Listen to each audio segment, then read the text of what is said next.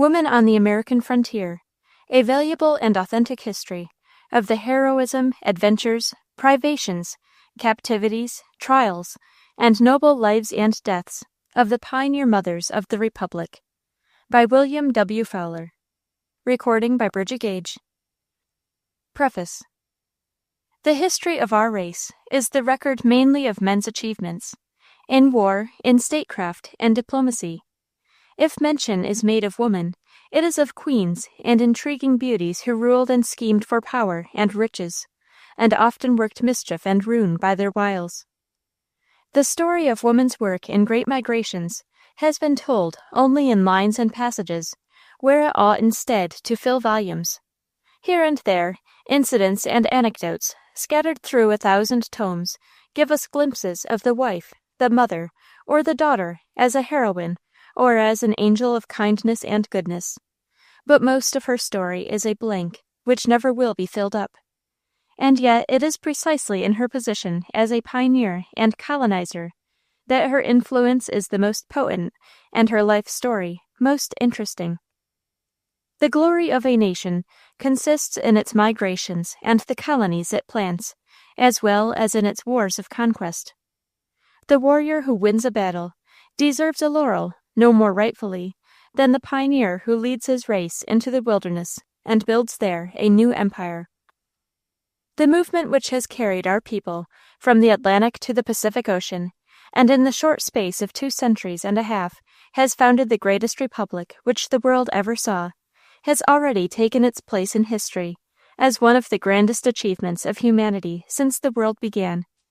It is a moral as well as a physical triumph, and forms an epoch in the advance of civilization.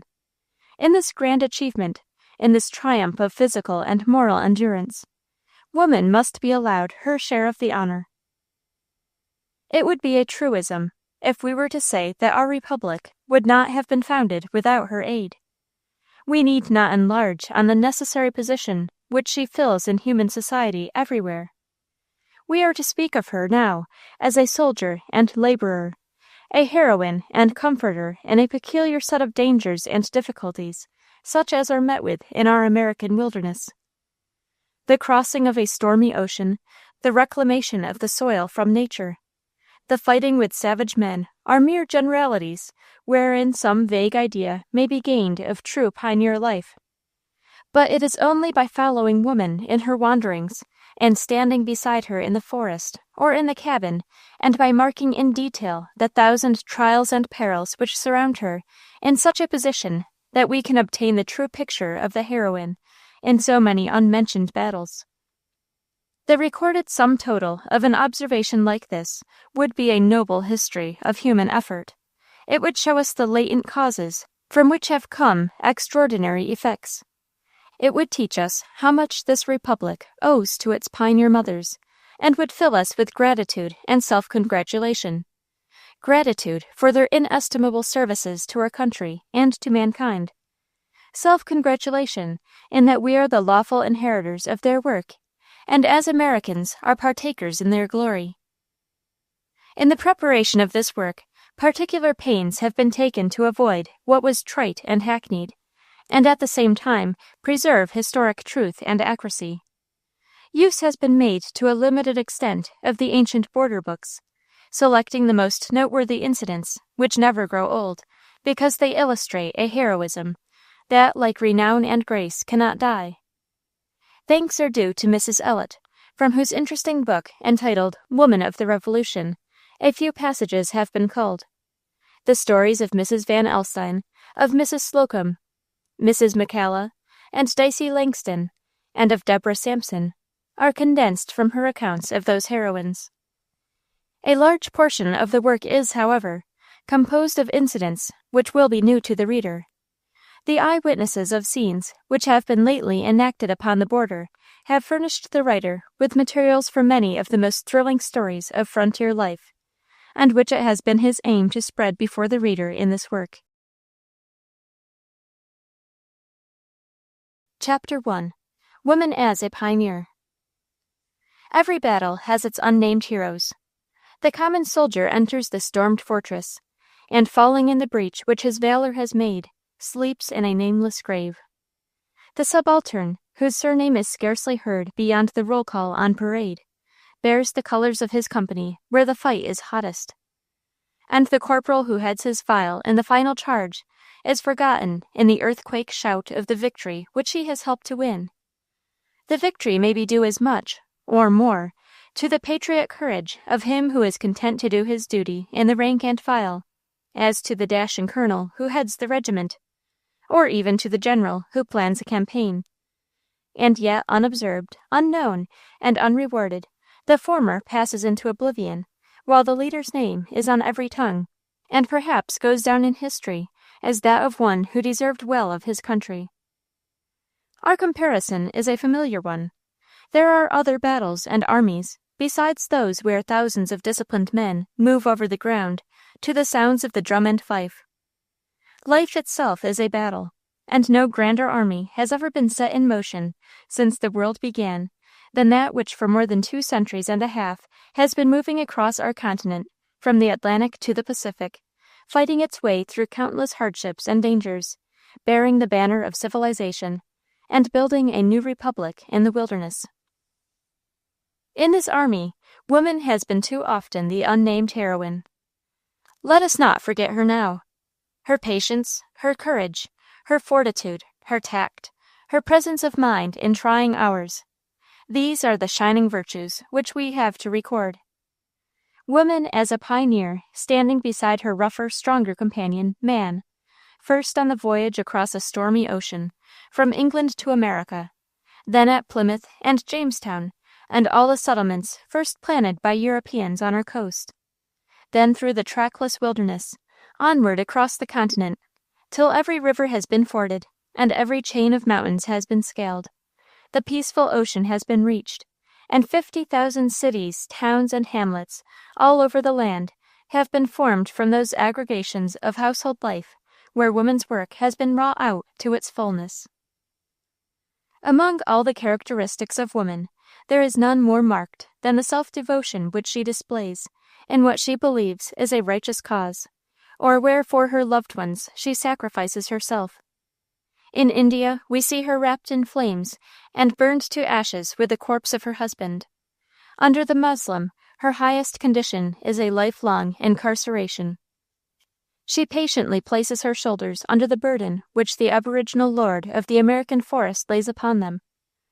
Calmly and in silence, she submits to the onerous duties imposed upon her by social and religious laws. Throughout the whole heathen world, she remained, in the words of an elegant French writer, anonymous, indifferent to herself, and leaving no trace of her passage upon earth. The benign spirit of Christianity has lifted woman from the position she held under other religious systems and elevated her to a higher sphere. She is brought forward as a teacher. She displays a martyr's courage in the presence of pestilence, or ascends the deck of the mission ship to take her part in perils among the heathen. She endures the hardships and faces the dangers of colonial life with a new sense of her responsibility as a wife and mother. In all these capacities, whether teaching, ministering to the sick, or carrying the gospel to the heathen, she shows the same self-devotion as in the brave days of old. It is this quality which peculiarly fits her to be the pioneer's companion in the New World, and by her works in that capacity she must be judged. If all true greatness should be estimated by the good it performs, it is peculiarly desirable that woman's claims to distinction should thus be estimated and awarded. In America, her presence has been acknowledged, and her aid faithfully rendered from the beginning. In the era of colonial life, in the cruel wars with the aborigines, in the struggle of the Revolution, in the western march of the Army of Exploration and Settlement, a grateful people must now recognize her services.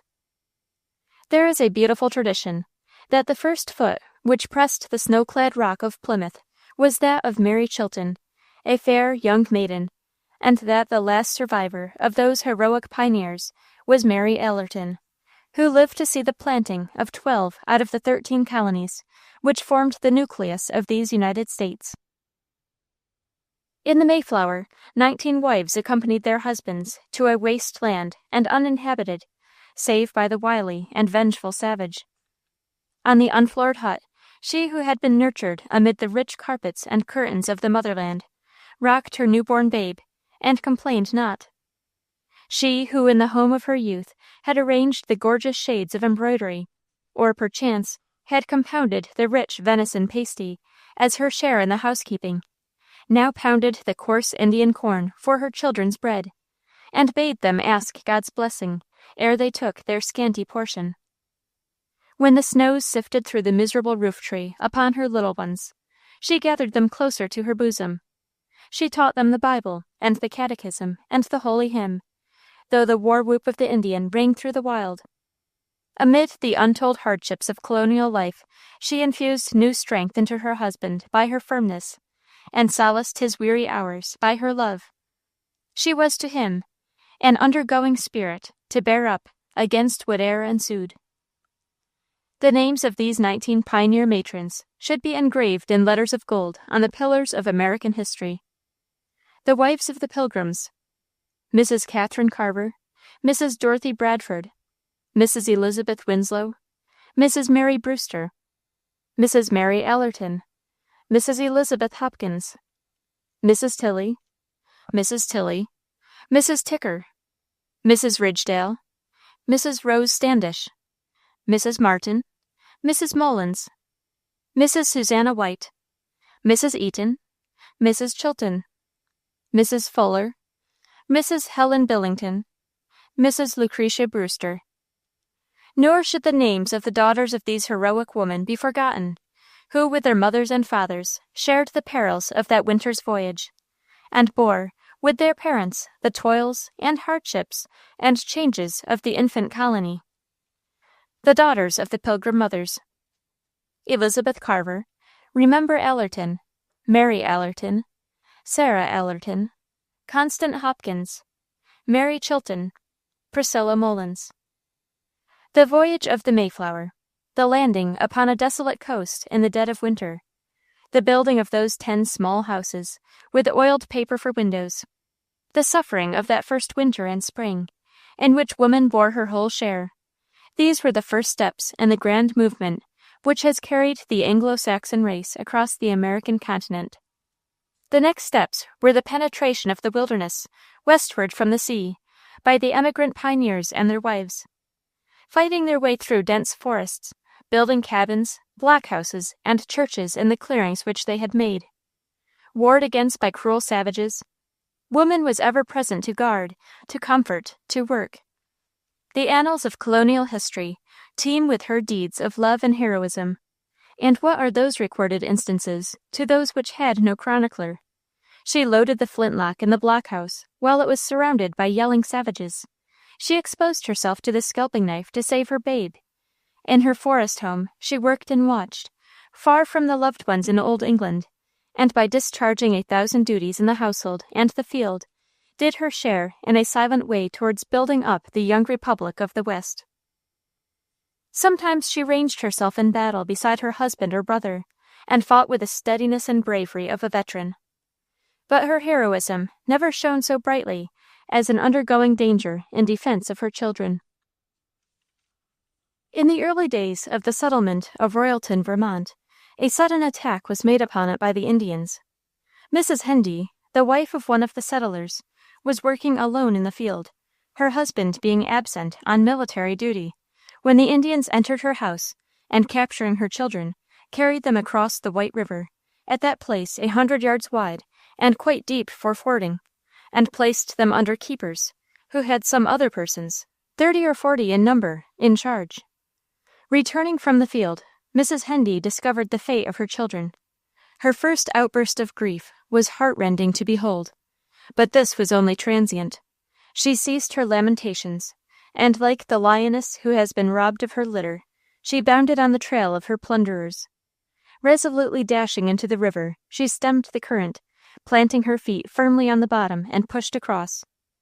With pallid face, flashing eyes, and lips compressed, maternal love dominating every fear, she strode into the Indian camp, regardless of the tomahawks menacingly flourished around her head, boldly demanded the release of her little ones, and persevered in her alternate upbraidings and supplications till her request was granted.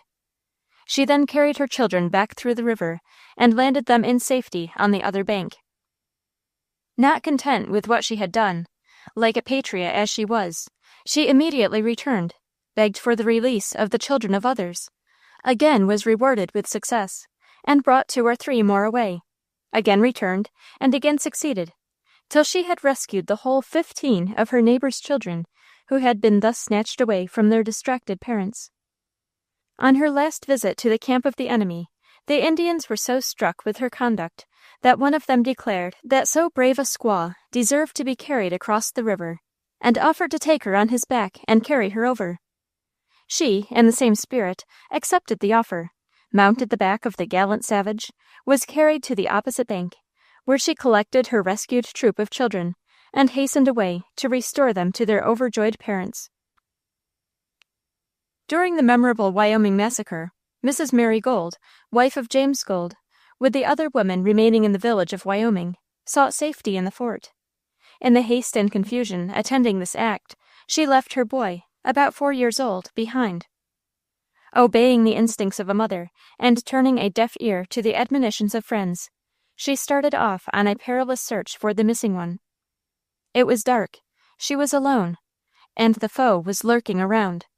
But the agonies of death could not exceed her agonies of suspense, so she hastened on.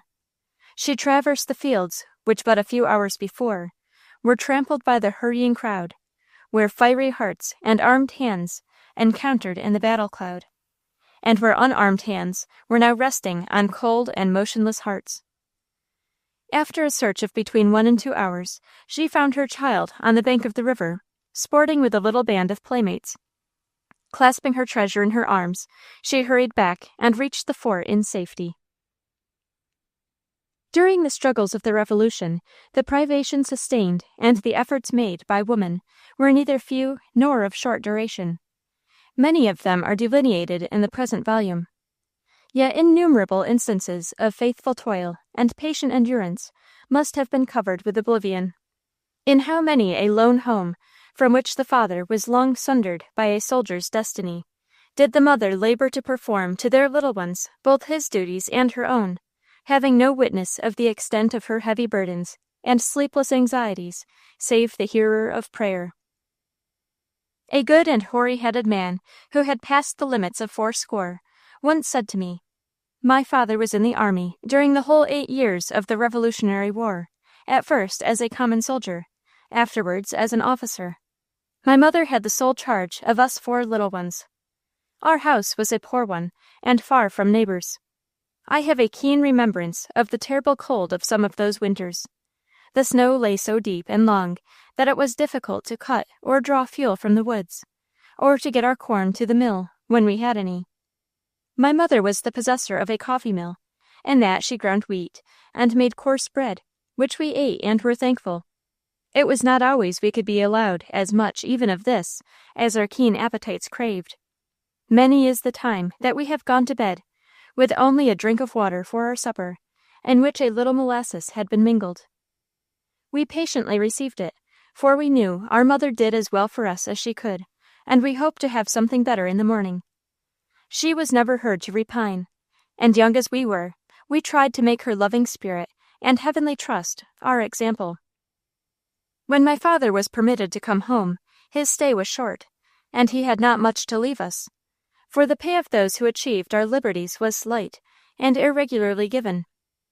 Yet when he went, my mother ever bade him farewell with a cheerful face, and told him not to be anxious about his children, for she would watch over them night and day, and God would take care of the families of those who went forth to defend the righteous cause of their country. Sometimes we wondered that she did not mention the cold weather, or our short meals, or her hard work, that we little ones might be clothed and fed and taught. But she would not weaken his hands or sadden his heart, for she said a soldier's life was harder than all. We saw that she never complained, but always kept in her heart a sweet hope, like a well of water. Every night ere we slept, and every morning when we arose, we lifted our little hands for God's blessing on our absent father and our endangered country. How deeply the prayers from such solitary homes and faithful hearts were mingled with the infant liberties of our dear native land, we may not know until we enter where we see no more through a glass darkly, but face to face. Incidents repeatedly occurred during this contest of 8 years, between the feeble colonies and the strong motherland, of a courage that ancient Sparta would have applauded. In a thinly settled part of Virginia, the quiet of the Sabbath eve was once broken by the loud, hurried roll of the drum. Volunteers were invoked to go forth and prevent the British troops, under the pitiless Tarleton, from forcing their way through an important mountain pass. In an old fort resided a family, all of whose elder sons were absent with our army, which at the north opposed the foe. The father lay enfeebled and sick. By his bedside the mother called their 3 sons, of the ages of 13, 15, and 17. "Go forth, children," said she, "to the defense of your native clime. Go each and all of you. I spare not my youngest, my fair-haired boy, the light of my declining years. Go forth, my sons, repel the foot of the invader, or see my face no more." In order to get a proper estimate of the greatness of the part which woman has acted in the mighty onward-moving drama of civilization on this continent, we must remember, too, her peculiar physical constitution. Her highly strung nervous organization and her softness of fiber make labor more severe and suffering keener. It is an instinct with her to tremble at danger. Her training from girlhood unfits her to cope with the difficulties of outdoor life. "Men," said the poet, "must work, and woman must weep." But the pioneer woman must both work and weep. The toils and hardships of frontier life write early wrinkles upon her brow, and bow her delicate frame with care. We do not expect to subject our little ones to the toils or dangers that belong to adults. Labor is pain to the soft fibers and unknit limbs of childhood, and to the impressible minds of the young, danger conveys 1,000 fears, not felt by the firmer natures of older persons. Hence it is that all mankind admire youthful heroism. The story of Casabianca on the deck of the burning ship, or of the little wounded drummer borne on the shoulders of a musketeer and still beating the rappel, while the bullets are flying around him, thrill the heart of man because these were great and heroic deeds performed by striplings. It is the bravery and firmness of the weak that challenges the highest admiration. This is woman's case, and when we see her matching her strength and courage against those of man in the same cause, with equal results, what can we do but applaud? A European traveler lately visited the territory of Montana, abandoning the beaten trail, in company only with an Indian guide, for he was a bold and fearless explorer. He struck across the mountains, traveling for 2 days without seeing the sign of a human being. Just at dusk, on the evening of the 2nd day, he drew rein on the summit of one of those lofty hills which form the spurs of the Rocky Mountains. The solitude was awful. As far as the eye could see stretched an unbroken succession of mountain peaks, bare of forest, a wilderness of rocks with stunted trees at their base, and deep ravines where no streams were running. In all this desolate scene there was no sign of a living thing. While they were tethering their horses and preparing for the night, the sharp eyes of the Indian guide caught sight of a gleam of light at the bottom of a deep gorge beneath them. Descending the declivity, they reached a cabin rudely built of dead wood, which seemed to have been brought down by the spring rains from the hillsides to the west. Knocking at the door, it was opened by a woman, holding in her arms a child of 6 months. The woman appeared to be 50 years of age, but she was in reality only 30. Casting a searching look upon the traveler and his companion, she asked them to enter.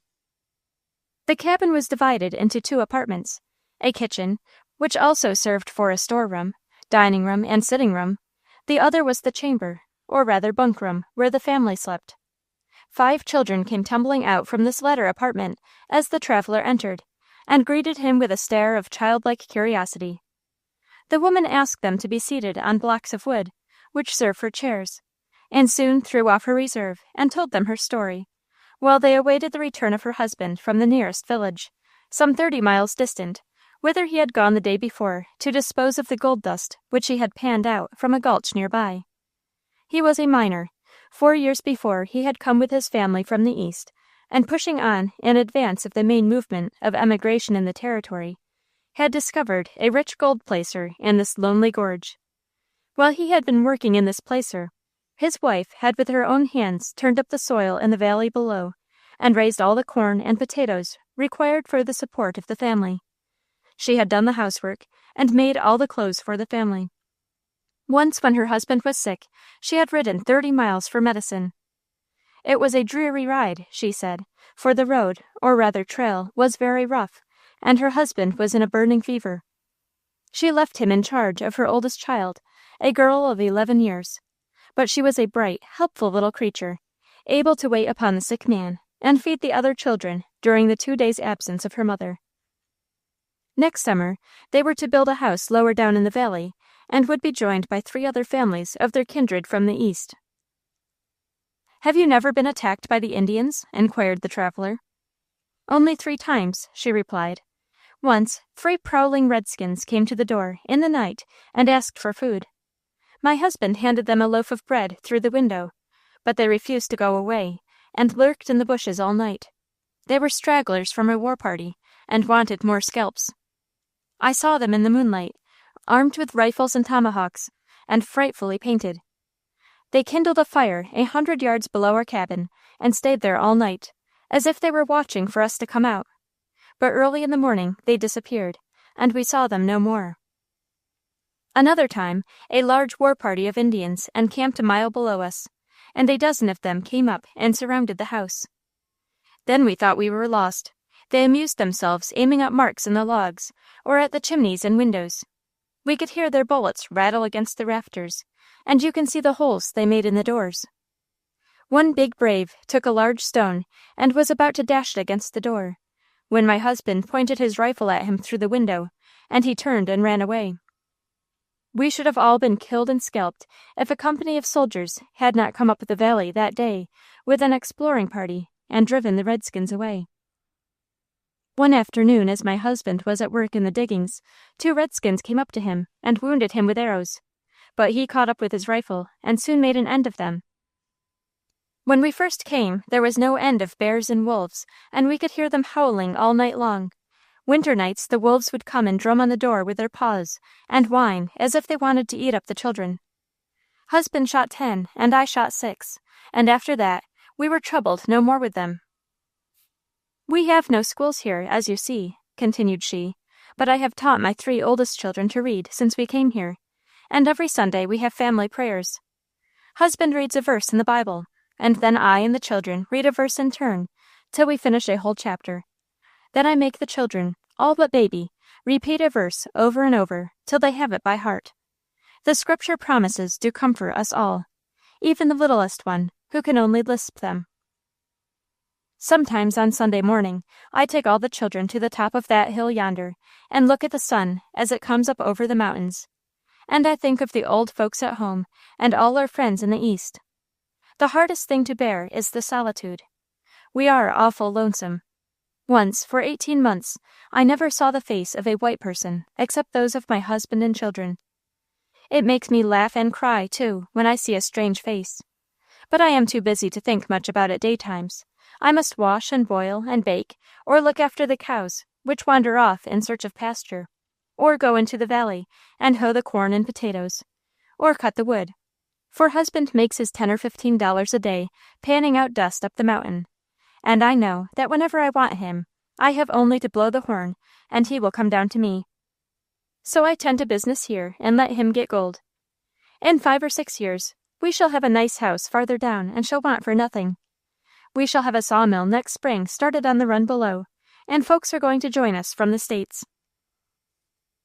The woman who told the story of dangers and hardships amid the Rocky Mountains was of a slight, frail figure. She had evidently been once possessed of more than ordinary attractions, but the cares of maternity and the toils of frontier life had bowed her delicate frame and engraved premature wrinkles upon her face. She was old before her time, but her spirit was as dauntless, and her will to do and dare for her loved ones was as firm as that of any of the heroines whom history has made so famous. She had been reared in luxury in one of the towns of central New York, and till she was 18 years old had never known what toil and trouble were. Her husband was a true type of the American explorer, and possessed in his wife a fit companion. And when he determined to push his fortune among the western wilds, she accompanied him cheerfully. Already they had accumulated $5,000, which was safely deposited in the bank. They were rearing a band of sturdy little pioneers. They had planted an outpost in a region teeming with mineral wealth, and around them is now growing up a thriving village, of which this heroic couple are soon to be the patriarchs. All honor to the names of Mr. and Mrs. James Manning, the pioneers of Montana. The traveler and his guide, declining the hospitality which this brave matron tendered them, soon returned to their camp on the hilltop. But the Englishman made notes of the pioneer woman's story, and pondered over it, for he saw in it an epitome of frontier life. If a tourist were to pass today beyond the Mississippi River and journey over the wagon roads which lead westward towards the Rocky Mountains, he would see moving towards the setting sun innumerable caravans of emigrants' canvas-covered wagons bound for the frontier. In each of these wagons is a man, one or two women with children, agricultural tools, and household gear. At night the horses or oxen are tethered or turned loose on the prairie. A fire is kindled with buffalo chips, or such fuel as can be had, and supper is prepared. A bed of prairie grass suffices for the man, while the women and children rest in the covered wagon. When the morning dawns, they resume their westward journey. Weeks, months sometimes, roll by before the wagon reaches its destination, but it reaches it at last. Then begin the struggle, the pains, the labors and dangers of border life, in all of which woman bears her part. While the primeval forest falls before the stroke of the man pioneer, his companion does the duty of both man and woman at home. The hearthstone is laid, and the rude cabin rises. The virgin soil is vexed by the plowshare driven by the man. The garden and house, the dairy and barns are tended by the woman, who clasps her babe while she milks, and fodders, and weeds. Danger comes when the man is away. The woman must meet it alone. Famine comes, and the woman must eke out the slender store, scrimping and pinching for the little ones. Sickness comes, and the woman must nurse and watch alone, and without the sympathy of any of her sex. 50 miles from a doctor or a friend, except her weary and perhaps morose husband, she must keep strong under labor, and be patient under suffering, till death. And thus the household, the hamlet, the village, the town, the city, the state, rise out of her homely toils, and destiny obscure. Truly, she is one of the founders of the Republic. Chapter 2. The Frontier Line. Women's Work in Floods and Storms. The American frontier has for more than 2 centuries been a vague and variable term. In 1620 to 21, it was a line of forest which bounded the infant colony at Plymouth, a few scattered settlements on the James River in Virginia, and the stockade on Manhattan Island, where Holland had established a trading post destined to become one day the great commercial city of the continent. 70 years later, in 1690, the frontier line had become greatly extended. In New England, it was the forest, which still hemmed in the coast and river settlements.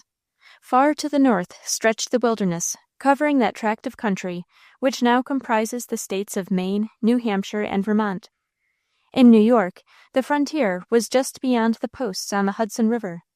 And in Virginia life, outside of the oldest settlements, was strictly life on the border. The James, the Rappahannock, and the Potomac rivers made the Virginia frontier a series of long lines approaching to a parallel. But the European settlements were still sparse, as compared with the area of uninhabited country.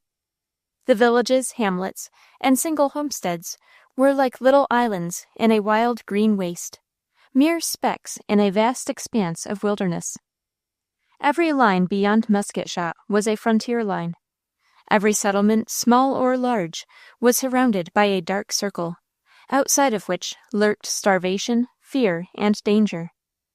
The sea and the great rivers were perilous avenues of escape for those who dwelt thereby.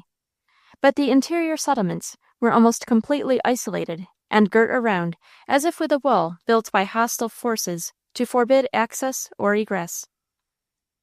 The grand exodus of European emigrants from their native land to these shores had vastly diminished by the year 1690, but the westward movement from the sea and the rivers in America still went forward with scarcely diminished impetus, and as the pioneers advanced and established their outposts farther and farther to the west, woman was, as she has been from the landing, their companion on the march, their ally in the presence of danger, and their efficient co-worker in establishing homes in the wilderness.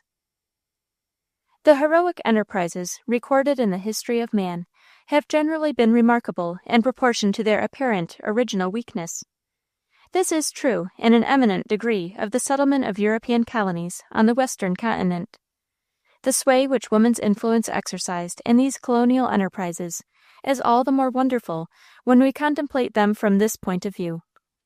3 feeble bands of men and women, the first at Jamestown, Virginia, in 1609 to 1612, the second at Plymouth in 1620, the third on the island of Manhattan in 1624. These were the dim nuclei from which radiated those long lines of light which stretch today across a continent and strike the Pacific Ocean. This is a simile borrowed from astronomy. To adopt the language of the naturalist, those 3 little colonies were the puny germs which bore within themselves a vital force vastly more potent and wonderful than that which dwells in the heart of the gourd seed, and the acorn whose nascent swelling energies will lift huge boulders and split the living rock asunder. Vastly more potent, because it was not the blind motions of nature merely, but a force at once physical, moral, and intellectual. These feeble bands of men and women took foothold and held themselves firmly, like a hard-pressed garrison waiting for reinforcements. Reinforcements came, and then they went out from their works, and setting their faces westward, moved slowly forward. The vanguard were men with pikes and musketoons and axes. The rearguard were women who kept watch and ward over the household treasures. Sometimes in trying hours, the rearguard ranged itself and fought in the front ranks, falling back to its old position when the crisis was past. In order to appreciate the actual value of woman as a component part of that mighty impulse which set in motion and still impels the pioneers of our country, we must remember that she is really the cohesive power which cements society together, that when the outward pressure is greatest, the cohesive power is strongest, that in times of sore trial, woman's native traits of character are intensified, that she has greater tact, quicker perceptions, more enduring patience, and greater capacity for suffering than man, that motherly and wifely and sisterly love are strongest and brightest when trials, labors, and dangers impend over the loved ones. We must bear in mind, too, that woman and man were possessed of the same convictions and impulses in their heroic enterprise: the sense of duty, the spirit of liberty, the desire to worship God after their own ideas of truth, the desire to possess, though in a wilderness, homes where no one could intrude or call them vassals, and deep down below all this, the instincts, the gifts, and motive power of the most energetic race the world has ever seen, the Anglo-Saxon. Thus we come to see how, in each band of pioneers, and in each household, were centered that solid and constant moving force which made each man a hero and each woman a heroine in the struggle with hostile nature, with savage man more cruel than the storm or the wild beasts, with solitude which makes a desert in the soul, with famine, with pestilence, that wasteth at noonday, a struggle which has finally been victorious over all antagonisms, and has made us what we are in this centennial year of our existence as an independent republic. Another powerful influence exercised by woman as a pioneer was the influence of religion. The whole nature certainly of the Puritan woman was transfused with a deep, glowing, unwavering religious faith. We picture those wives, mothers, and daughters of the New England pioneers as the saints described by the poet. Their eyes are homes of silent prayer. How the prayers of these good and honorable women were answered, events have proved. Hardly had the Plymouth colony landed before they were called upon to battle with their first foes, the cold, the wind, and the storms on the bleak New England coast. Famine came next, and finally pestilence. The blast from the sea shook their frail cabins, the frost sealed the earth, and the snow drifted on the pillow of the sick and dying. 5 kernels of corn a day were doled out to such as were in health, by those appointed to this duty. Woman's heart was full then, but it kept strong, though it swelled to bursting. Within 5 months from the landing on the rock, 46 men, women, and children, or nearly 1/2 of the Mayflower's passengers, had perished of disease and hardships, and the survivors saw the vessel that brought them sail away to the land of their birth.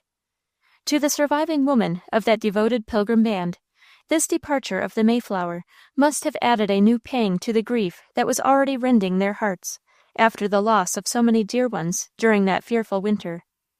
As the vessel dropped down Plymouth Harbor, they watched it with tearful eyes, and when they could see it no more, they turned calmly back to their heroic labors. Mrs. Bradford, Rose Standish, and their companions were the original types of women on our American frontier. Nobly, too, were they seconded by the matrons and daughters in the other infant colonies. Who can read the letters of Margaret Winthrop of the Massachusetts colony without recognizing the loving, devoted woman sharing with her noble husband the toils and privations of the wilderness, in order that God's promise might be justified and an empire built on this western continent? In her we have a noble type of the Puritan woman of the 17th century, representing, as she did, a numerous class of her sex in the same condition.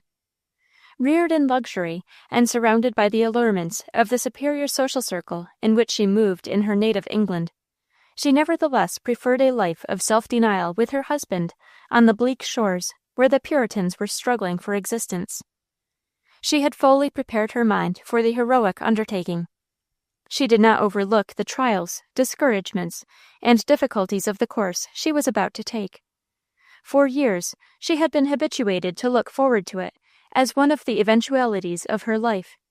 She was now beyond the age of romance, and cherished no golden dreams of earthly happiness to be realized in that far-off western clime. 2 traits are most prominent in her letters: her religious faith and her love for and trust in her husband. She placed a high estimate on the wisdom, the energy, and the talents of her husband, and felt that he could best serve God and man by helping to lay broad and deep the foundations of a new state, and to secure the present and future prosperity, both temporal and spiritual, of the colony. With admiration and esteem, she blended the ardent but balanced fondness of the loving wife and the sedate matron. In no less degree do her letters show the power and attractiveness of genuine religion. The sanctity of conjugal affection tallies with and is hallowed by the spirit of grace. The sense of duty is harmoniously mingled with the impulses of the heart. That religion was the dominant principle of thought and action with Margaret Winthrop, no one can doubt who reflects how severely it was tested in the trying enterprise of her life. A sincere, deep, and healthy piety formed in her a spring of energy to great and noble actions. There are glimpses in the correspondence between her and her husband of a kind of prophetic vision that the planting of that colony was the laying of one of the foundation stones of a great empire. May we not suppose that by the contemplation of such a vision she was buoyed up and soothed amid the many trials and privations, perils and uncertainties that surrounded her in that rugged colonial life?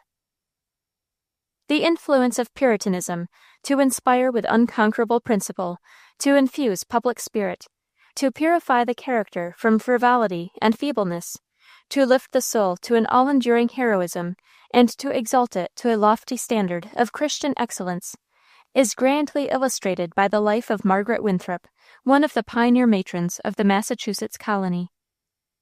The narrations which we set forth in this book must of course be largely concerning families and individuals. The outposts of the advancing army of settlement were most exposed to the dangers and hardships of frontier life. Every town or village, as soon as it was settled, became a garrison against attack and a mutual benefit aid society, leagued together against every enemy that threatened the infant settlement. It was also a place of refuge for the bolder pioneers who had pushed farther out into the forest. But as time rolled on, many of these more adventurous settlers found themselves isolated from the villages and stockades. Every hostile influence they had to meet alone and unaided. Cold and storm, fire and flood, hunger and sickness, savage man and savage beast, these were the foes with which they had to contend. The battle was going on all the time while the pioneer and his wife were subjugating the forest, breaking the soil, and gaining shelter and food for themselves and their children. It is easy to see what were the added pains, privations, and hardships of such a situation to the mind and heart of woman, craving, as she does, companionship and sympathy from her own sex.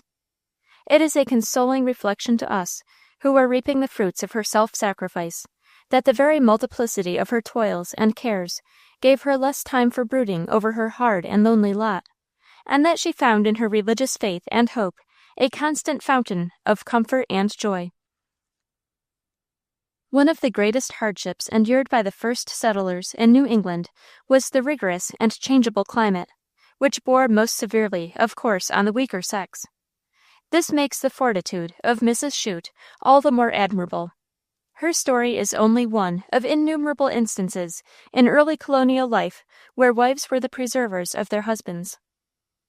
In the spring of 1676, James Shute, with his wife and 2 small children, set out from Dorchester for the purpose of settling themselves on a tract of land in the southern part of what is now New Hampshire, but which then was an unbroken forest.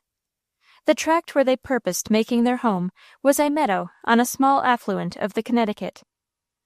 Taking their household goods and farming tools in an ox cart drawn by 4 oxen, and driving 2 cows before them, they reached their destination after a toilsome journey of 10 days. The summer was spent in building their cabin and outhouses, planting and tending the crop of Indian corn which was to be their winter's food, and in cutting the coarse meadow grass for hay.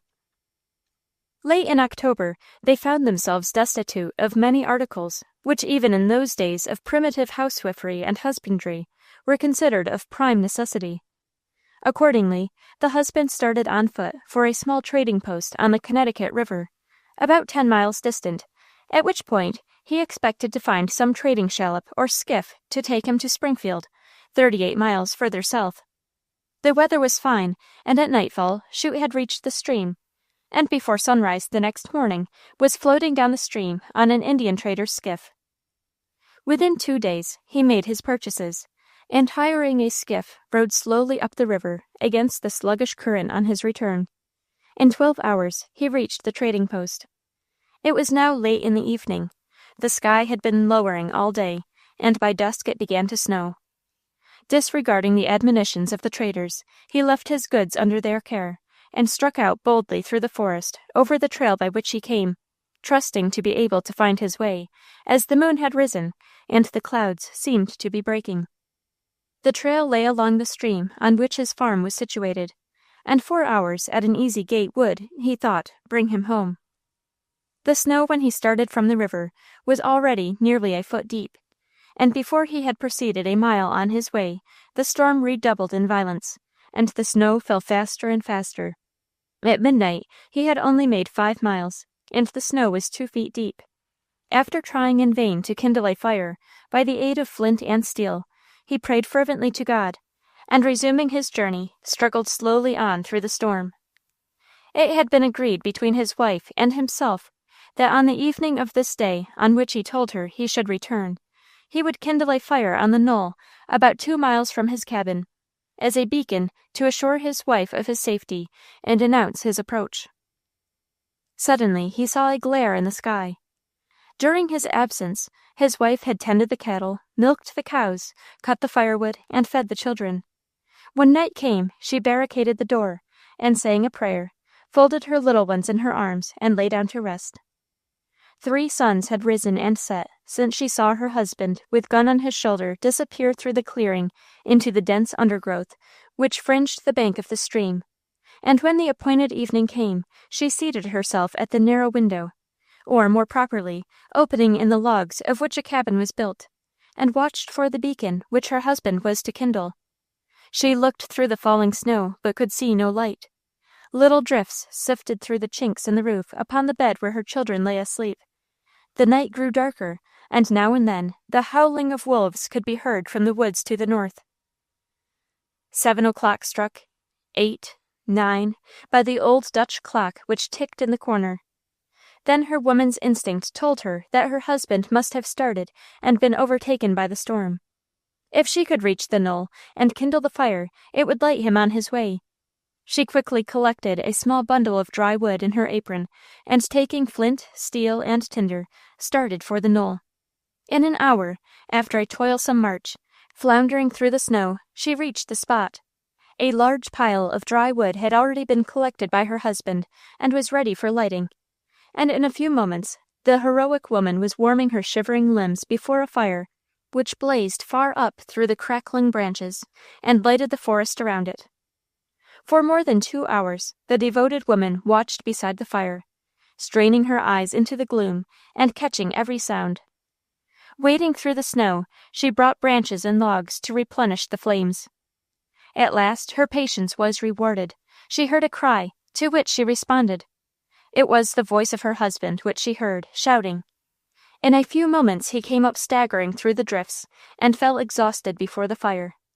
The snow soon ceased to fall, and after resting till morning, the rescued pioneer and his brave wife returned in safety to their cabin.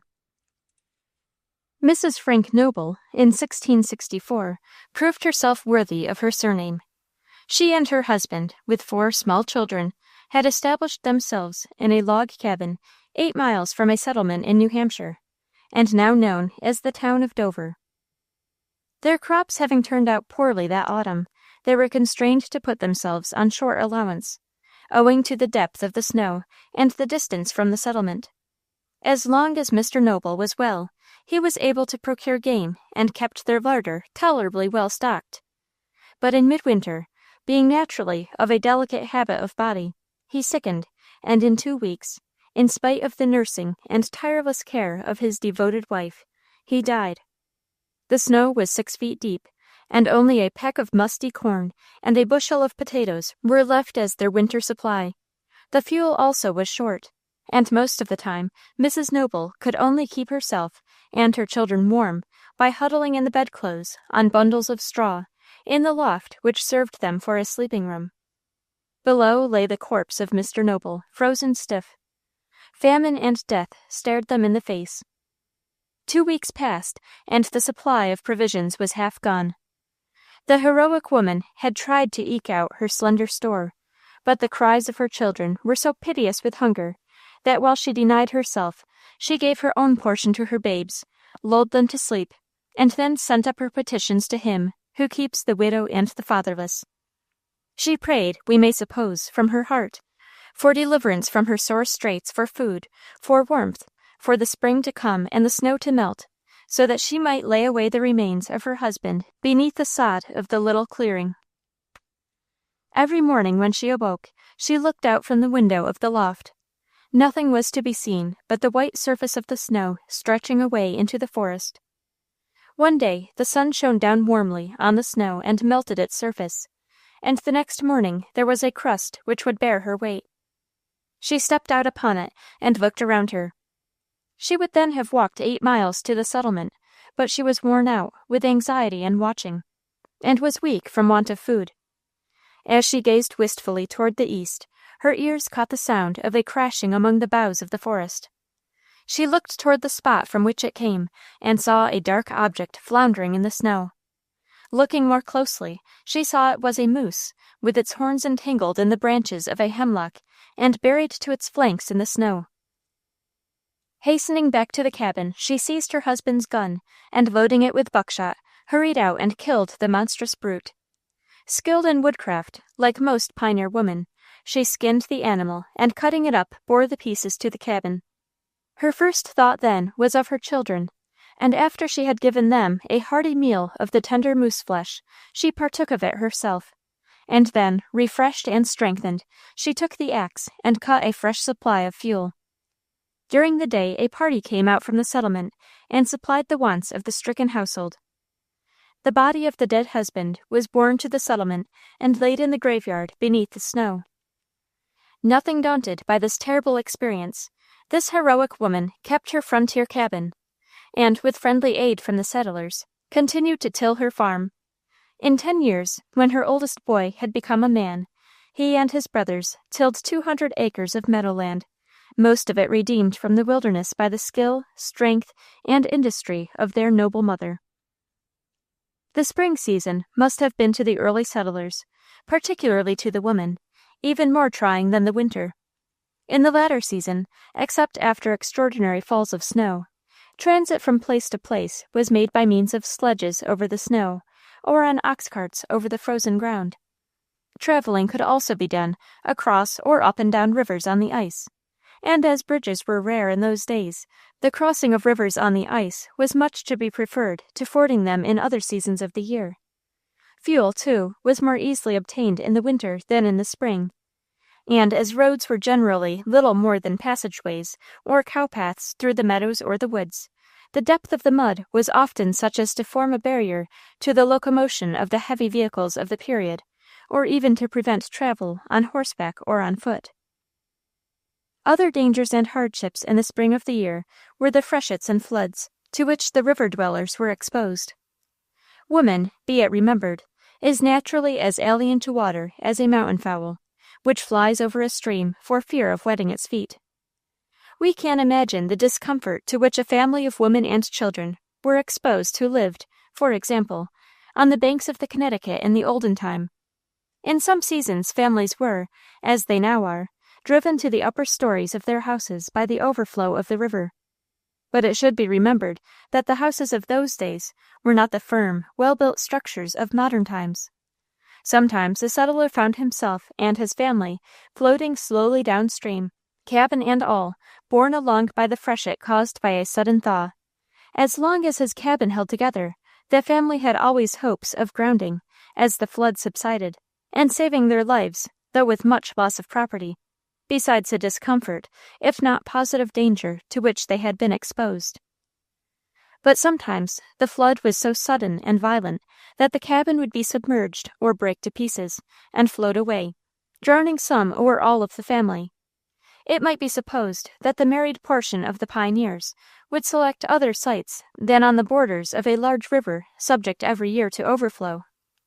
But the richness of the alluvial soil on the banks of the Connecticut was so tempting that other considerations were overlooked, and to no part of New England was the tide of emigration turned so strongly as to the Connecticut Valley.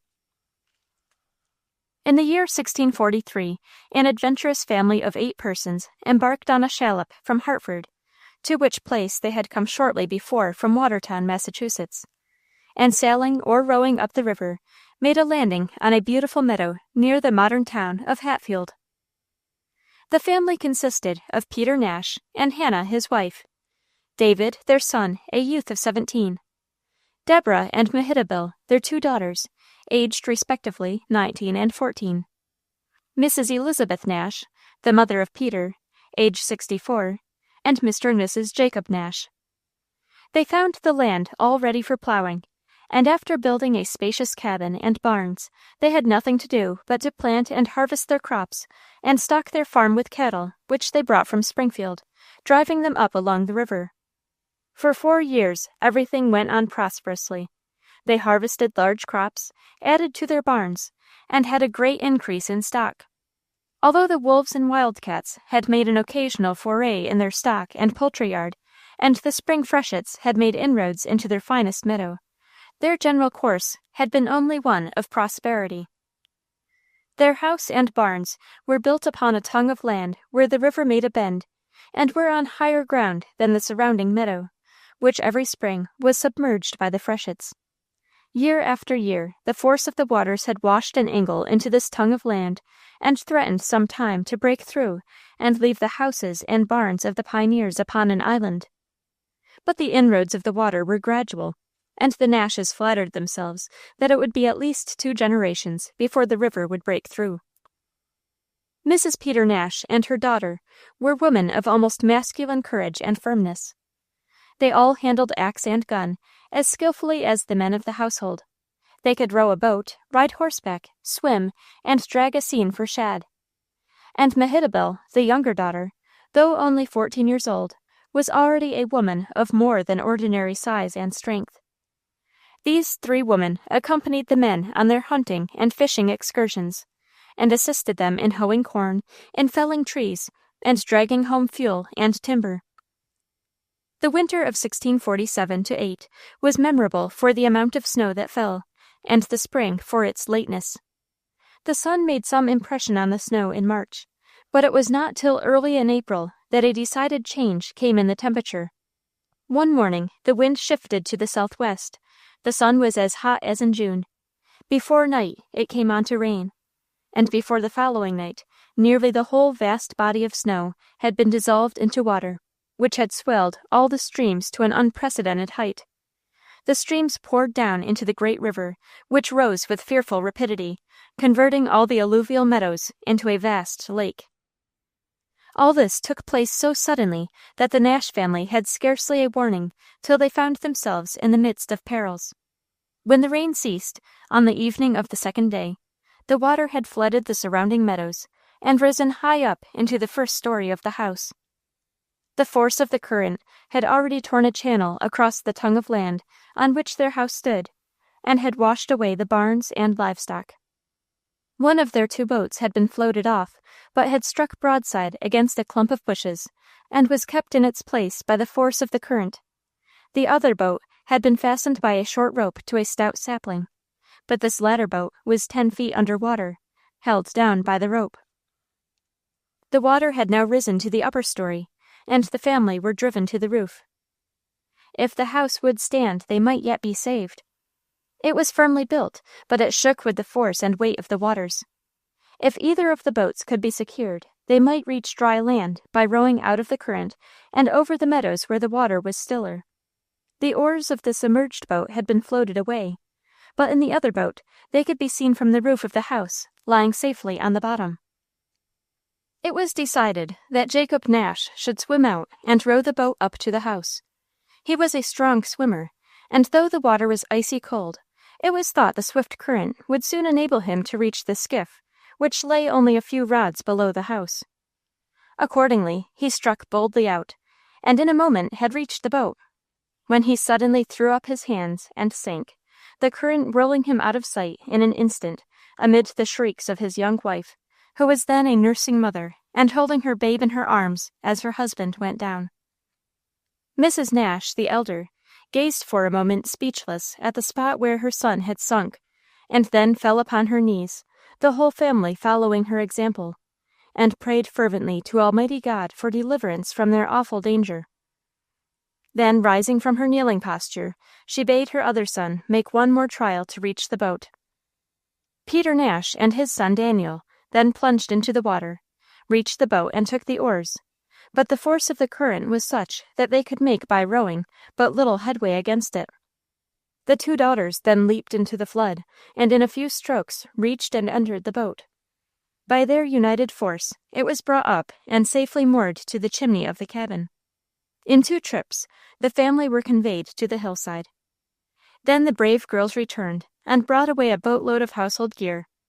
Not content with that, they rowed to the submerged boat, and diving down, cut the rope, bailed out the water, and in company with their mother, father, and brother, brought away all the movables in the upper stories of the house. Their courage appeared to have been rewarded in another way, since the house stood through the flood, and in 10 days they were assisting to tear down the house and build another on a hill where the floods never came. As soldiers fall in battle, so in the struggles and hardships of border life, the delicate frame of woman often succumbs, leaving the partner of her toils to mourn her loss and meet the onset of life alone.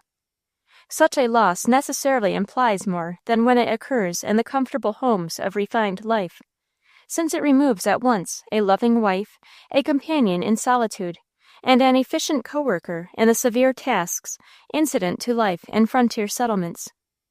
Sometimes the husband's career is broken off when he loses his wife under such circumstances, and he gives up both hope and effort. About 60 years since, and while the rich prairies of Indiana began to be viewed as a promised land of the adventurous pioneer, among the emigrants who were attracted thither by the golden dreams of happiness and fortune, was a Mr. H., a young man from an eastern city, who came accompanied by his newly married wife, a dark-eyed girl of 19. Leaving his bride at one of the westernmost frontier settlements, he pushed on in search of a favorable location for their new home. Near the present town of Lafayette, he found a tract which pleased his eye and promised abundant harvests, and after his wife had been brought to view it, and expressed her satisfaction and delight at the happy choice he had made, the site was selected, and the house was built. They moved into their prairie home in the first flush of summer. Their cabin was built upon a knoll and faced the south. Sitting at the door at eventide, they contemplated a prospect of unrivaled beauty. The sun-bright soil remained still in its primeval greatness and magnificence, unchecked by human hands, covered with flowers, protected and watched by the eye of the sun. The days were glorious, the sky of the brightest blue, the sun of the purest gold, and the air full of vitality, but calm, and the air full of vitality, but calm. And there, in that brilliant light, stretched itself far, far out into the infinite, as far as the eye could see, an ocean-like extent, the waves of which were sunflowers, asters, and gentians, nodding and beckoning in the wind, as if inviting millions of beings to the festival set out on the rich table of the earth. Mrs. H. was an impressible woman with poetic tastes, and a strong admiration for the beauty in nature, and as she gazed upon the glorious expanse, her whole face lighted up and glowed with pleasure. Here she thought was the paradise of which she had long dreamed. As the summer advanced, a plenteous harvest promised to reward the labors of her husband. Nature was bounteous and smiling in all her aspects, and the young wife toiled faithfully and patiently to make her rough house a pleasant home for her husband. She had been reared like him amid the luxuries of an eastern city, and her hands had never been trained to work. But the influences of nature around her, and the almost idolatrous love which she cherished for her husband, cheered and sweetened the homely toils of her prairie life. 8 months sped happily and prosperously away. The winter had been mild and open, and spring had come with its temperate breezes, telling of another summer of brightness and beauty. Soon after the middle of April in that year, commenced an extraordinary series of storms. They occurred daily, and sometimes twice a day, accompanied by the most vivid lightning and awful peals of thunder. The rain poured down in a deluge until it seemed as if another flood was coming to purify the earth. For more than 60 days those terrible scenes recurred, and blighted the whole face of the country for miles around the lonely cabin. The prairies, saturated with moisture, refused any longer to drink up the showers. Every hollow, and even the slightest depression, became a stagnant pool. And when the rain ceased, and the sun came out with the heat of the summer solstice, it engendered pestilence, which rose from the green plain that smiled beneath him, and stalked resistless among the dwellers throughout that vast expanse.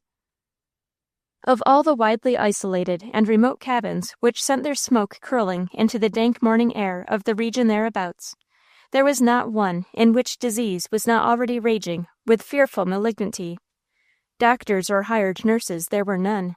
Each stricken household was forced to battle single-handed with the destroyer, who dealt his blows stealthily, suddenly, and alas, too often effectually. The news of the dreadful visitation soon reached the family of Mr. H., and for a period they were in a fearful suspense. They were surrounded by the same malarial influences that had made such havoc among their neighbors, and why should they escape? They were living directly over a noisome cesspool. Their cellar was filled with water which could not be drained away, nor would the saturated earth drink it up.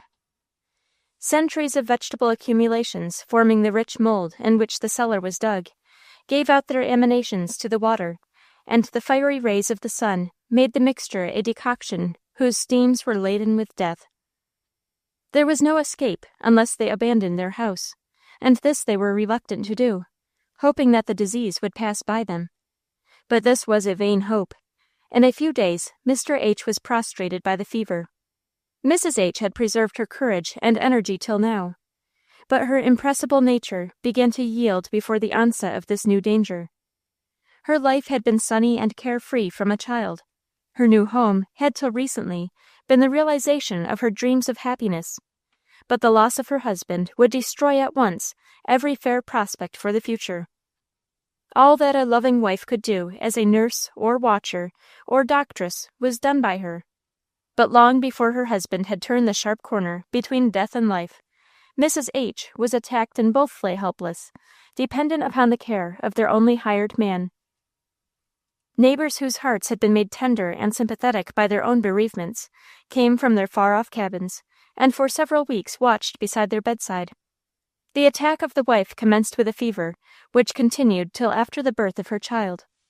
For 3 days longer she lingered in pain, sinking slowly till the last great change came, and Mr. H., now convalescent, saw her eyes closed forever. The first time he left the house was to follow the remains of his wife and child to their last resting place, beneath an arbor of boughs which her own hands had tended. We cannot describe the grief of that bereaved husband.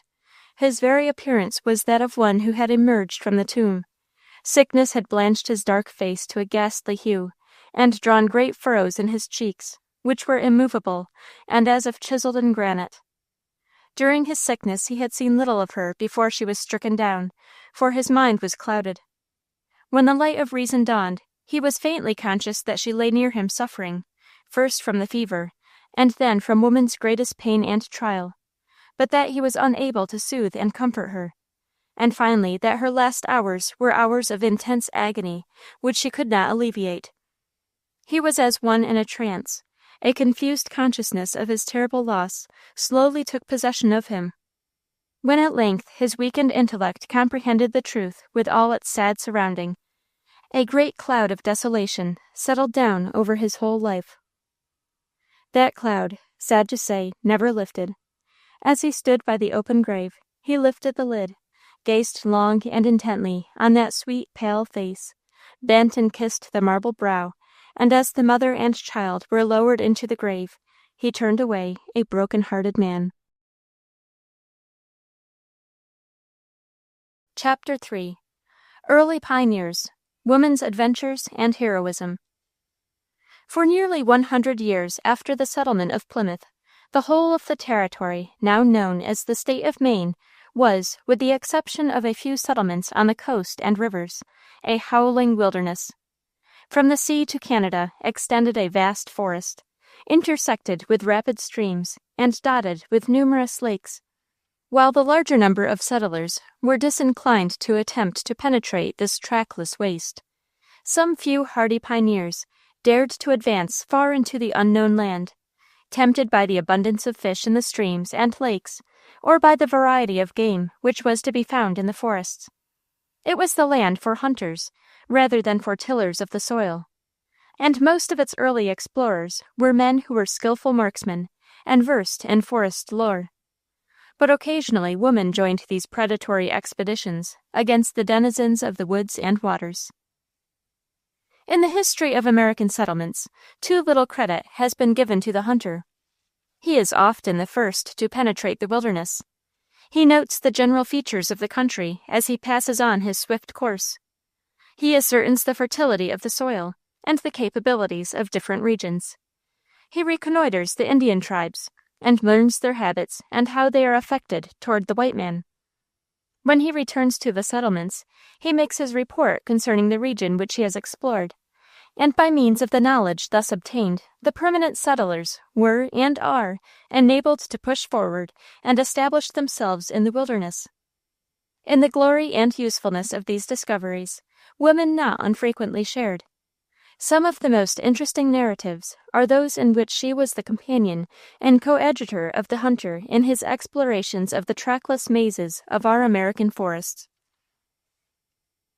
In the year 1672, a small party of hunters arrived at the mouth of the Kennebec in 2 canoes. The larger one of the canoes was paddled upstream by 3 men. The other was propelled swiftly forward by a man and a woman. Both were dressed in hunter's costume, the woman in a close-fitting tunic of deerskin reaching to the knees, with leggings to match, and the man in hunting shirt and trousers of the same material. Edward Pentry, for this was the name of the man, was a stalwart Cornishman who had spent 10 years in hunting and exploring the American wilderness. Mrs. Pentry, his wife, was of French extraction, and had passed most of her life in the settlements in Canada, where she had met her adventurous husband on one of his hunting expeditions. She was of manly stature and strength, and, like her husband, was a splendid shot and skillful fisher. Both were passionately fond of forest life, and perfectly fearless of its dangers, whether from savage man or beast. It was their purpose to explore thoroughly the region watered by the upper Kennebec, and to establish a trading post which would serve as the headquarters of fur traders, and ultimately open the country for settlement. Their outfit was extremely simple: guns, traps, axes, fishing gear, powder, and bullets, etc., with an assorted cargo of such trinkets and other articles as the Indians desired in return for peltry. In 3 weeks they reached the headwaters of the Kennebec at Moosehead Lake. There they built a large cabin, divided into 2 compartments, one of which was occupied by 3 of the men, the other by Mr. and Mrs. Pentry. All of the party were versed in the Indian dialect of the region, and as Mrs. Pentry could speak French, no trouble was anticipated from the Indians, who in that part of the country were generally friendly to the French. The labors of the men in felling trees and shaping logs for the cabin, as well as in framing the structure, were shared in by Mrs. Pentry, who in addition did all the necessary cooking and other culinary offices. They decided to explore the surrounding country for the purpose of discovering the lay of the land and the haunts of the game. No signs of any Indians had yet been seen, and it was thought best that the 4 men should start, each in a different direction, and having explored the neighboring region, return to the cabin at night, Mrs. Pentry meanwhile being left alone, a situation which she did not in the least dread. Accordingly, early in the morning, after eating a hunter's breakfast of salt pork, fried fish, and parched corn, the quartet selected their several routes, and started, taking good care to mark their trail as they went, that they could the more readily find the way back. It was agreed that they should return by sunset, which would give them 12 good hours for exploration, as it was the month of July and the days were long. After their departure, Mrs. P. put things to rights about the house, and barring the door against intruders, whether biped or quadruped, took her gun and fishing tackle, and went out for a little sport in the woods. The cabin stood on the border of Moosehead Lake. Unloosing the canoes, she embarked in one, and towing the other behind her, rowed across a part of the lake which jutted inshore to the southwest. She soon reached a dense piece of woods which skirted the lake, and there, mooring her canoe, watched for the deer which came down to that place to drink. A fat buck before long made his appearance, and as he bent down his head to quaff the water, a brace of buckshot planted behind his left foreleg laid him low, and his carcass was speedily deposited in the canoe. The sun was now well up, and as Mrs. P. had provided for the wants of the party by her lucky shot, and no more deer made their appearance, she lay down in the bottom of the boat, and soon fell fast asleep. Hunters and soldiers should be light sleepers, as was Mrs. Pentry upon this occasion. How long she slept she never exactly knew, but she was awakened by a splash. Lifting her head above the edge of the boat, she saw nothing but a muddy spot on the water some 30 feet away, near the shore. This was a suspicious sign. Looking more closely, she saw a slight motion beneath the lily pads, which covered closely, like a broad green carpet, the surface of the lake. Her hand was on her gun, and as she leveled the barrel toward the turbid spot, she saw a head suddenly lifted, and at the same moment, a huge Indian sprang from the water and struggled up through the dense undergrowth that lined the edge of the lake. It was a sudden impulse, rather than a thought, which made Mrs. P. level the gun at his broad back and pull the trigger. The Indian leaped into the air and fell back into the water, dead, with 6 buckshot through his heart. At the same moment, she felt a strong grasp on her shoulder, and heard a deep, guttural ugh. Turning her head, she saw the malignant face of another Indian standing waist-deep in the water, with one hand on the boat, which he was dragging towards the shore. A swift side blow from the gun barrel, and he tumbled into the water, and before he could recover, The brave woman had snatched the paddle and sent the canoe spinning out into the lake. Then dropping the paddle and seizing her gun, she dashed in a heavy charge of powder, dropped a dozen buckshot down the muzzle, rammed in some dry grass, primed the pan, and leveled it again at the savage, who, having recovered from the blow, was floundering towards the shore, turning and shaking his tomahawk at her, meanwhile, with a ferocious grin. Again, the report of her gun awakened the forest echoes, and before the echoes had died away, the savage's corpse was floating on the water. She dared not immediately approach the shore, fearing that other savages might be lying in ambush, but after closely scrutinizing the bushes, she saw no signs of others, besides the two whom she had shot. She then cut long strips of rawhide from the dead buck, and towing the bodies of the Indians far out into the lake, sunk them with the stones that served to anchor the canoes. Returning to the shore, she took their guns which lay upon the shelving bank, and rapidly paddled the canoe homeward. It was now high noon. She reached the cabin, entered, and sat down to rest. She supposed that the savages she had just killed were stragglers from a war party who had lagged behind their comrades, and, attracted by the sound made by her gun when she shot the buck, had come to see what it was. The thought that a larger body might be in the vicinity, and that they would capture and perhaps kill her beloved husband and his companions, was a torture to her. She sat a few minutes to collect her thoughts and resolve what course to pursue. Her resolution was soon taken. She could not sit longer there while her husband and friends were exposed to danger or death. Again she entered the canoe and paddled across the arm of the lake to the spot where the waters were still stained with the blood of the Indians. Hastily effacing this bloody trace, she moored the canoes and followed the trail of the savages for 4 miles to the northwest. There she found in a ravine the embers of a fire, where, from appearances, as many as 20 redskins had spent the preceding night. Their trail led to the northwest, and by certain signs known to hunters, she inferred that they had started at daybreak, and were now far on their way northward. When her 4 male associates selected their respective routes in the morning, her husband had, she now remembered, selected one which led directly in the trail of the Indian war party, and by good calculation he would have been about 6 miles in their rear. Not being joined by the 2 savages, whose bodies lay at the bottom of the lake, what was more likely than that they would send back a detachment to look after the safety of their missing comrades? The first thing to be done was to strike her husband's trail, and then follow it till she overtook him or met him in returning.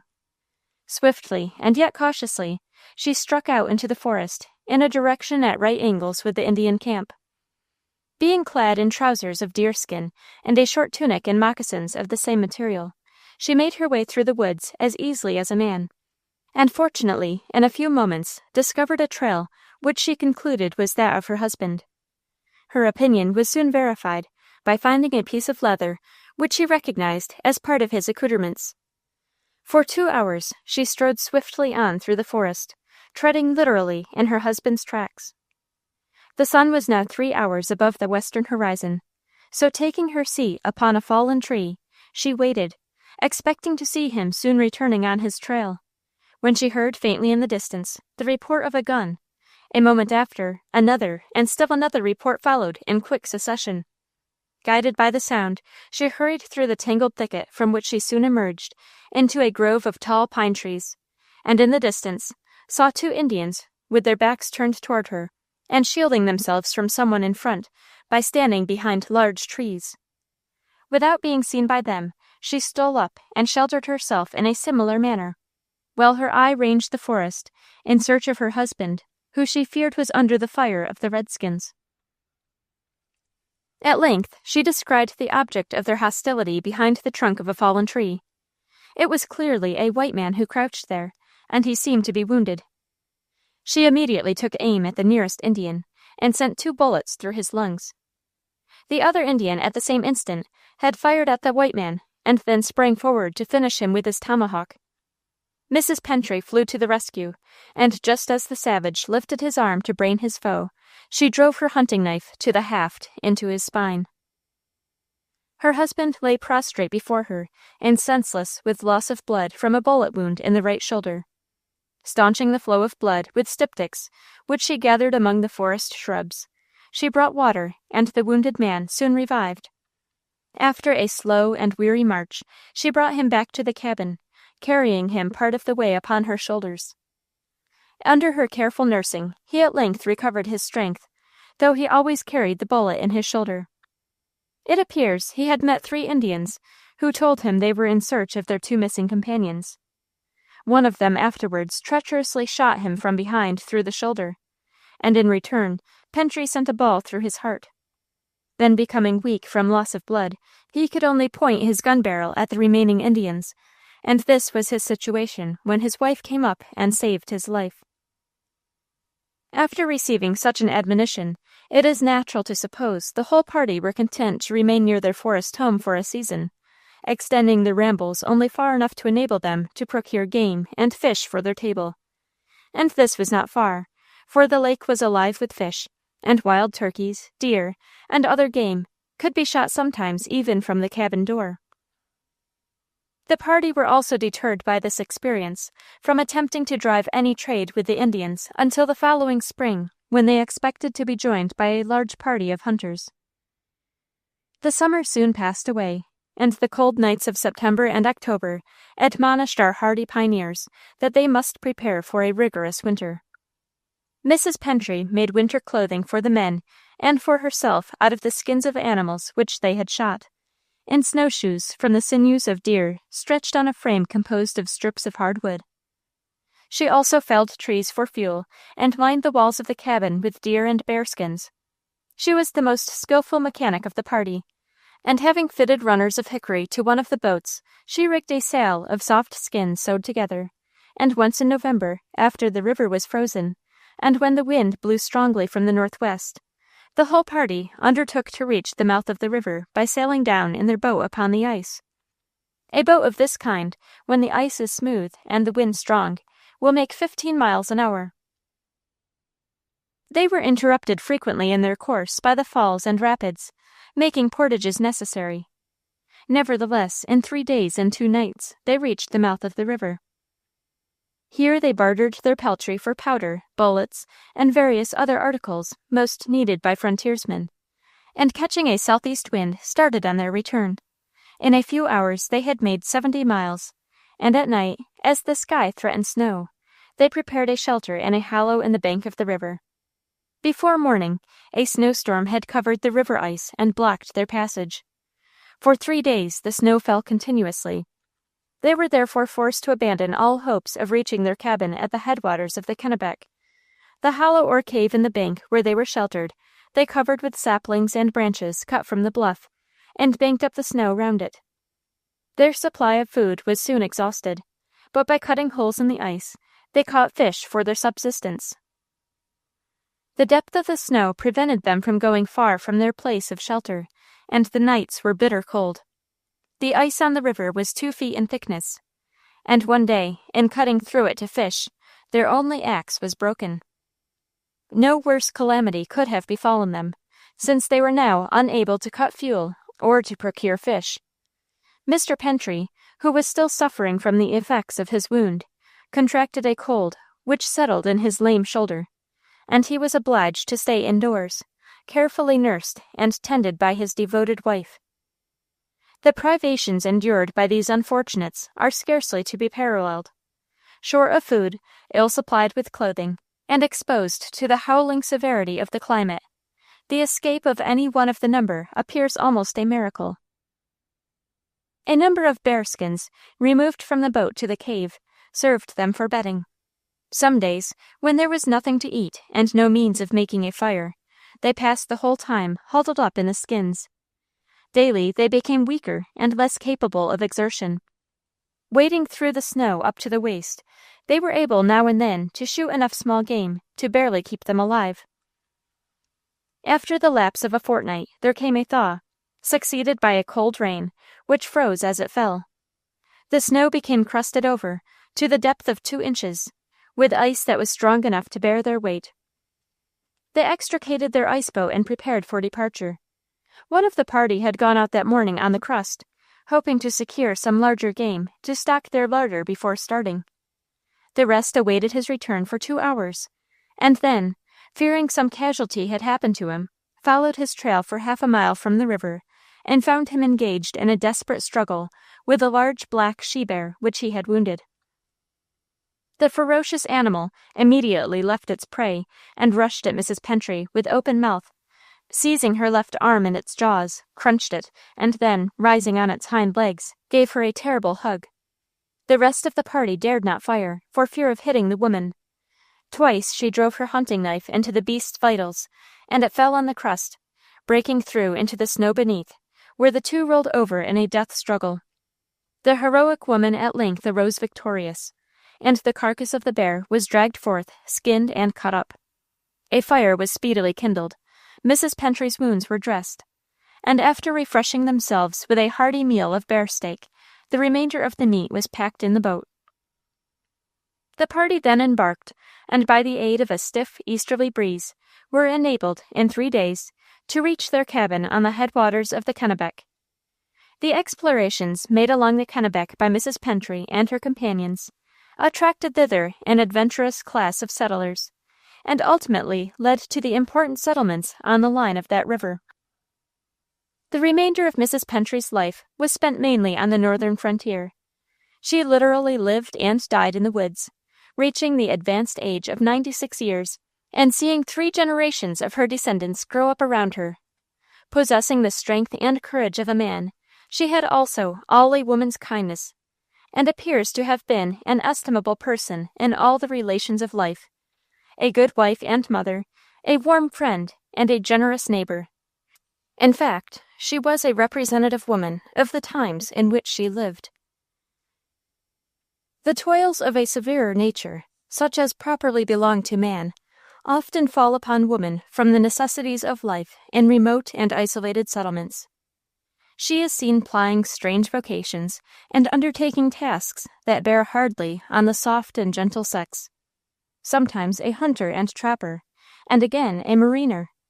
Now we see her performing the rugged work of a farm, and again a fighter, stoutly defending her home. The fact that habit and necessity accustom her, in frontier life, to those employments which in older and more conventional communities are deemed unfitting and ungraceful for women to engage in, makes it none the less striking and admirable, because in doing so she serves a great and useful purpose. She is thereby doing her part in forming new communities in the places that are uninhabited and waste. Vermont was largely settled by the soldiers who had served in the army of the Revolution. The settlers, both men and women, were hardy and intrepid, and seem to have been peculiarly adapted to subjugate that rugged region in our New England wilderness.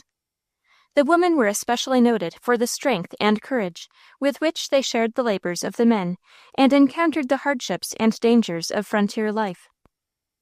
When sickness or death visited the men of the family, the mothers, wives, or widows filled their places in the woods, or on the farm, or among the cattle. Often side by side with the men, women could be seen emulating their husbands in the severe task of felling timber and making a clearing in the forest. In the words of Daniel P. Thompson, author of The Green Mountain Boys, "The women of the Green Mountains deserve as much credit for their various displays of courage, endurance, and patriotism in the early settlement of their state, as was ever awarded to their sex for similar exhibitions in any part of the world. In the controversy with New York and New Hampshire, which took the form of war in many instances, in the predatory Indian incursions, and in the War of the Revolution, they often displayed a capacity for labor and endurance, a spirit and firmness in the hour of danger, a resolution and hardihood in defending their families and their threatened land against all enemies, whether domestic or foreign, that would have done honor to the dames of Sparta." The first man who commenced a settlement in the town of Salisbury, Vermont, on the Otter Creek, was Amos Story, who, in making an opening in the heart of the wilderness on the right of land to which the first settler was entitled, was killed by the fall of a tree. His widow, who had been left in Connecticut, immediately resolved to push into the wilderness with her 10 small children, to take his place and preserve and clear up his farm.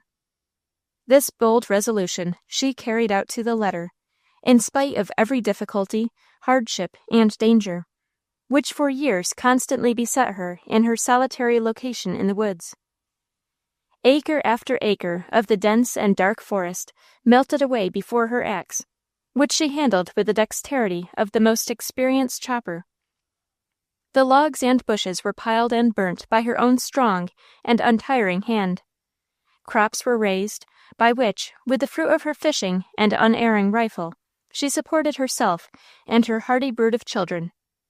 As a place of refuge from the assaults of Indians or dangerous wild beasts, she dug out an underground room, into which, through a small entrance made to open over an underhanging thicket on the bank of the stream, she nightly retreated with her children.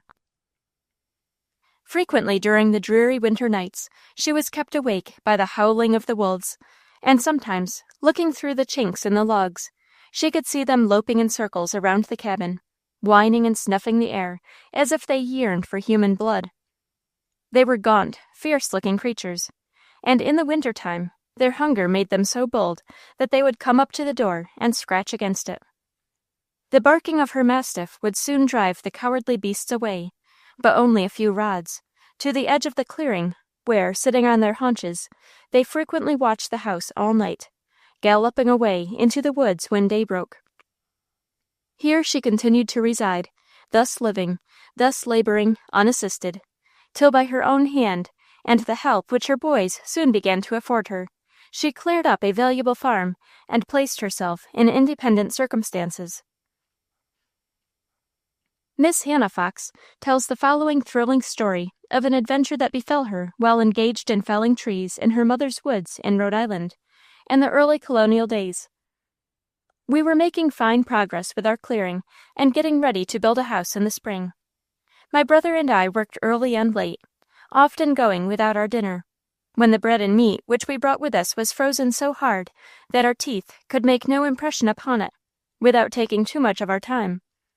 My brother plied his axe on the largest trees, while I worked at the smaller ones, or trimmed the boughs from the trunks of such as had been felled. The last day of our chopping was colder than ever. The ground was covered by a deep snow, which had crusted over hard enough to bear our weight, which was a great convenience in moving from spot to spot in the forest, as well as in walking to and from our cabin, which was a mile away. My brother had gone to the nearest settlement that day, leaving me to do my work alone. As a storm was threatening, I toiled as long as I could see, and after twilight felled a sizable tree, which in its descent lodged against another. Not liking to leave the job half finished, I mounted the almost prostrate trunk to cut away a limb and let it down. The bole of the tree was forked about 20 feet from the ground, and one of the divisions of the fork would have to be cut asunder. A few blows of my axe, and the tree began to settle. But as I was about to descend, the fork split, and the first joints of my left-hand fingers slid into the crack so that for the moment I could not extricate them. The pressure was not severe, and as I believed I could soon relieve myself by cutting away the remaining portion, I felt no alarm. But at the first blow of the axe which I held in my right hand, the trunk changed its position, rolling over and closing the split, with the whole force of its tough oaken fibers, crushing my fingers like pipe stems. At the same time, my body was dislodged from the trunk, and I slid slowly down till I hung suspended with the points of my feet just brushing the snow. The air was freezing, and every moment growing colder. No prospect of any relief that night. The nearest house a mile away. No friends to feel alarmed at my absence, for my mother would suppose that I was safe with my brother, while the latter would suppose I was by this time at home. The first thought was of my mother. It will kill her to know that I died in this death trap so near home, almost within hearing of her voice. There must be some escape, but how? My axe had fallen below me, and my feet could almost touch it. It was impossible to imagine how I could cut myself loose, unless I could reach it. My only hope of life rested on that keen blade which lay glittering on the snow. Within reach of my hand was a dead bush which towered some 8 feet above me, and by a great exertion of strength I managed to break it. Holding it between my teeth, I stripped it of its twigs, leaving two projecting a few inches at the lower end to form a hook. With this I managed to draw towards me the head of the axe until my fingers touched it, when it slipped from the hook and fell again upon the snow, breaking through the crust and burying itself, so that only the upper end of the helve could be seen.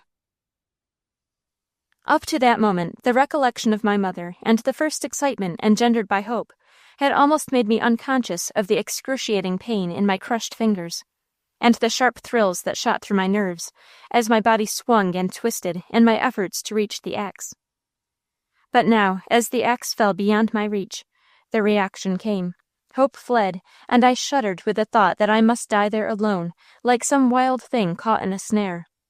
I thought of my widowed mother, my brother, the home which we had toiled to make comfortable and happy. I prayed earnestly to God for forgiveness of my sins, and then calmly resigned myself to death, which I now believed to be inevitable. For a time, which I afterwards found to be only 5 minutes, but which then seemed to me like hours, I hung motionless. The pain had ceased, for the intense cold blunted my sense of feeling.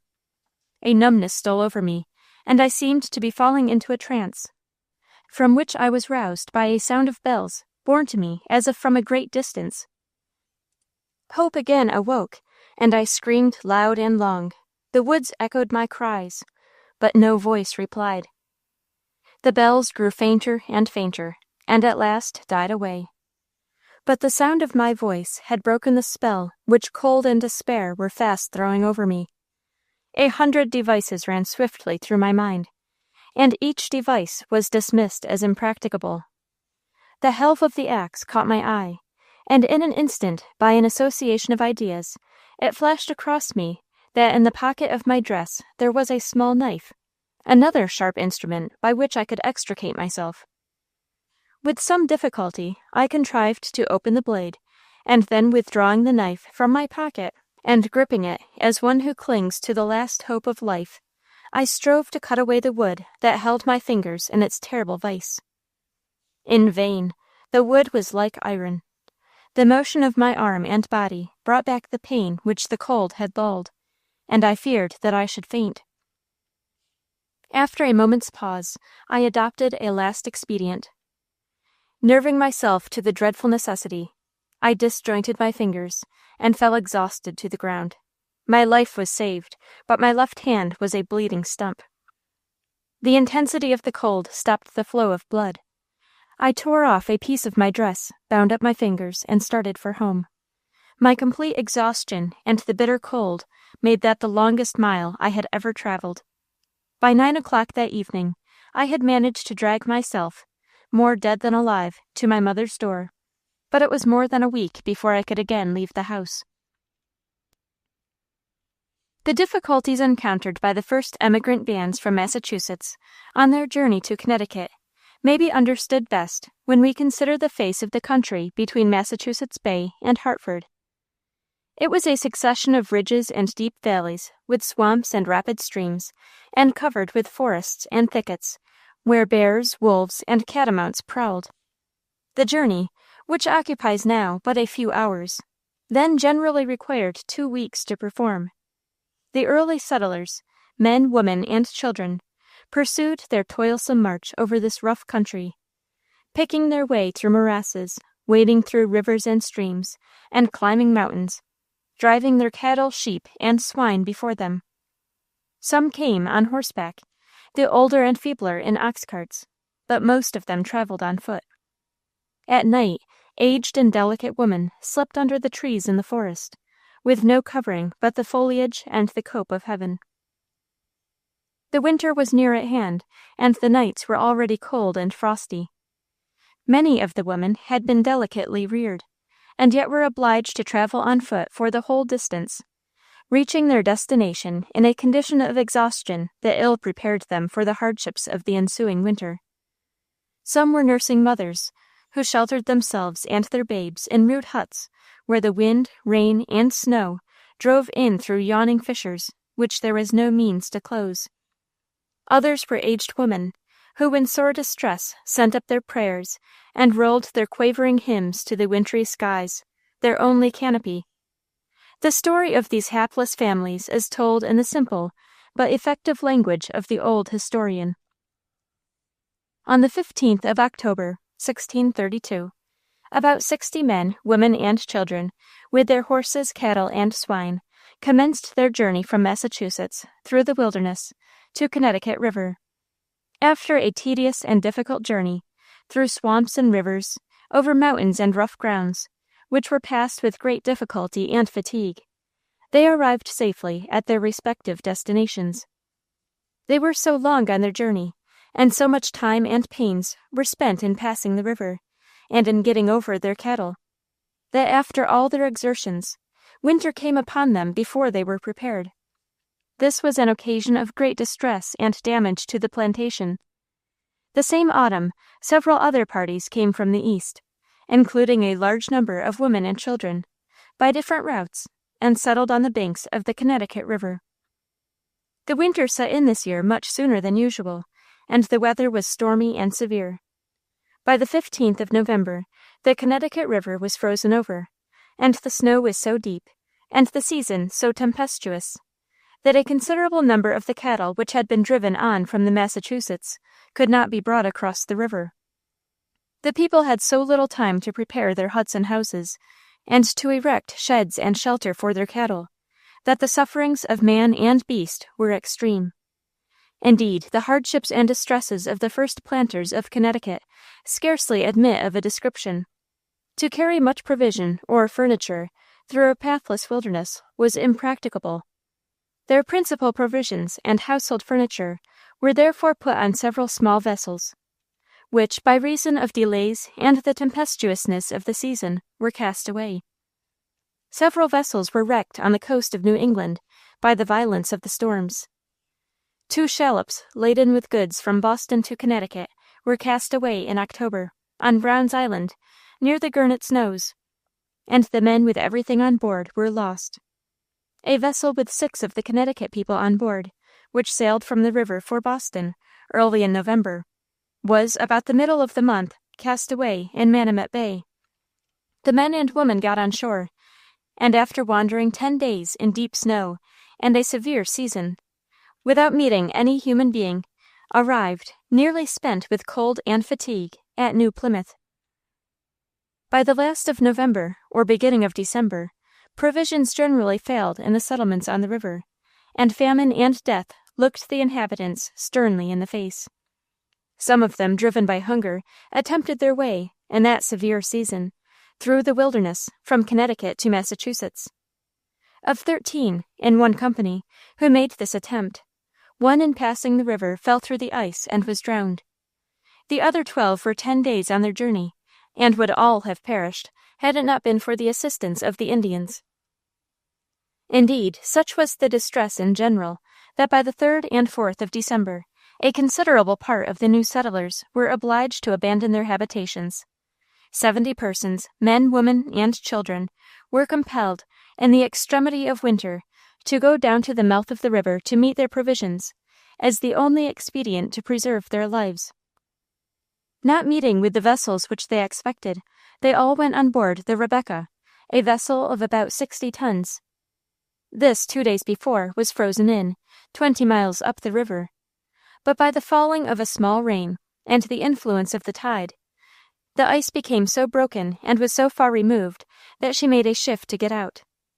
She ran, however, upon the bar, and the people were forced to unlade her to get off.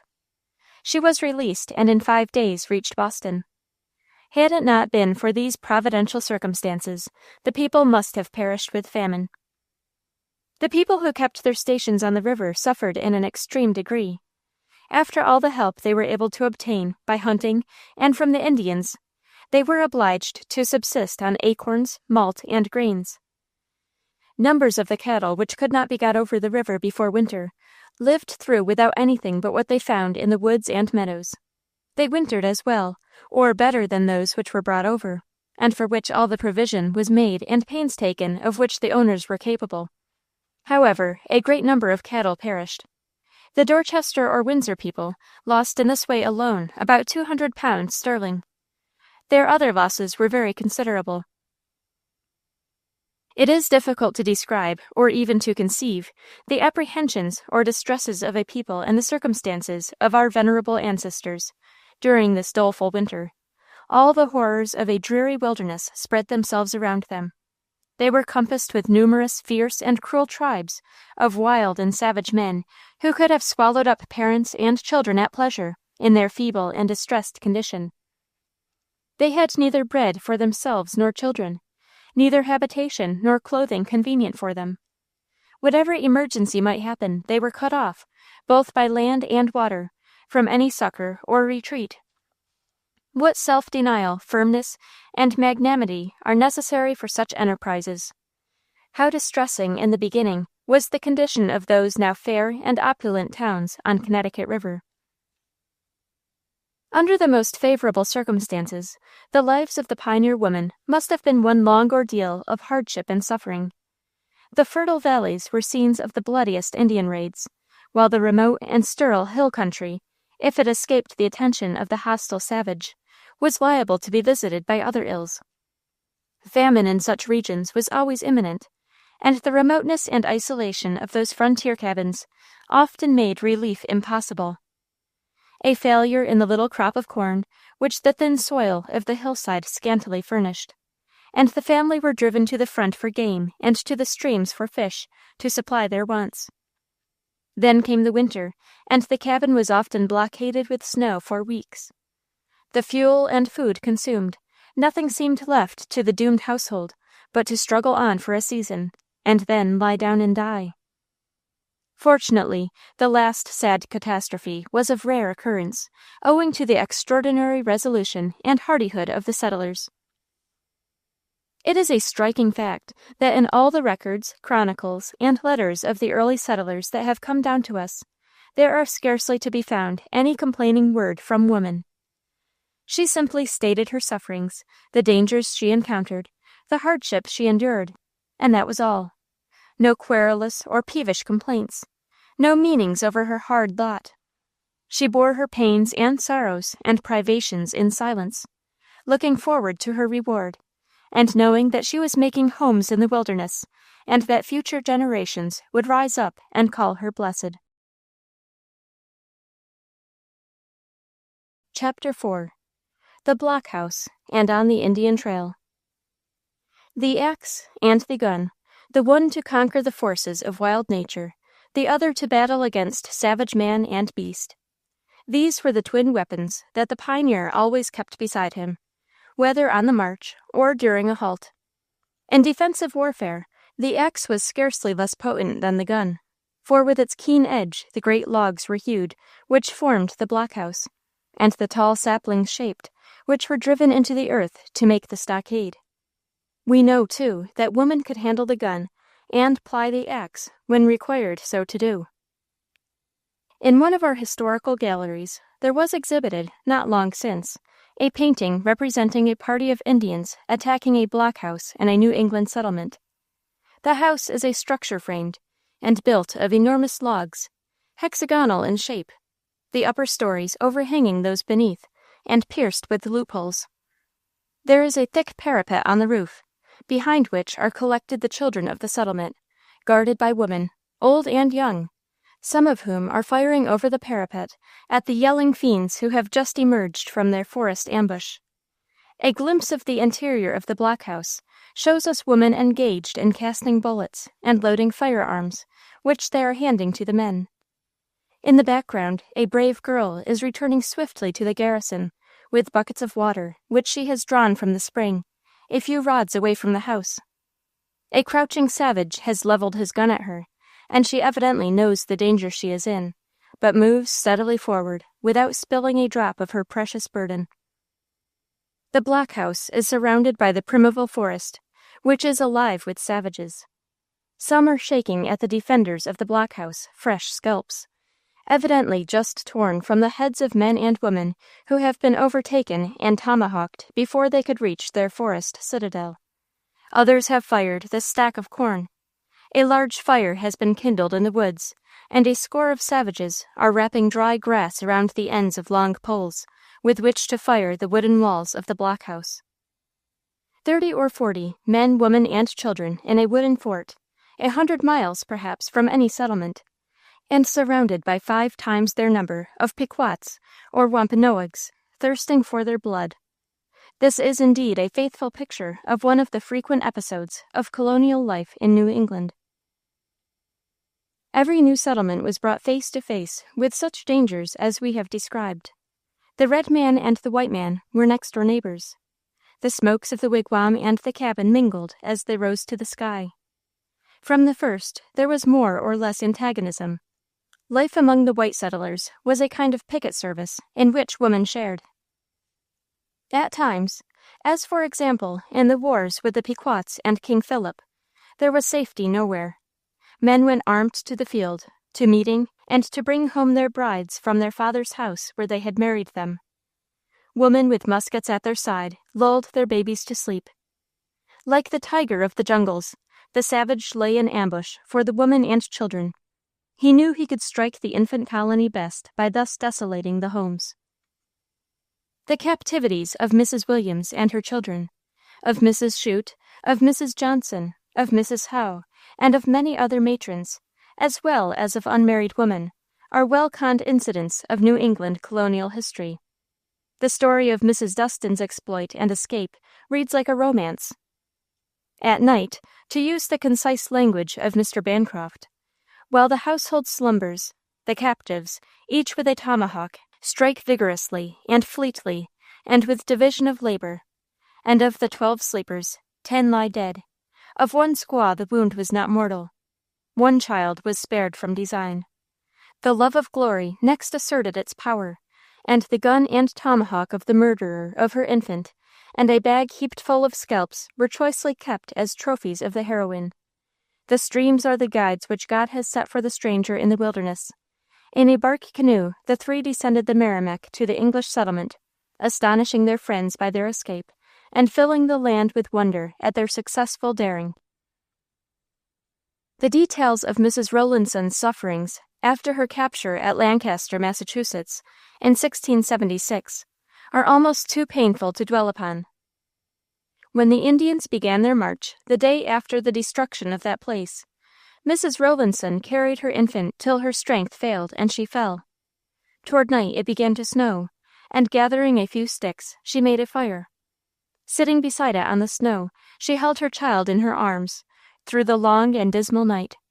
For 3 or 4 days she had no sustenance but water, nor did her child share any better for 9 days. During this time it was constantly in her arms or lap. At the end of that period, the frost of death crept into its eyes, and she was forced to relinquish it to be disposed of by the unfeeling sextons of the forest. She went through almost every suffering but death. She was beaten, kicked, turned out of doors, refused food, insulted in the grossest manner, and at times almost starved. Nothing but experience can enable us to conceive what must be the hunger of a person by whom the discovery of 6 acorns and 2 chestnuts was regarded as a rich prize. At times, in order to make her miserable, they announced to her the death of her husband and her children. On various occasions they threatened to kill her. Occasionally, but for short intervals only, she was permitted to see her children, and suffered her own anguish over again in their miseries. She was obliged, while hardly able to walk, to carry a heavy burden over hills and through rivers, swamps, and marshes, and in the most inclement seasons. These evils were repeated daily, and to crown them all, she was daily saluted with the most barbarous and insolent accounts of the burning and slaughter, the tortures and agonies, inflicted by them upon her countrymen. It is to be remembered that Mrs. Rowlandson was tenderly and delicately educated, and ill-fitted to encounter such distresses, and yet she bore them all with a fortitude truly wonderful. Instances, too, there were, where a single woman infused her own dauntless spirit into a whole garrison, and prevented them from abandoning their post. Mrs. Hurd, a widow of good estate, a mother of many children, and a daughter of Mr. Hull, a revered minister, formerly settled in Piscataqua, having escaped from captivity among the Indians, about 1689, returned to one of the garrisons on the extreme frontier of New Hampshire. By her presence and courage, this outpost was maintained for 10 years, and during the whole war, though frequently assaulted by savages. It is stated that if she had left the garrison and retired to Portsmouth, as she was solicited to do by her friends, the outpost would have been abandoned, greatly to the damage of the surrounding country. Long after the New England colonies rested in comparative security from the attacks of the aboriginal tribes, the warfare was continued in the middle, southern, and western states. And even at this hour, sitting in our peaceful homes, we read in the journals of the day reports of Indian atrocities perpetrated against the families of the pioneers on our extreme western frontier. Our whole history from the earliest times to the present is full of instances of women's noble achievements. East, west, north, south, wherever we wander, we tread the soil which has been wearily trodden by her feet as a pioneer, moistened by her tears as a captive, or by her blood as a martyr in the cause of civilization on this western continent. The sorrows of maidens, wives, and mothers in the border wars of our colonial times have furnished themes for the poet, the artist, and the novelist, but the reality of these scenes, as described in the simple words of the local historians, often exceeds the most vivid dress in which imagination can clothe it.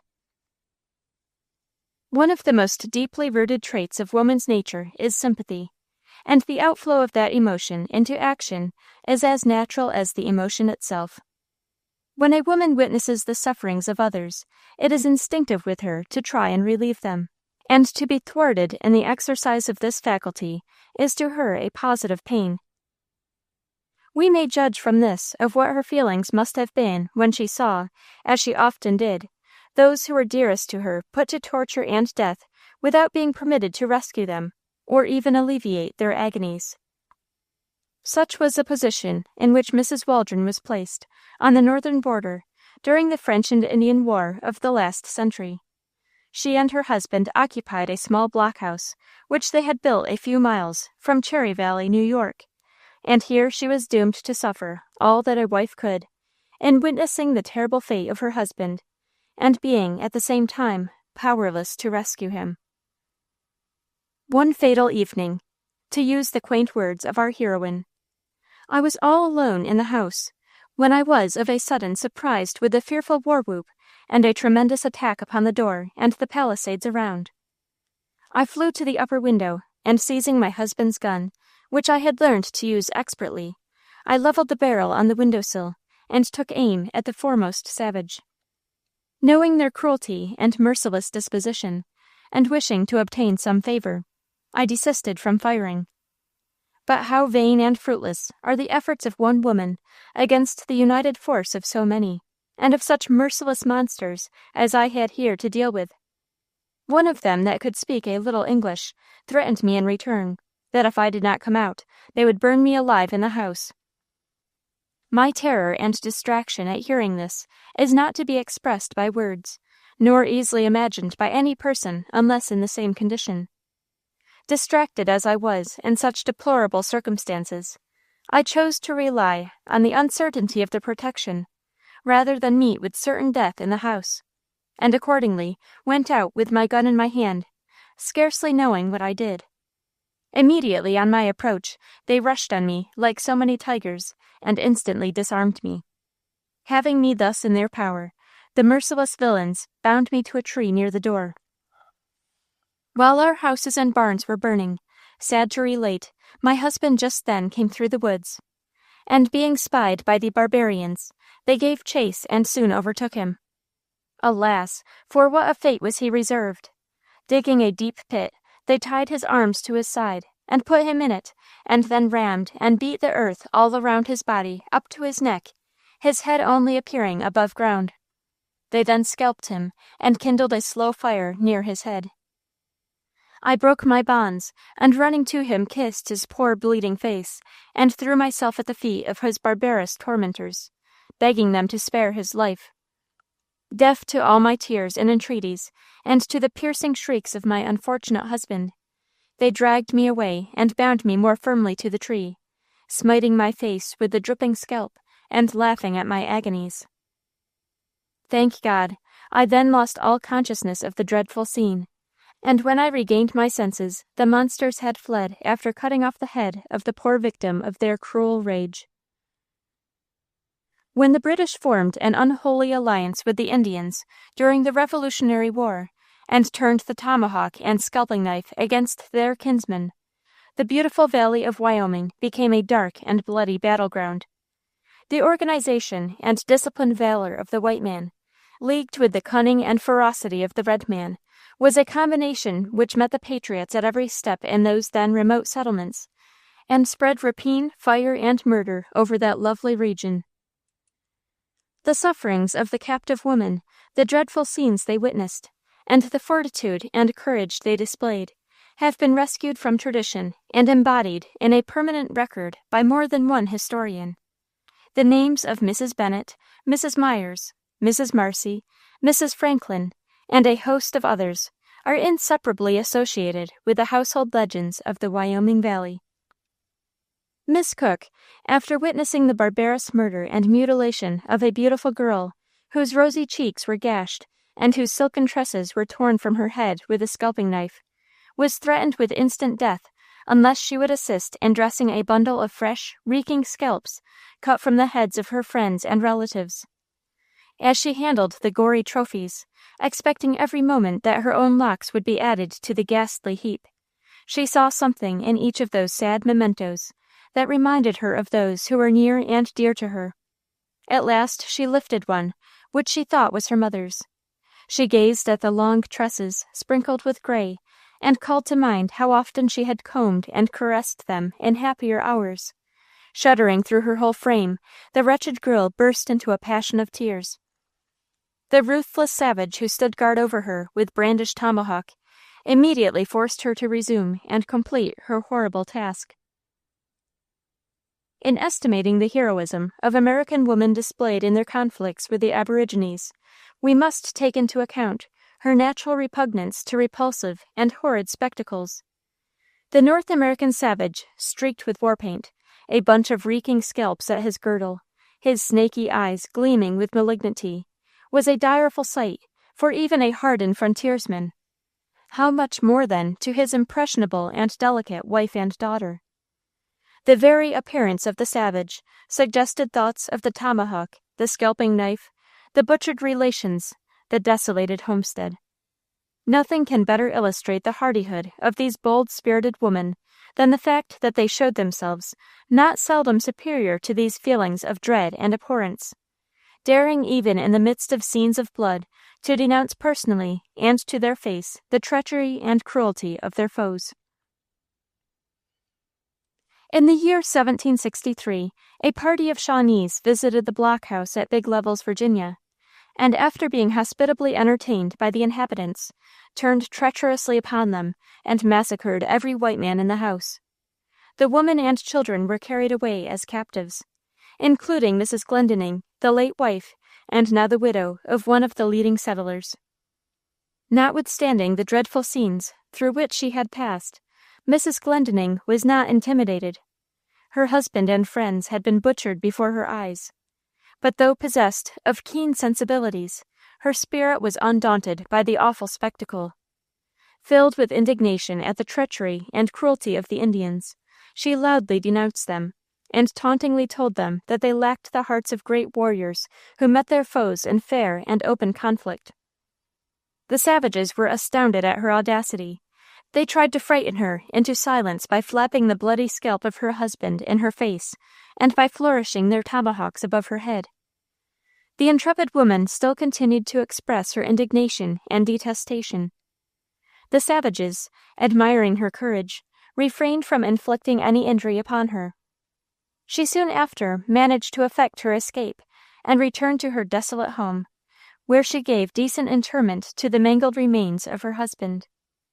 During all the trying scenes of the massacre and captivity, Mrs. Glendinning proved herself worthy of being ranked with the bravest women of our colonial history. The region watered by the upper Ohio and its tributary streams was for 50 years the battleground where the French and their Indian allies, and afterwards the Indians alone, strove to drive back the Anglo-Saxon race as it moved westward. The country there was rich and beautiful, But what made its possession especially desirable was the fact that it was a strategic key to the Great West.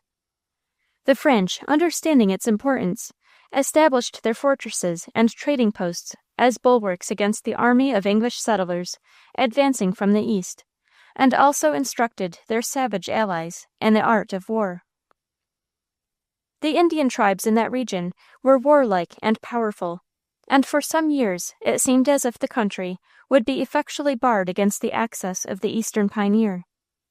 But the same school that reared and trained the daughters and granddaughters of the Pilgrims and of the settlers of Jamestown, and fitted them to cope with the perils and hardships of the wilderness, and to battle with hostile aboriginal tribes, also fitted their descendants for new struggles on a wider field and against more desperate odds. The courage and fortitude of men and women alike rose to the occasion, and in those scenes of danger and carnage, the presence of mind displayed by women especially have been frequent themes of panegyric by the border annalists. The scene wherein Miss Elizabeth Zane, one of these heroines, played so conspicuous a part, was at Fort Henry, near the present city of Wheeling, Virginia, in the latter part of November, 1782. Of the 42 men who originally composed the garrisons, nearly all had been drawn into an ambush and slaughtered. The Indians, to the number of several hundred, surrounded the garrison, which numbered no more than 12 men and boys. A brisk fire upon the fort was kept up for 6 hours by the savages, who at times rushed close up to the palisades and received the reward of their temerity from the rifles of the frontiersmen. In the afternoon, the stock of powder was nearly exhausted. There was a keg in a house 10 or 12 rods from the gate of the fort, and the question arose, who shall attempt to seize this prize? Strange to say, every soldier proffered his services, and there was an ardent contention among them for the honor. In the weak state of the garrison, Colonel Shepard, the commander, deemed it advisable that only one person could be spared, and in the midst of the confusion, before anyone could be designated, Elizabeth Zane interrupted the debate, saying that her life was not so important at that time as any one of the soldiers, and claiming the privilege of performing the contested services. The colonel would not at first listen to her proposal, but she was so resolute, so persevering in her plea, and her argument was so powerful, that he finally suffered the gate to be opened, and she passed out. The Indians saw her before she reached her brother's house, where the keg was deposited, but for some cause unknown, they did not molest her until she reappeared with the article under her arm. Probably, divining the nature of her burden, they discharged a volley as she was running towards the gate, but the whizzing balls only gave agility to her feet, and herself and the prize were quickly safe within the gate.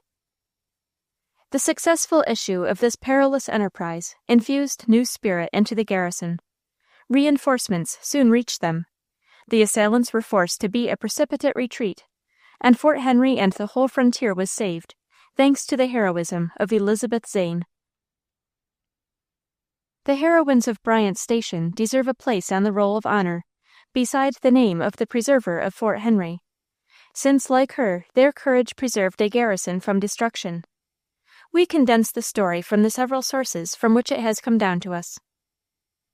The station, consisting of about 40 cabins ranged in parallel lines, stood upon a gentle rise on the southern banks of the Elkhorn, near Lexington, Kentucky. One morning in August, 1782, an army of 600 Indians appeared before it as suddenly as if they had risen out of the earth. 100 picked warriors made a feint on one side of the fort, trying to entice the men out from behind the stockade, while the remainder were concealed in ambush near the spring with which the garrison was supplied with water. The most experienced of the defenders understood the tactics of their wily foes, and shrewdly guessed that an ambuscade had been prepared in order to cut off the garrison from access to the spring. The water in the station was already exhausted, and unless a fresh supply could be obtained, the most dreadful sufferings were apprehended. It was thought probable that the Indians in ambush would not unmask themselves until they saw indications that the party on the opposite side of the fort had succeeded in enticing the soldiers to an open engagement.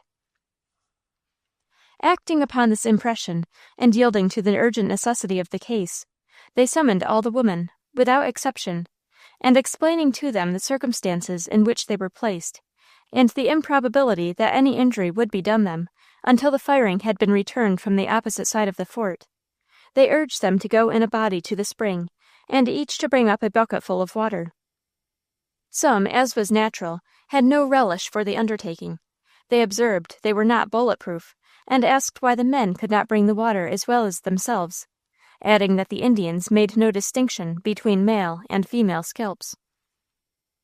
To this it was answered that women were in the habit of bringing water every morning to the fort, and that if the Indians saw them engaged as usual, it would induce them to believe that their ambuscade was undiscovered, and that they would not unmask themselves for the sake of firing at a few women, when they hoped, by remaining concealed a few moments longer, to obtain complete possession of the fort. That if men should go down to the spring, the Indians would immediately suspect that something was wrong, would despair of succeeding by ambuscade, and would instantly rush upon them, follow them into the fort, or shoot them down at the spring. The decision was soon made.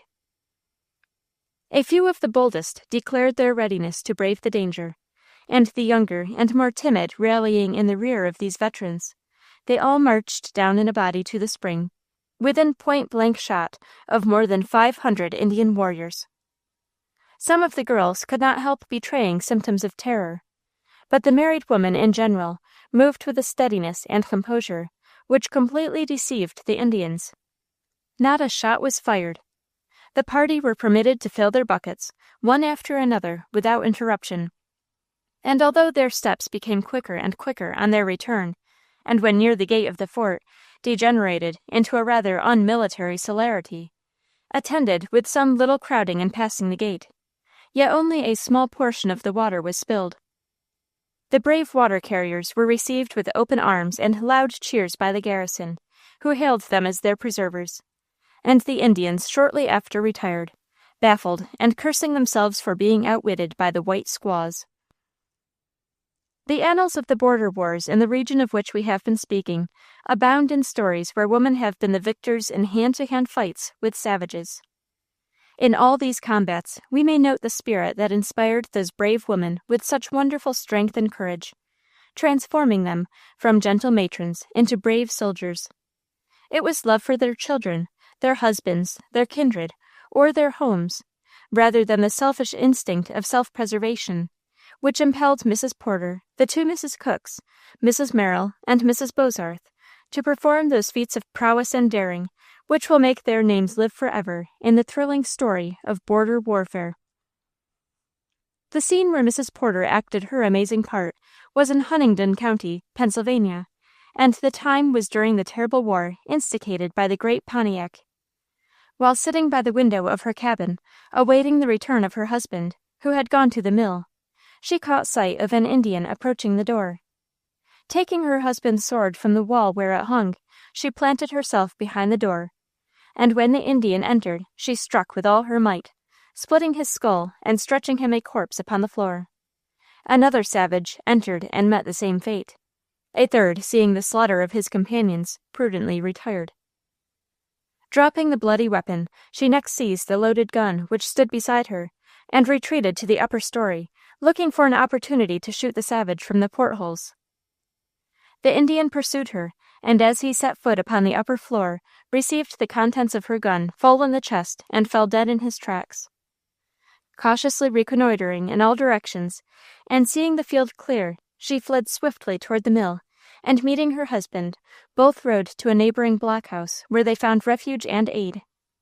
The next morning it was discovered that other Indians had burned their cabin, partly out of revenge and partly to conceal their discomfiture by a woman.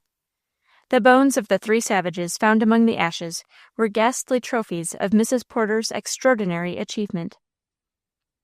In Nelson County, Kentucky, on a midsummer night in 1787, just before the gray light of morning, John Merrill, attracted by the barking of his dog, went to the door of his cabin to reconnoiter. Scarcely had he left the threshold when he received the fire of 6 or 7 Indians, by which his arm and thigh were both broken. He managed to crawl inside the cabin and shouted to his wife to shut the door. Scarcely had she succeeded in doing so, when the tomahawks of the enemy were hewing a breach into the apartment. Mrs. Merrill, with Amazonian courage and strength, grasped a large axe and killed, or badly wounded, 4 of the enemy in succession as they attempted to force their way into the cabin. The Indians then ascended the roof and attempted to enter by way of the chimney. But here again they were met by the same determined enemy. Mrs. Merrill seized the only feather bed which the cabin afforded, and hastily ripping it open, poured its contents upon the fire. A furious blaze and stifling smoke ascended the chimney, and quickly brought down 2 of the enemy, who lay for a few moments at the mercy of the lady. Seizing the axe, she dispatched them, and was instantly summoned to the door, where the only remaining savage appeared, endeavoring to effect an entrance, while Mrs. Merrill was engaged at the chimney. He soon received a gash in the cheek, which compelled him with a loud yell to relinquish his purpose, and return hastily to Chillicothe, where, from the report of a prisoner, he gave an exaggerated account of the fierceness, strength, and courage of the Long Knife squaw. The wives of Jesse and Hosea Cook, the heroines of Innis Station, Kentucky, as they have been styled, are shining examples of a firmness of spirit which sorrow could not blench, nor tears dim. While the brothers Cook were peacefully engaged in the avocations of the farm beside their cabins, in April 1792, little dreaming of the proximity of the savages, a sharp crack of rifles was heard, and they both lay weltering in their blood. The elder fell dead. The younger was barely able to reach his cabin. The 2 Mrs. Cooks, with 3 children, were instantly collected in the house and the door made fast. The thickness of the door resisted the hail of rifle balls which fell upon it, and the Indians tried in vain to cut through it with their tomahawks. While the assault was being made on the outside of the cabin, within was heartrending sorrow, mingled with fearless determination and high resolve. The younger Cook, while the door was being barred, breathed his last in the arms of his wife, and the 2 Mrs. Cooks, thus sadly bereaved of their partners, were left the sole defenders of the cabin and the 3 children. There was a rifle in the house, but no balls could be found. In this extremity, one of the women took a musket ball, and placing it between her teeth, bit it into pieces. Her eyes streaming with tears, she loaded the rifle and took her position at an aperture from which she could watch the motions of the savages. She dried her tears, and thought of vengeance on her husband's murderers, and of saving the innocent babes which she was guarding.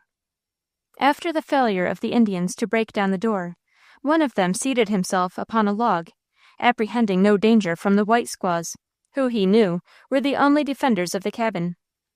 A ball sped from the rifle in the hands of Mrs. Cook, and with a loud yell the savage bounded into the air and fell dead.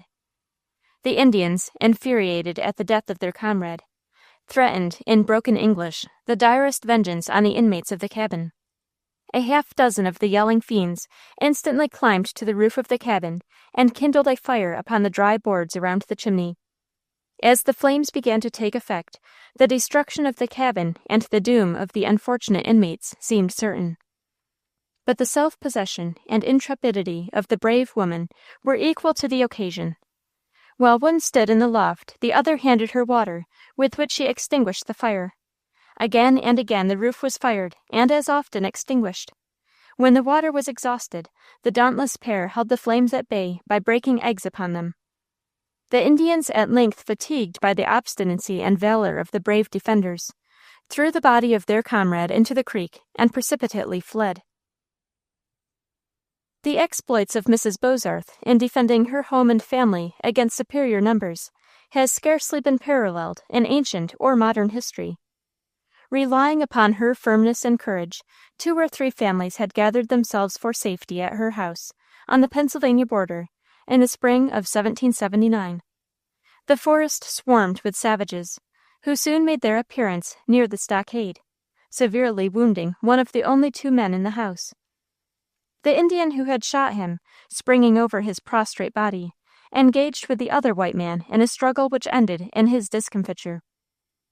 A knife was wanting to dispatch the savage who lay writhing beneath his antagonist. Mrs. Bozarth seized an axe and with one blow clove the Indian's skull.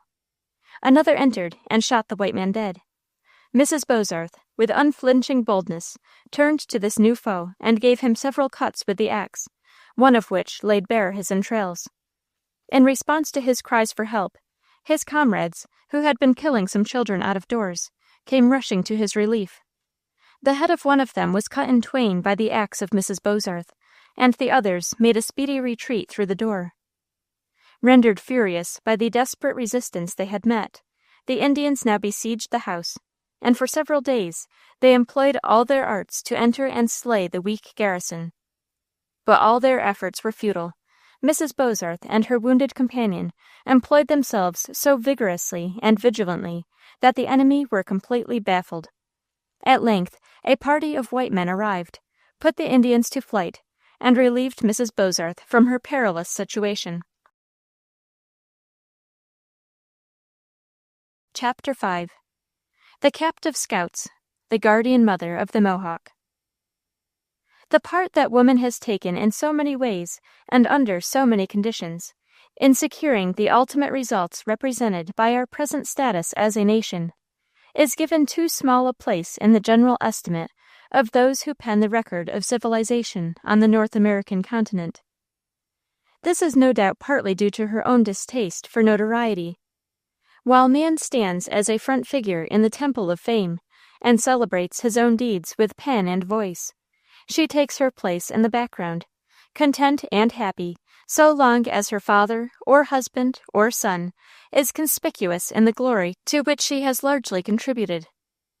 Thus it is that in the march of grand events, the historian of the Republic often passes by the woman's niche without dwelling upon its claims to our attention. But notwithstanding the self-chosen position of the weaker sex, their names and deeds are not all buried in oblivion. The filial, proud, and patriotic fondness of sons and daughters have preserved in their household traditions the memory of brave and good mothers. The antiquarian and the local historian, with loving zeal, have wiped the dust from woman's urn, and traced anew the names and inscriptions which time has half effaced. As we scan the pages of woman's record, the roll of honor lengthens, stretching far out like the line of Banquo's phantom kings. Their names become impressed on our memory, their acts dilate, and their whole lives grow brighter the more closely we study them. Among the many duties which from necessity or choice were assigned to woman in the remote and isolated settlements was that of standing guard.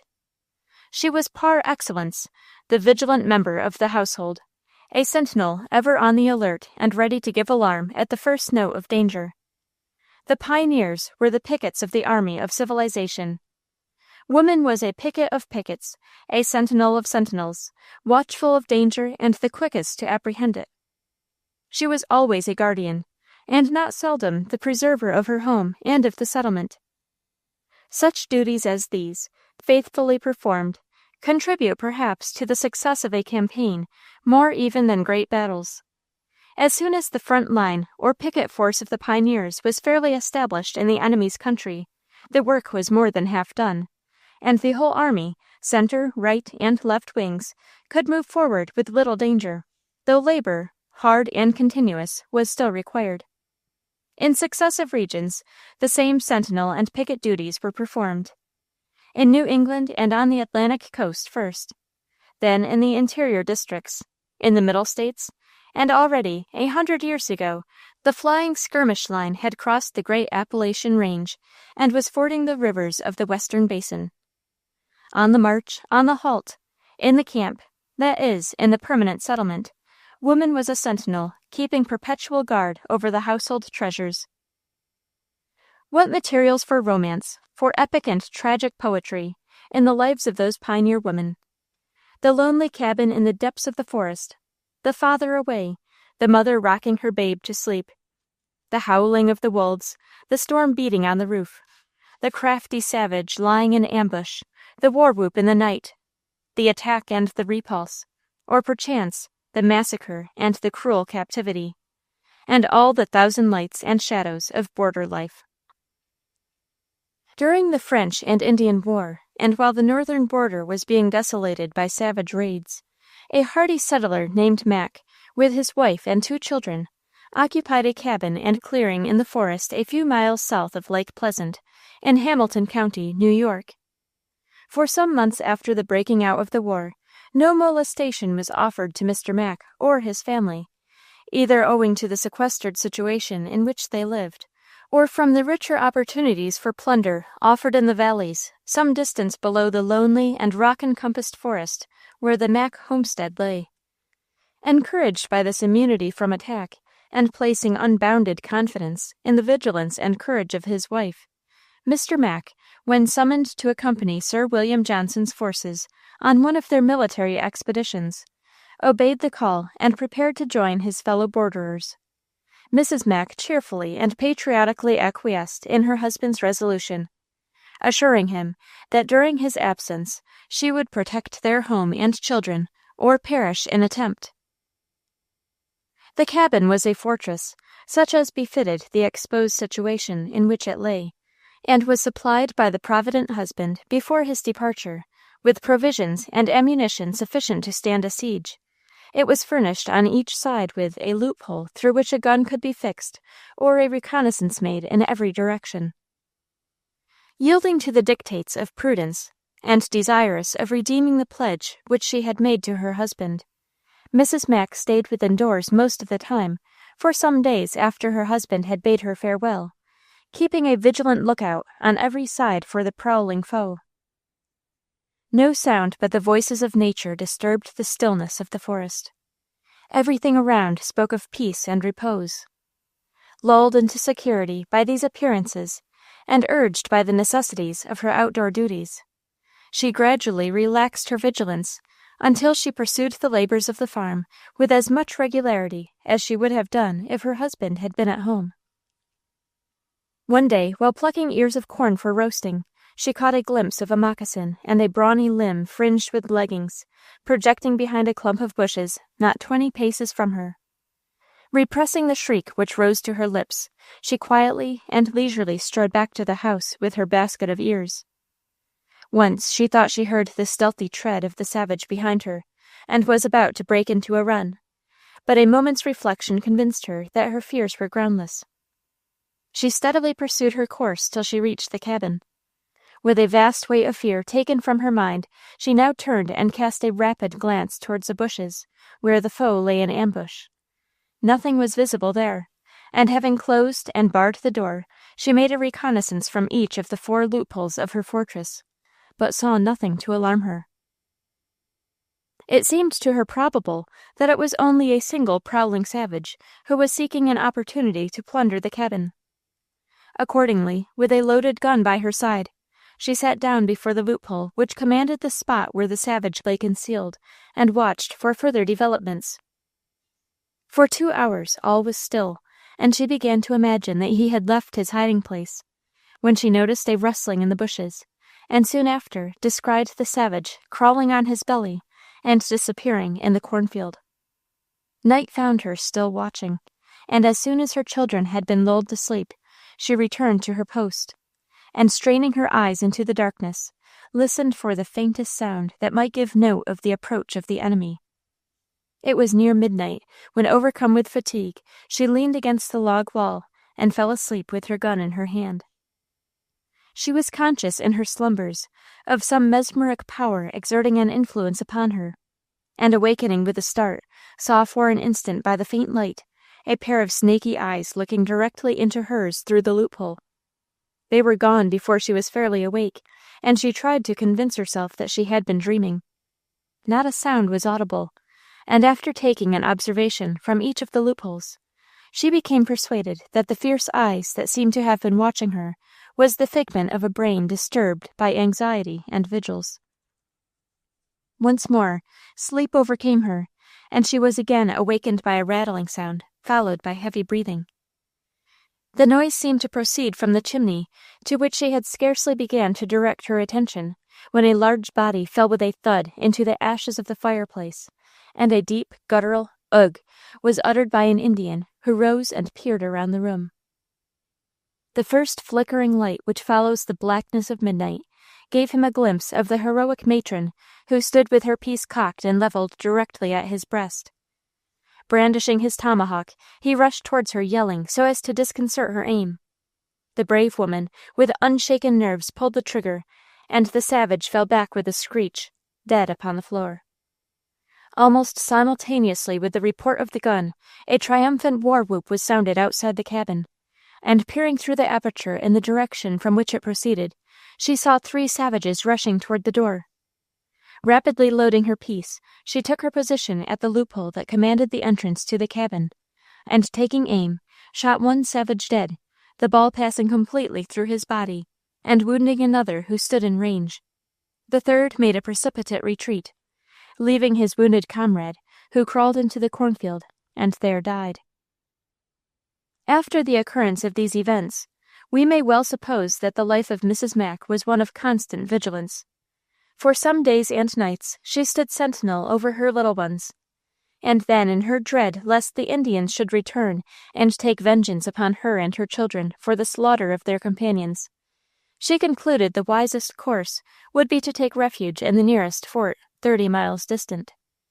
Accordingly, the following week she made all her preparations, and carrying her gun, started for the fort with her children. Before they had proceeded a mile on their course, she had the misfortune to drop her powder horn in a stream. This compelled her to return to the cabin for ammunition.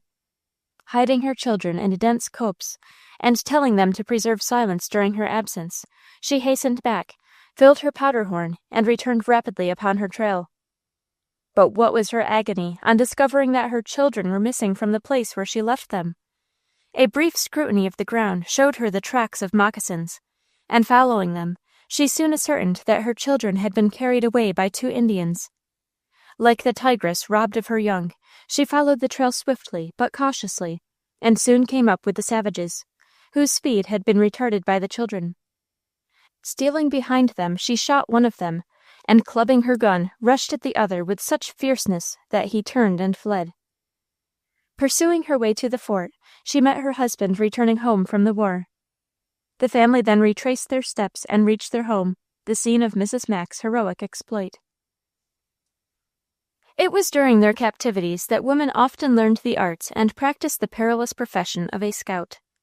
Their Indian captors were sometimes the first to suffer from the knowledge which they themselves had taught their captive pupils.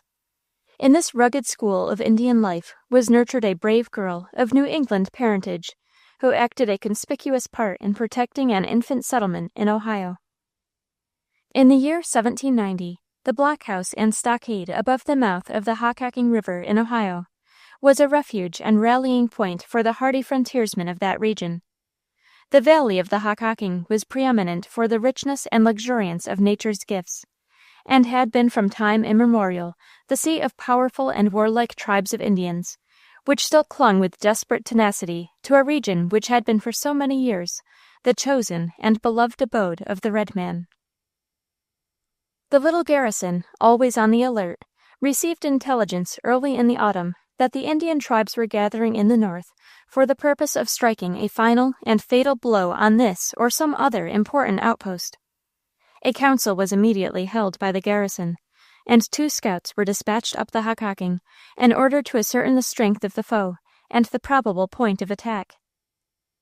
The scouts set out one balmy day in the Indian summer, and threading the dense growth of plum and hazel bushes which skirted the prairie, stealthily climbed the eastern declivity of Mount Pleasant, and cast their eyes over the extensive prairie country which stretches from that point far to the north. Every movement that took place upon their field of vision was carefully noted day by day. The prairie was the campus martius, where an army of braves had assembled and were playing their rugged games and performing their warlike evolutions.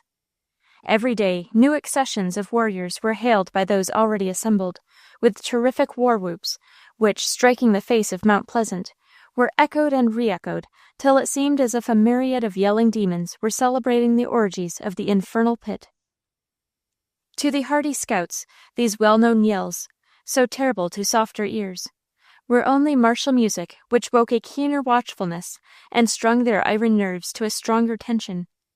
Though well aware of the ferocity of the savages, they were too well practiced in the crafty and subtle arts of their profession to allow themselves to be circumvented by their wily foes. On several occasions, small parties of warriors left the prairies and ascended the mount. At these times, the scouts hid themselves in fissures of the rocks, or beneath sur leaves by the side of some prostrate tree, leaving their hiding places when the unwelcome visitors had taken their departure. Their food was jerked beef and cold cornbread, with which their knapsacks had been well stored. Fire they dared not kindle, for the smoke would have brought 100 savages on their trail. Their drink was the rainwater remaining in the excavations in the rocks. In a few days, this water was exhausted, and a new supply had to be obtained, as their observations were still incomplete.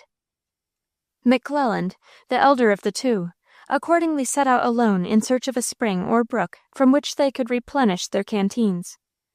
Cautiously descending the mount to the prairie and skirting the hills on the north, keeping as much as possible within the hazel thickets, he reached at length a fountain of cool, limpid water near the banks of the Hockhocking River. Filling the canteens, he rejoined his companion. The daily duty of visiting the spring and obtaining a fresh supply was after this performed alternately by the scouts. On one of these diurnal visits, after White had filled his canteens, he sat watching the limpid stream that came gurgling out of the bosom of the earth. The light sound of footsteps caught his practiced ear, and turning round, he saw two squaws within a few feet of him. The elder squaw, at the same moment, spying White, started back and gave a far-reaching war-whoop. He comprehended at once his perilous situation. If the alarm should reach the camp, he and his companion must inevitably perish. A noiseless death inflicted upon the squaws, and in such a manner as to leave no trace behind, was the only sure course which the instinct of self-preservation suggested. With men of profession, action follows thought as the bolt follows the flash. Springing upon his victims with the rapidity and power of a tiger, he grasped the throat of each and sprang into the Hockhocking River. The head of the elder squaw he easily thrust under the water, and kept it in that position. But the younger woman powerfully resisted his efforts to submerge her. During the brief struggle, she addressed him to his amazement in the English language, though in inarticulate sounds. Relaxing his hold, she informed him that she had been made a prisoner 10 years before, on Grave Creek Flats, that the Indians in her presence had butchered her mother and 2 sisters, and that an only brother had been captured with her, but had succeeded on the second night in making his escape, since which time she had never heard of him. During this narrative, White, unobserved by the girl, had released his grip on the throat of the squaw, whose corpse floated slowly downstream, and directing the girl to follow him, he pushed for the mount with the greatest speed and energy. Scarcely had they proceeded 200 yards from the spring before an Indian alarm cry was heard some distance down the river. A party of warriors returning from a hunt had seen the body of the squaw as it floated past. White and the girl succeeded in reaching the mount, where they found McClelland fully awake to the danger they were in. From his eyrie, he had seen parties of warriors strike off in every direction on hearing the shrill note of alarm first sounded by the squaw, and before White and the girl had joined him, 20 warriors had already gained the eastern acclivity of the mount, and were cautiously ascending, keeping their bodies under cover. The scouts soon caught glimpses of their swarthy faces as they glided from tree to tree and from rock to rock, until the hiding place of the luckless two was surrounded, and all hope of escape was cut off. The scouts calmly prepared to sell their lives as dearly as they could, but strongly advised the girl to return to the Indians and tell them that she had been captured by the scouts. This she refused to do, saying that death among her own people was preferable to captivity such as she had been enduring. "Give me a rifle," she continued, "and I will show you that I can fight as well as die. On this spot will I remain, and here my bones shall bleach with yours. Should either of you escape, you will carry the tidings of my fate to my remaining relatives." All remonstrances with the brave girl proving useless, the 2 scouts prepared for a vigorous defense. The attack by the Indians commenced in front, where from the nature of the ground they were obliged to advance in single file, sheltering themselves as they best could behind rocks and trees. Availing themselves of the slightest exposure of the warriors' bodies, the scouts made every shot tell upon them, and succeeded for a time in keeping them in check. The Indians, meanwhile, made for an isolated rock on the southern hillside, and having reached it, opened fire upon the scouts at point-blank range. The situation of the defenders was now almost hopeless, but the brave never despair. They calmly watched the movements of the warriors and calculated the few chances of escape which remained. McClelland saw a tall, swarthy figure preparing to spring from cover to a point from which their position would be completely commanded. He felt that much depended upon one lucky shot, and although but a single inch of the warrior's body was exposed, and at a distance of 100 yards, yet he resolved to take the risk of a shot at this diminutive target. Coolly raising the rifle to his eye and shading the sight with his hand, he threw a bead so accurately that he felt perfectly confident that his bullet would pierce the mark. But when the hammer fell, instead of striking fire, it crushed his flint into 100 fragments. Rapidly, but with the utmost composure, he proceeded to adjust a new flint, casting meantime many a furtive glance toward the critical point.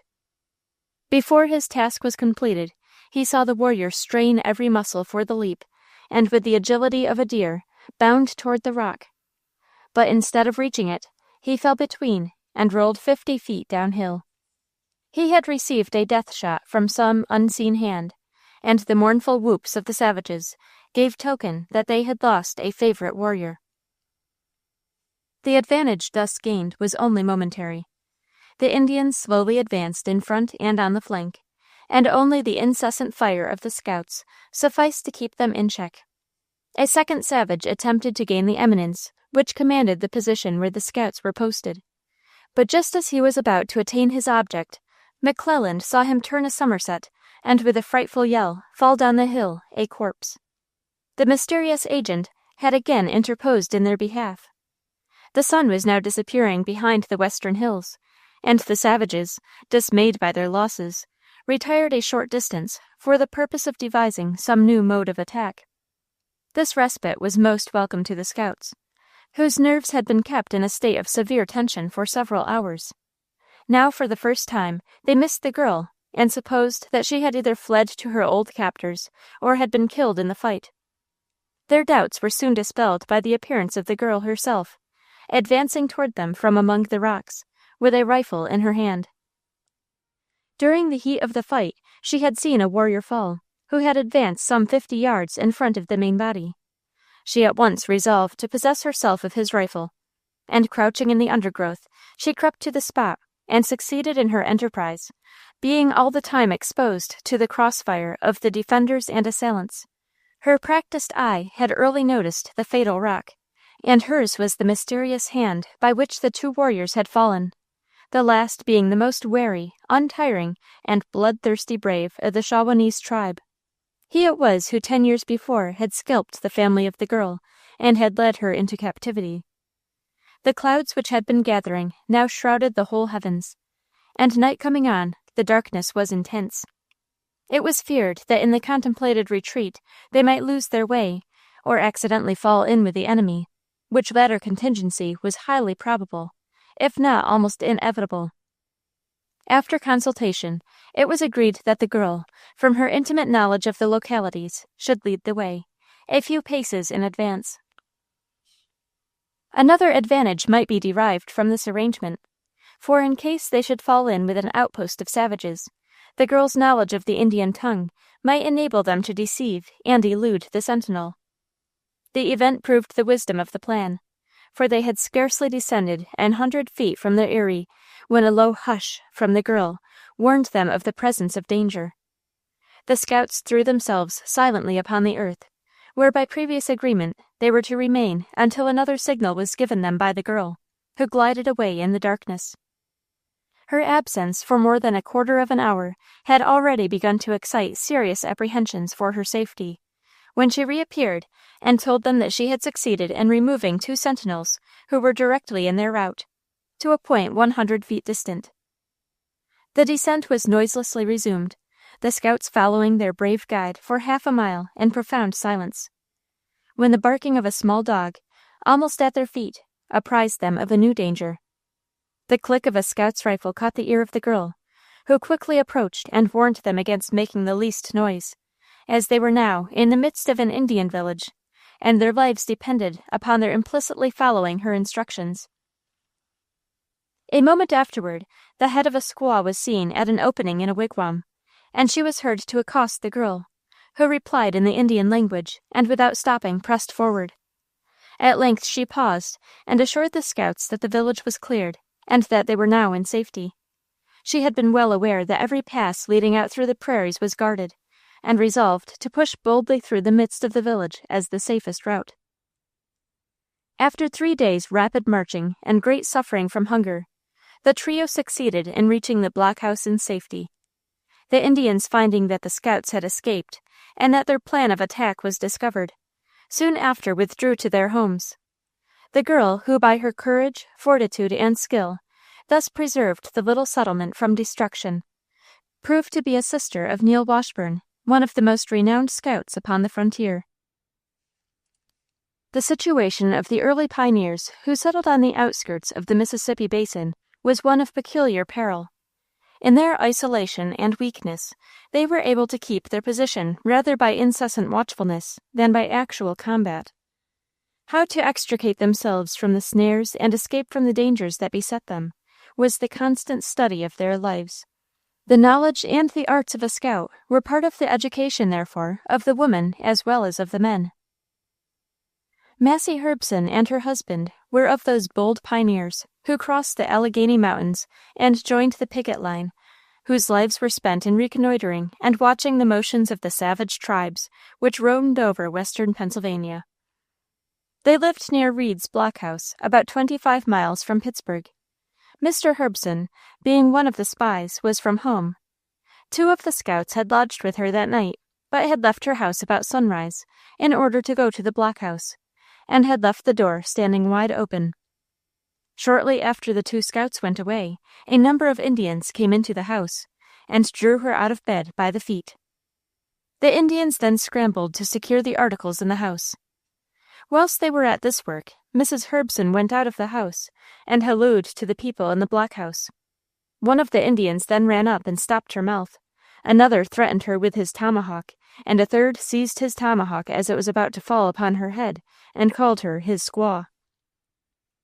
Hurried rapidly away by her captor, she remembered the lessons taught by her husband, the scout, and marked the trail as she went on, now breaking a bush, now dropping a piece of her dress, and when she crossed a stream, slyly turning over a stone. She hoped thus to guide her husband in pursuit, or enable herself to find her way back to the blockhouse. The vigilance of the Indians was relaxed by the nonchalance with which she bore her captivity, and in a few days she succeeded in effecting her escape, and pursuing the trail which she had marked, reached home after a weary march of 2 days and nights, during which it rained incessantly. These and countless other instances illustrate the watchfulness and courage of women when exposed to dangers of such a description. In the West especially, the distances to be traversed, the sparseness of the population, and the perils to which settlers are exposed, render the profession of a scout a useful and necessary one, and woman's versatility of character enables her, when necessary, to practice the art. The traveler of today, passing up the Mohawk Valley, will be struck by its fertility, beauty, and above all by the air of quiet repose that broods over it. 100 years ago, how different the scene! It was then the battleground where the fierce Indian waged an incessant warfare with the frontier settlers. Every rood of that fair valley was trodden by the wily and sanguinary foe. The people who then inhabited that region were a mixture of adventurous New Englanders and of Dutch, with a preponderance of the latter, who were a brave, steadfast, hardy race, the women vying with the men in deeds of heroism and devotion. Womanly tact and presence of mind was often as serviceable amid those scenes of danger and carnage as valor in combat, and when woman combined these traits of her sex with courage and firmness, she became the guardian angel of the settlement. Such preeminently was the title deserved by Mrs. Van Alstine, the Patriot mother of the Mohawk Valley.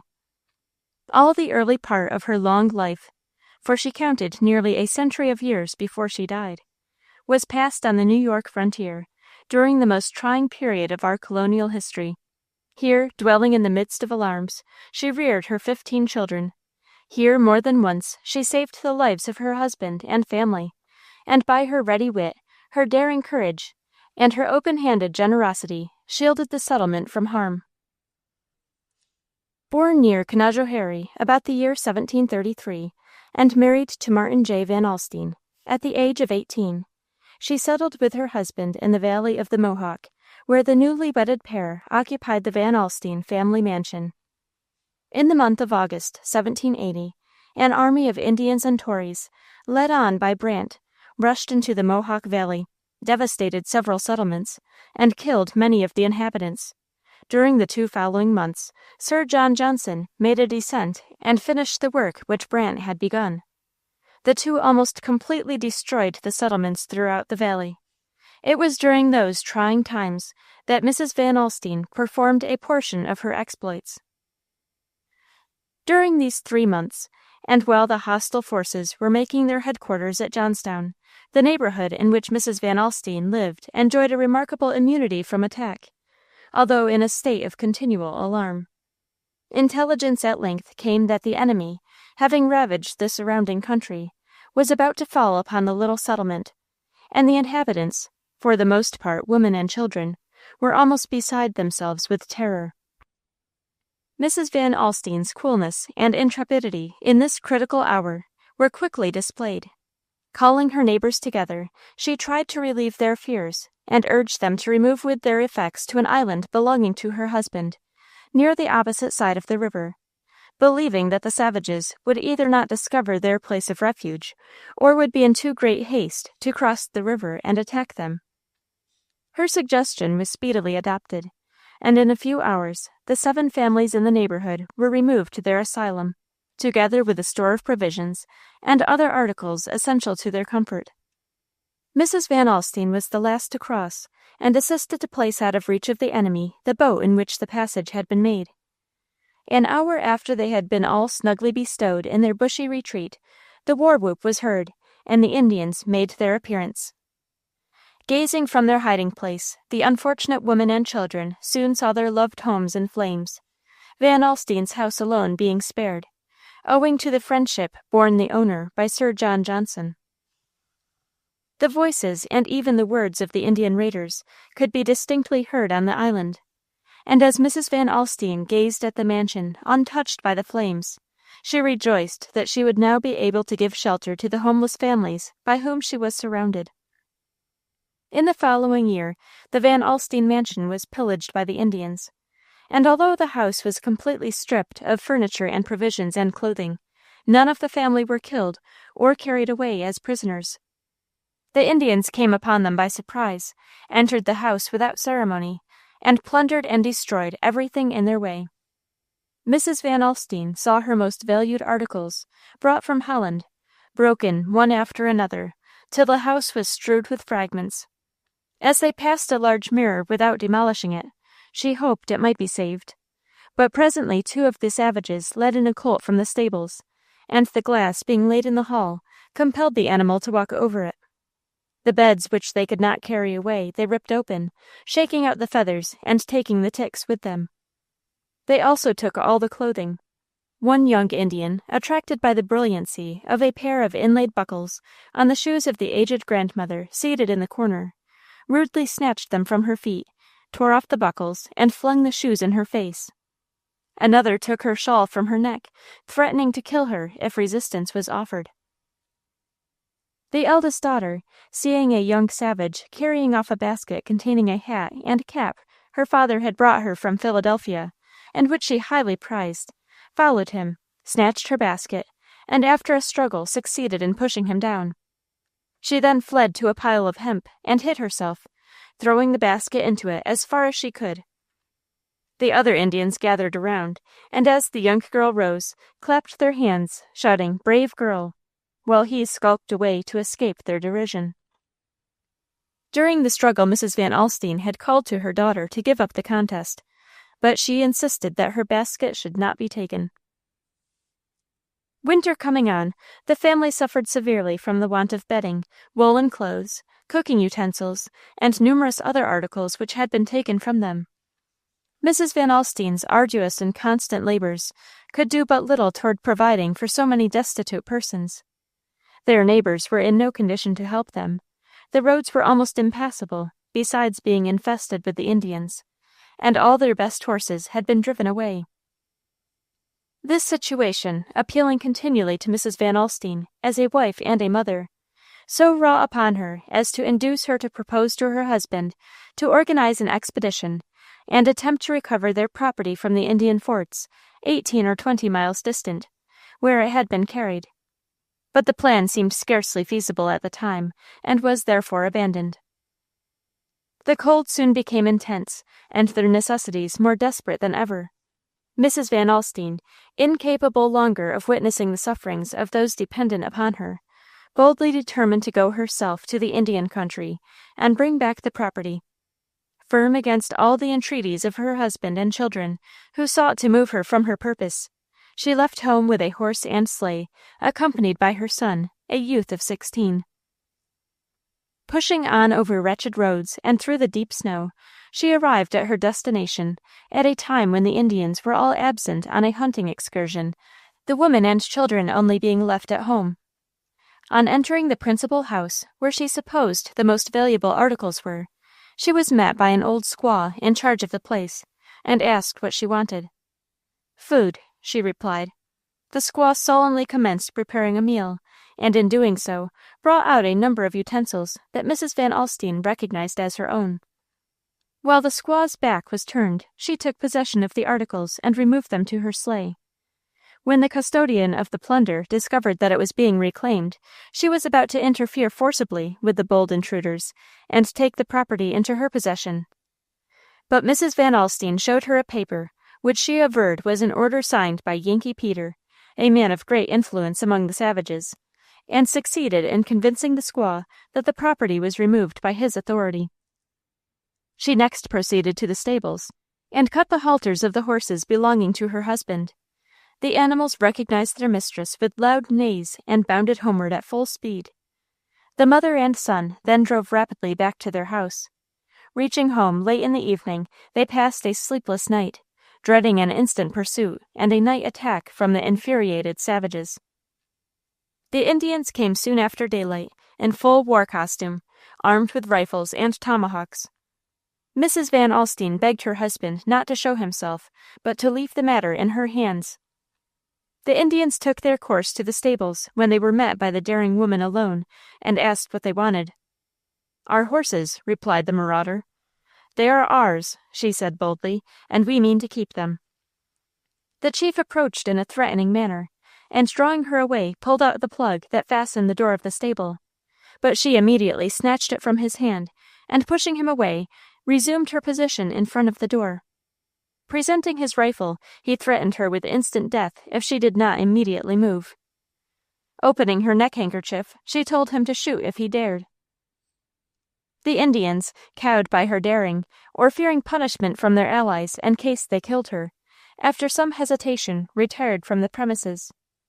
They afterwards related their adventure to one of the settlers, and said that were 50 such women as she in the settlement, the Indians never would have molested the inhabitants of the Mohawk Valley. On many subsequent occasions Mrs. Van Alstyne exhibited the heroic qualities of her nature. Twice by her prudence, courage, and address, she saved the lives of her husband and family. Her influence in settling difficulties with the savages was acknowledged throughout the region, and but for her, it may well be doubted whether the little settlement in which she lived would have been able to sustain itself, surrounded as it was by deadly foes. Her influence was felt in another and higher way. She was a Christian woman, and her husband's house was opened for religious worship every Sunday when the weather would permit. She was able to persuade many of the Indians to attend, and as she had acquired their language, she was wont to interpret to them the word of God and what was said by the minister.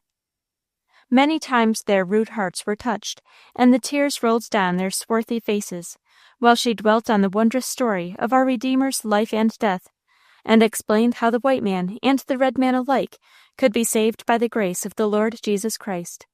In after years, the savages blessed her as their benefactress. Nearly 100 summers have passed since the occurrence of the events we have been describing. The war whoop of the cruel Mohawk sounds no more from the forest ambush, nor in the clearing.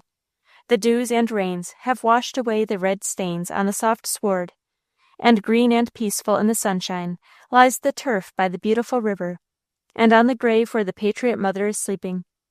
But still in the memory of the sons and daughters of the region she once blessed, lives the courage, the firmness, and the goodness of Nancy Van Alstine, the guardian of the Mohawk Valley. Chapter 6. Patriot Women of the Revolution. During the dangers and trials of early colonial life, the daughters learned from the example of their mothers the lesson and the power of self-trust. They learned to endure what their parents endured, to face the perils which environed the settlement or the household, and grew up to woman's estate versed in that knowledge and experience of border life which well fitted them to repeat, in wilder and more perilous scenes, the heroism of their forefathers and foremothers.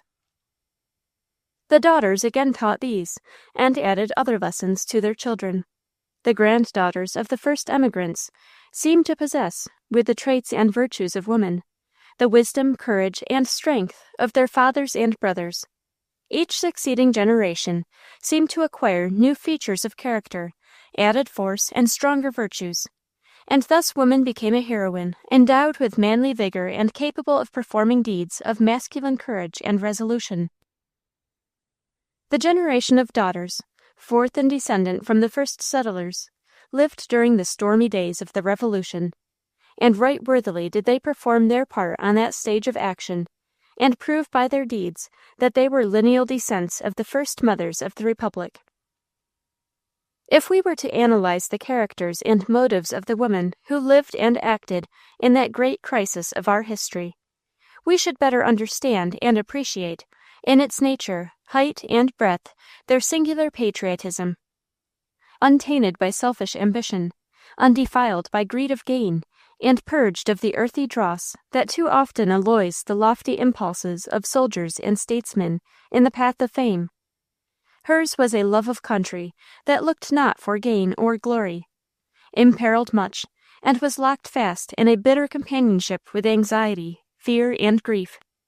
Her heroism was not sordid or secular. Dearly did she prize the blessings of peace, household calm, the security of her loved ones, and the comforts and amenities of an unbroken social status. But she cheerfully surrendered them all at the call of her country in its hour of peril. For 150 years she had toiled and suffered. She had won the right to repose, but this was not yet to be hers. A new ordeal awaited her, which would test her courage and fortitude still more keenly, especially if her lot was cast in the frontier settlements. It is easy to see that border life, in the times that tried men's souls, was surrounded by double dangers and hardships. Indeed, it is difficult to conceive of a more trying situation than that of woman in the outlying settlements in the days of the Revolution. Left alone by her natural protector, who had gone far away to fight the battles of his country, exposed to attacks from the red men who lurked in the forest, or from the British soldiers marching up from the coast, wearied by the labors of the farm and the household, harassed by the cares of motherhood, for long years in the midst of dangers, privations, and trials, with serene patience and with dauntless courage, she went on nobly doing her part in the great work which resulted in the glorious achievement of American independence. The wonder is that the American wives and mothers of that day did not sink under their burdens. Their patient endurance of accumulated hardships did not arise from a slavish servility, or from insensibility to their rights and comforts. They justly appreciated the situation, and nobly encountered the difficulties which could not be avoided. Possessing all the affections of the wife, the tenderness of the mother, and the sympathies of the woman, their tears flowed freely for others' griefs, while they bore their own with a fortitude that none but a woman could display. In the absence of the father, the entire education devolved upon the mother, who in the midst of the labors and sorrows of her isolated existence, taught them to read and instructed them in the principles of Christianity. The countless roll of these unnamed heroines is inscribed in the book of the most just. Their record is on high, but the names and deeds of not a few are preserved as a bright example to the men and women of today. While the husbands and fathers of Wyoming were on public duty, the wives and daughters cheerfully assumed a large portion of the labor which women could perform. They assisted to plant, to make hay, to husk, and to garner the corn. The settlement was mainly dependent on its own resources for powder. To meet the necessary demand, the women boiled together a lye of wood ashes, to which they added the earth scraped from beneath the floors of their house, and thus manufactured saltpeter, one of the most essential ingredients. Charcoal and sulfur were then mingled with it, and powder was produced for the public defense. One of the married sisters of Silas Deane, that eminent Revolutionary patriot, while her husband, Captain Ebenezer Smith, was with the army, was left alone with 6 small children in a hamlet among the hills of Berkshire, Massachusetts. Finding it difficult to eke out a substance from the sterile soil of their farm, and being quick and ingenious with her needle, she turned tailoress and made garments for her little ones and for all the families in that region. She wrote her husband, telling him to be of good cheer and not to give himself anxiety on his wife's or his children's account, adding that as long as her fingers could hold a needle, food should be provided for them. "Fight on for your country," she said. "God will give us deliverance." Each section of the country had its special burdens, trials, and dangers. The populous districts bore the first brunt of the enemy's attack. The thinly settled regions were drained of men, and the women were left in a pitiable condition of weakness and isolation. This was largely the condition of Massachusetts and Connecticut, where nearly every family sent some, if not all, of its men to the war. In the South, the Patriots were forced to practice continual vigilance in consequence of the divided feeling upon the question of the propriety of separation from their mother country. New York, New Jersey, and Pennsylvania were battlegrounds, and here, perhaps more fully than elsewhere, were experienced war's woes and desolation. But in every state throughout the 13 colonies, and in every town, hamlet, or household, where there were patriot wives, mothers, or daughters, women's claims to moral greatness in that crisis were gloriously vindicated. If we were to search for traits and incidents to illustrate the whole circle of both the stronger and the gentler virtues, we might find them in women's record during the American Revolution. In scenes of carnage and death, women not seldom displayed a cool courage which made them peers of the bravest soldiers who bore flintlocks at Bunker Hill or Trenton. Of such bravery, the following quartet of heroines will serve as examples. During the attack on Fort Washington, Mrs. Margaret Corbin, seeing her husband, who was an artilleryman, fall, unhesitatingly took his place and heroically performed his duties. Her services were appreciated by the officers of the army and honorably noticed by Congress. This body passed the following resolution in July 1779. Resolved, that Margaret Corbin, wounded and disabled at the Battle of Fort Washington, while she heroically filled the post of her husband, who was killed by her side, serving a piece of artillery, do receive during her natural life, or continuance of said disability, 1/2 the monthly pay drawn by a soldier in the service of these states, and that she now receive out of public store 1 suit of clothes, or value thereof in money. Soon after the commencement of the Revolutionary War, the family of a Dr. Channing, being in England, removed to France, and shortly afterwards sailed for the United States. The vessel, said to be stout and well armed, was attacked on the voyage by a privateer, and a fierce engagement ensued. During its continuance, Mrs. Channing stood on the deck, exhorting the crew not to give up, encouraging them with words of cheer, handing them cartridges and aiding such of them as were disabled by wounds.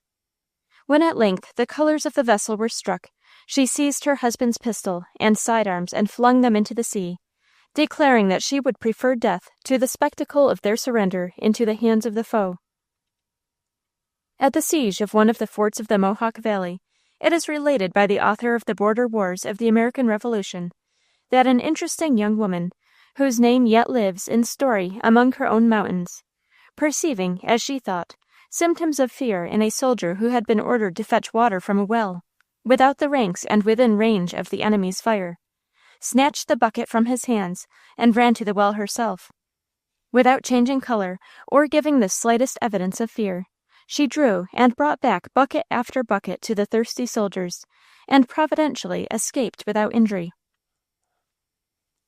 4 or 5 miles north of the village of Herkimer, New York, stood the blockhouse of John Christian Shell, whose wife acted a heroic part when attacked by the Tories in 1781.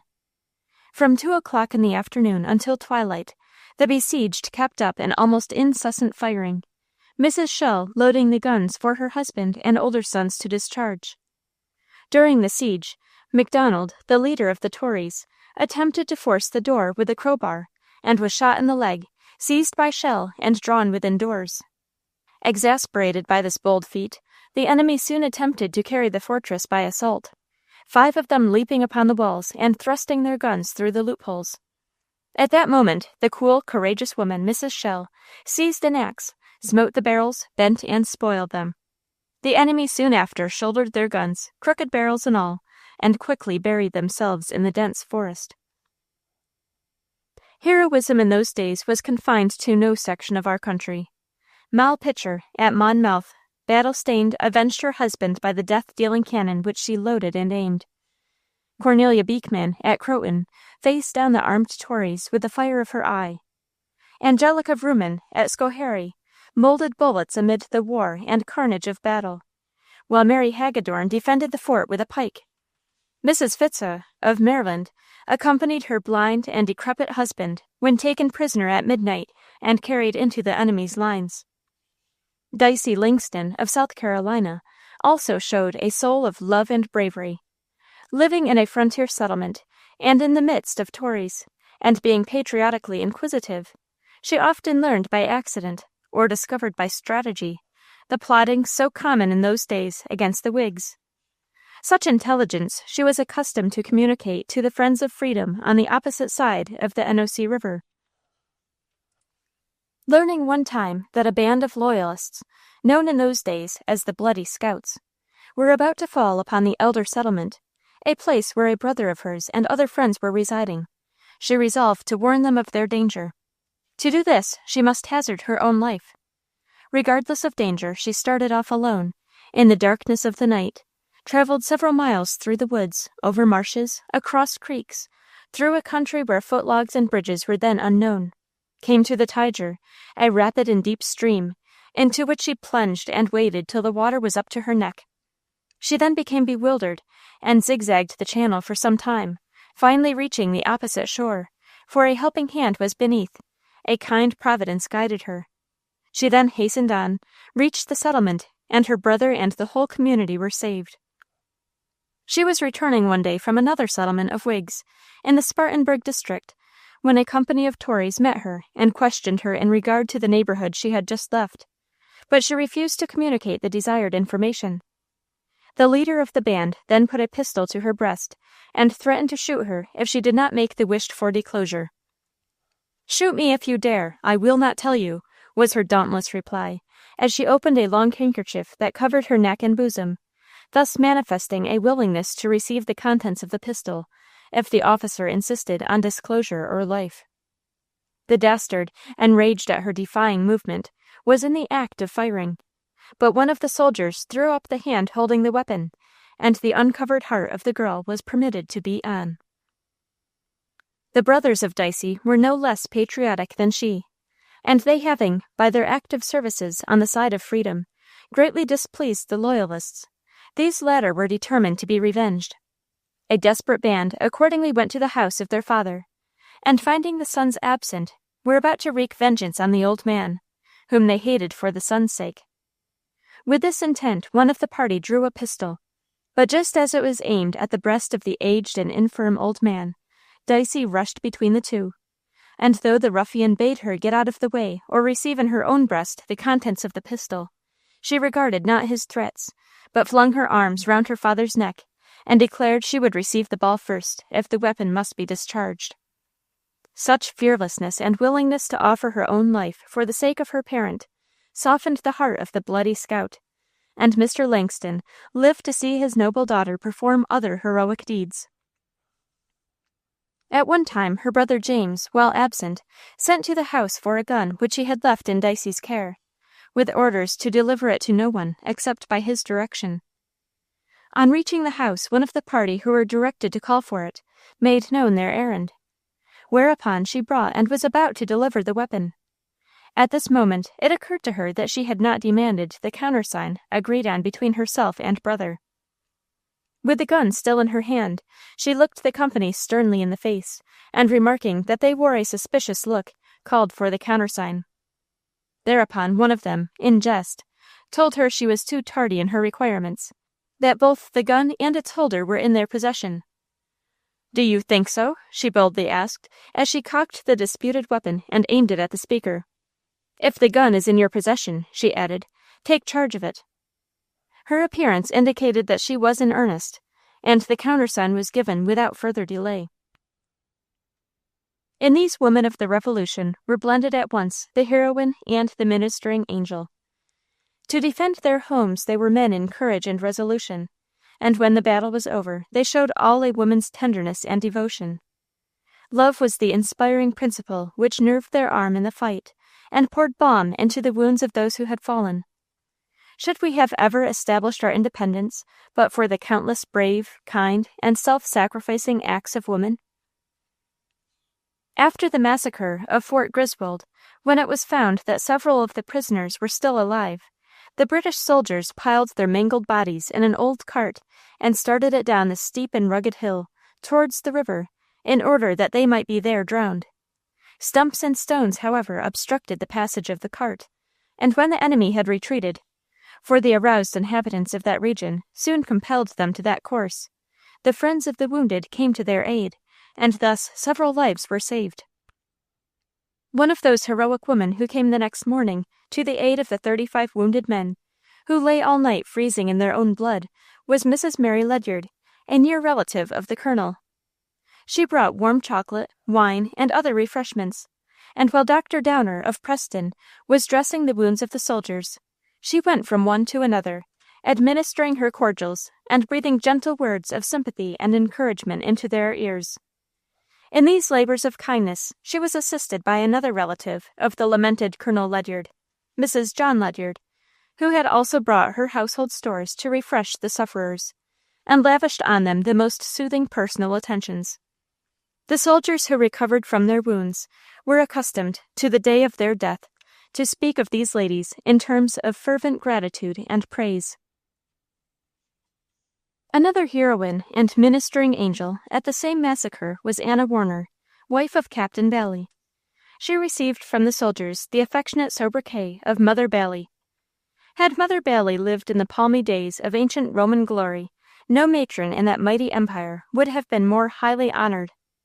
Hearing the British guns at the attack on Fort Griswold, she hurried to the scene of carnage, where she found her uncle, one of the brave defenders, mortally wounded. With his dying lips he prayed to see his wife and child once more. Hastening home, she caught and saddled a horse for the feeble mother, and taking the child in her arms, ran 3 miles, and held it to receive the kisses and blessing of its dying father. At a later period, flannel being needed to use for cartridges, she gave her own undergarment for that purpose. This patriotic surrender showed the noble spirit which always actuated Mother Bailey, and was an appropriation to her country of which she might justly be proud. The combination of manly daring and womanly kindness was admirably displayed in the deeds of a maiden, Miss Esther Gaston, and of a married lady, Mrs. Slocum, whose presence upon battlefields gave aid and comfort in several ways to the patriot cause. On the morning of July 30th, 1780, the former, hearing the firing, rode to the scene of conflict in company with her sister-in-law.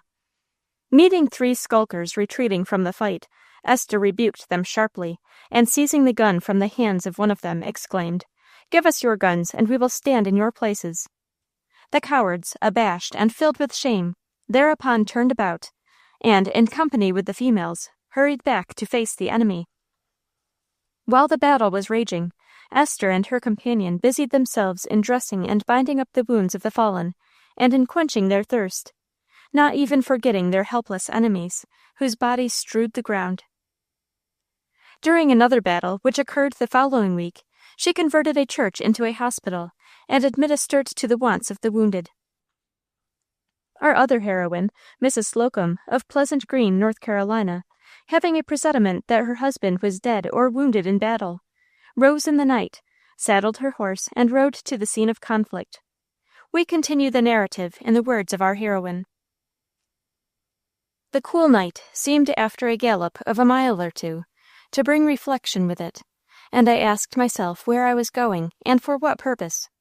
Again and again I was tempted to turn back, but I was soon 10 miles from home, and my mind became stronger every mile I rode that I should find my husband dead or dying. This was as firmly my presentiment and conviction as any fact of my life. When day broke, I was some 30 miles from home. I knew the general route our army expected to take, and had followed them without hesitation. About sunrise, I came upon a group of women and children, standing and sitting by the roadside, each one of them showing the same anxiety of mind which I felt. Stopping a few minutes, I inquired if the battle had been fought. They knew nothing, but were assembled on the roadside to catch intelligence. They thought Caswell had taken the right of the Wilmington road and gone toward the northwest, Cape Fear. Again I was skimming over the ground through a country thinly settled and very poor and swampy. But neither my own spirit nor my beautiful nags failed in the least. We followed the well-marked trail of the troops. The sun must have been well up, say 8 or 9 o'clock, when I heard a sound like thunder, which I knew must be a cannon. It was the first time I ever heard a cannon. I stopped still, when presently the cannon thundered again. The battle was then fighting. What a fool! My husband could not be dead last night, and the battle only fighting now. Still, as I am so near, I will go on and see how they come out. So away we went again, faster than ever, and soon I found, by the noise of the guns, that I was near the fight. Again I stopped. I could hear muskets, rifles, and shouting. I spoke to my horse, and dashed on in the direction of the firing and the shouts, which were louder than ever. The blind path I had been following brought me into the Wilmington road leading to Moore's Creek Bridge, a few 100 yards below the bridge. A few yards from the road, under a cluster of trees, were lying perhaps 20 men. They were wounded. I knew the spot, the very tree, and the position of the men I knew as if I had seen it 1,000 times. I had seen it all night. I saw all at once, but in an instant my whole soul centered in one spot, for there, wrapped in a bloody guard cloak, was my husband's body. How I passed the few yards from my saddle to the place I never knew. I remember uncovering his head and seeing a face crusted with gore from a dreadful wound across the temple. I put my hand on the bloody face. 'Twas warm, and an unknown voice begged for water. A small camp kettle was lying near, and a stream of water was close by. I brought it, poured some in his mouth, washed his face, and behold, it was not my husband, but Frank Cogdill. He soon revived and could speak. I was washing the wound in his head. Said he, "It is not that, it is the hole in my leg that is killing me." A puddle of blood was standing on the ground about his feet. I took the knife and cut away his trousers and stockings, and found the blood came from a shot hole through and through the fleshy part of his leg. I looked about, and could see nothing that looked as if it would do for dressing wounds, but some heart leaves. I gathered a handful, and bound them tight to the holes, and the bleeding stopped. I then went to others. I dressed the wounds of many a brave fellow who did good service long after that day.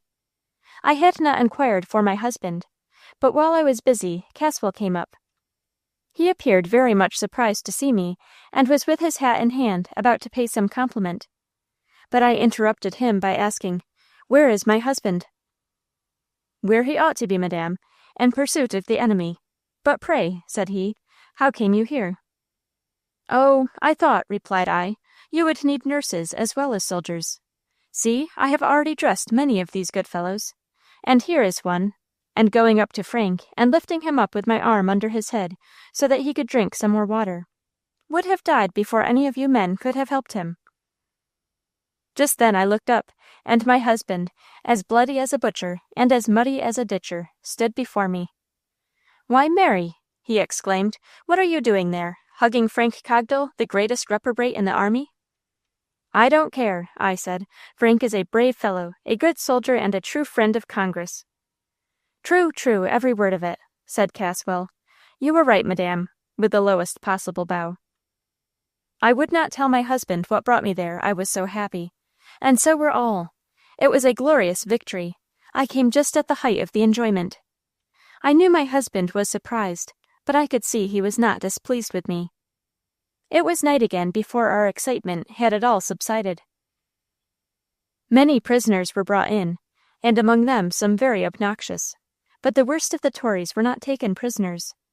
They were, for the most part, left in the woods and swamps wherever they were overtaken. I begged for some of the poor prisoners, and Caswell told me none should be hurt but such as had been guilty of murder and house-burning. In the middle of the night I again mounted my horse and started for home. Caswell and my husband wanted me to stay till next morning, and they would send a party with me. But no, I wanted to see my child, and I told them they could send no party who could keep up with me. What a happy ride I had back, and with what joy did I embrace my child as he ran to meet me. The winter at Valley Forge was the darkest season in the Revolutionary struggle. The American army were sheltered by miserable huts, through which the rain and sleet found their way upon the wretched cots where the Patriots slept. By day, the half-famished soldiers and tattered regimentals wandered through their camp, and the snow showed the bloody tracks of their shoeless feet. Mutinous mutterings disturbed the sleep of Washington, and one dark, cold day, the soldiers at dusk were on the point of open revolt. Nature could endure no more, and not from want of patriotism, but from want of food and clothes, the patriotic cause seemed likely to fail.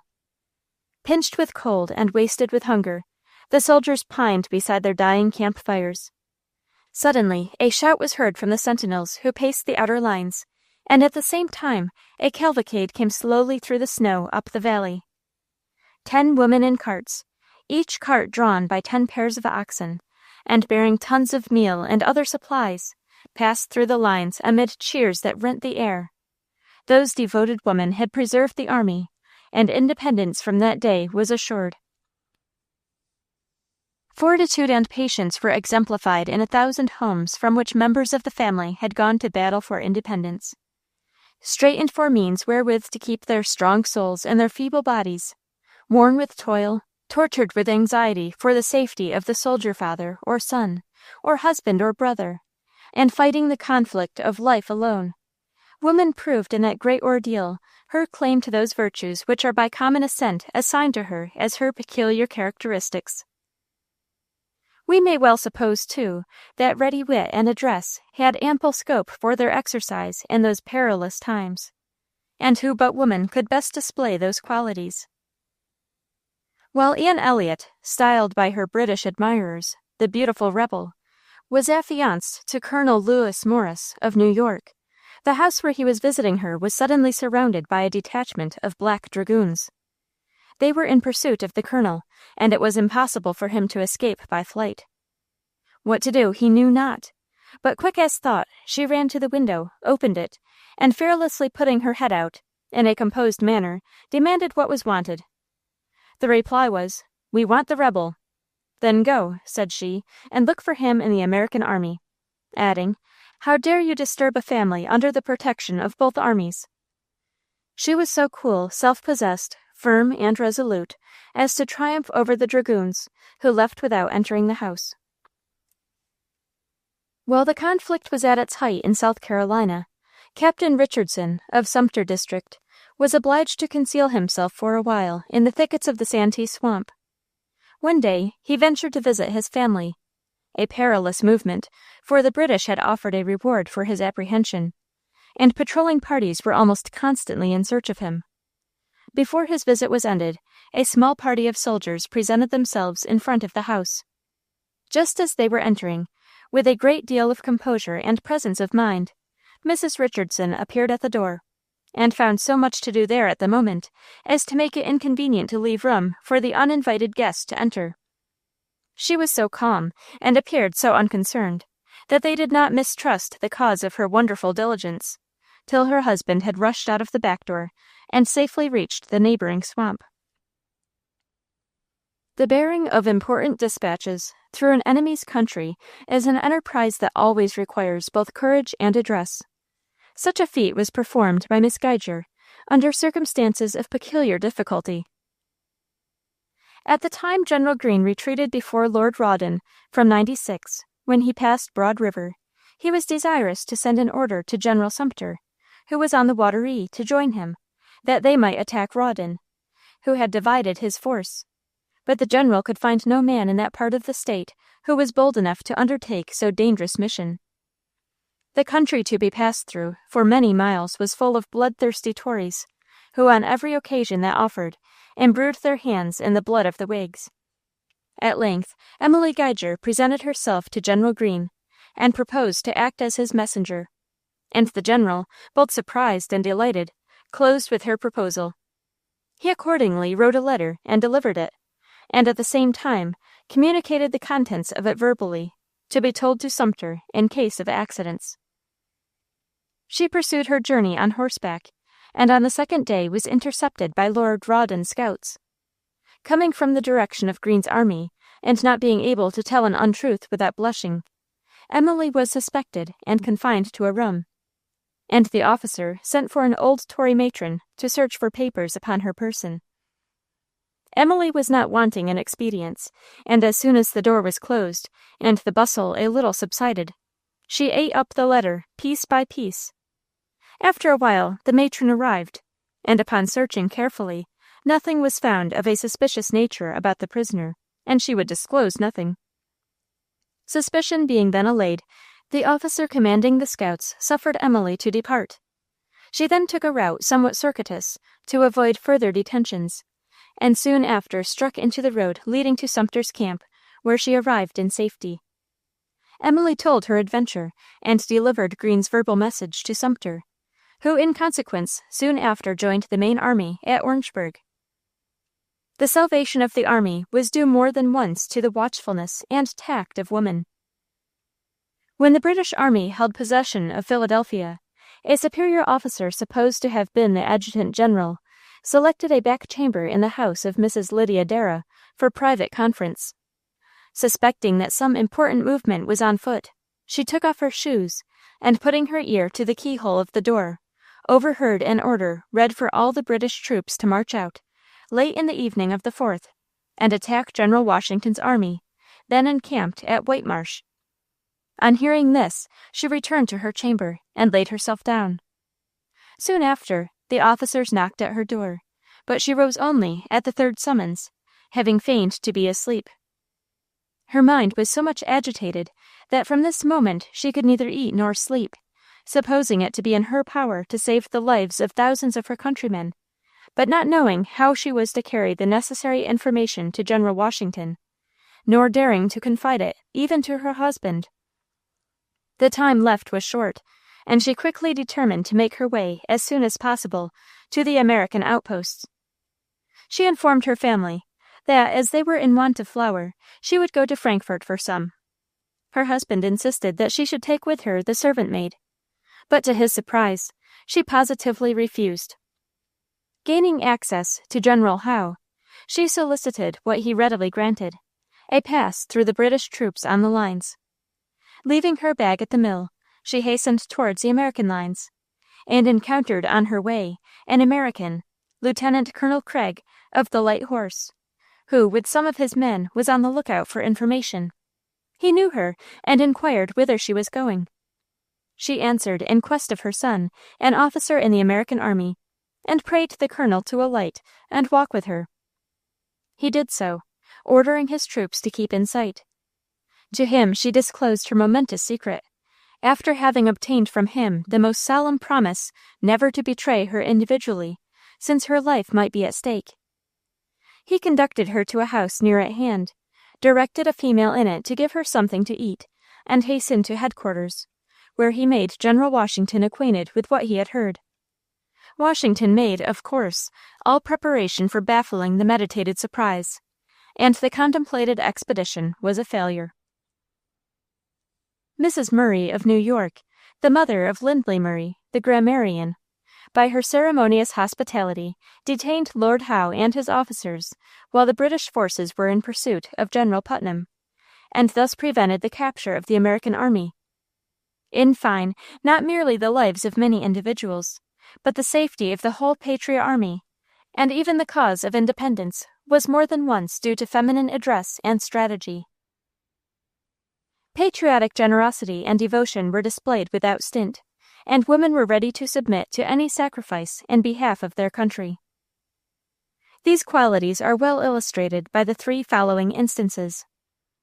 Mrs. William Smith, when informed that in order to dislodge the enemy then in possession of Fort St. George, Long Island, it would be necessary to burn or batter down her dwelling place, promptly told Major Tallmadge to proceed without hesitation in the work of destruction, if the good of the country demanded the sacrifice.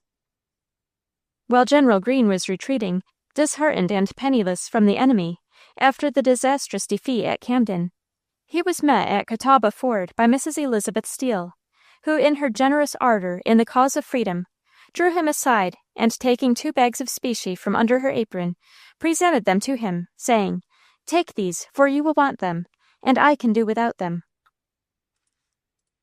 While Fort Mott, on the Congaree River, was in the hands of the British, in order to effect its surrender, it became necessary to burn a large mansion standing near the center of the trench. The house was the property of Mrs. Mott. Lieutenant Colonel Lee communicated to her the contemplated work of destruction with painful reluctance.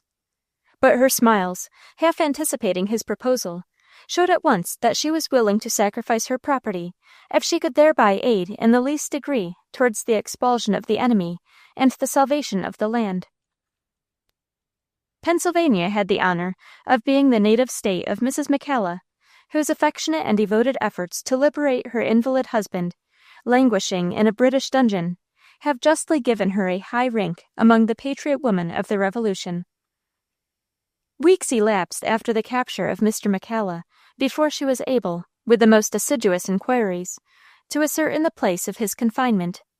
In the midst of her torturing anxiety and suspense, her children fell sick of smallpox. She nursed them alone and unaided, and as soon as they were out of danger, resumed her search for her husband. Mounting her horse, she succeeded in forcing her way to the headquarters of Lord Rawdon at Camden, and obtained reluctant permission to visit her husband for 10 minutes only in his wretched prison pen. Though almost overcome by the interview, she hastened home, having altogether ridden through the wilderness 100 miles in 24 hours. She proceeded immediately to prepare clothing and provisions for her husband and the other prisoners. Her preparations having been completed, she set out on her return to Camden, in company with one of her neighbors, Mrs. Mary Nixon. Each of the brave women drove before her a pack-horse, laden with clothes and provisions for the prisoners. These errands of mercy were repeated every month, often in company with other women who were engaged in similar missions, and sometimes alone. Meanwhile, she did not relax her efforts to effect the release of her husband. After many months, she succeeded in procuring an order for the discharge of her husband with 10 other prisoners, whose handcuffs and ankle chains were knocked off, and who left the prison in company with their heroic liberator. Examples are not wanting, in our revolutionary annals, of a stern and lofty spirit of self-sacrifice in behalf of country, that will vie with that displayed by the first Brutus. We are told by the orator of the Society of the Cincinnati that when the British officers presented to Mrs. Rebecca Edwards the mandate which arrested her sons as objects of retaliation, less sensitive of private affection than attached to her honor and the interest of her country, she stifled the tender feelings of the mother, and heroically bade them despise the threats of their enemies, and steadfastly persist to support the glorious cause in which they had engaged, that if the threatened sacrifice should follow, they would carry a parent's blessing, and the good opinion of every virtuous citizen with them, to the grave, But if from the frailty of human nature, of the possibility of which she would not suffer an idea to enter her mind, they were disposed to temporize and exchange this liberty for safety, they must forget her as a mother, nor subject her to the misery of ever beholding them again. As among the early Puritan settlers, so among the women of the Revolution, nothing was more remarkable than their belief in the efficacy of prayer. In the solitude of their homes, in the cool and silence of the forest, and in the presence of the foe, Christian women knelt down and prayed for peace, for victory, for rescue from danger, and for deliverance from the enemies which beset them. Can we doubt that the prayers of these noble patriot women were answered? Early in the Revolutionary War, the historian of the border relates that the inhabitants of the frontier of Burke County, North Carolina, being apprehensive of an attack by the Indians, it was determined to seek protection in a fort in a more densely populated neighborhood, in an interior settlement. A party of soldiers was sent to protect them on their retreat. The families assembled, the line of march was taken towards their place of destination, and they proceeded some miles unmolested, the soldiers forming a hollow square with the refugee families in the center. The Indians had watched these movements, and had laid a plan for the destruction of the migrating party. The road to be traveled lay through a dense forest in the fork of a river, where the Indians concealed themselves and waited till the travelers were in the desired spot. Suddenly the war whoop sounded in front and on either side. A large body of painted warriors rushed in, filling the gap by which the whites had entered, and an appalling crash of firearms followed. The soldiers, however, were prepared. Such as chanced to be near the trees darted behind them and began to ply the deadly rifle. The others prostrated themselves upon the earth among the tall grass and crawled to trees. The families screened themselves as best they could. The onset was long and furiously urged.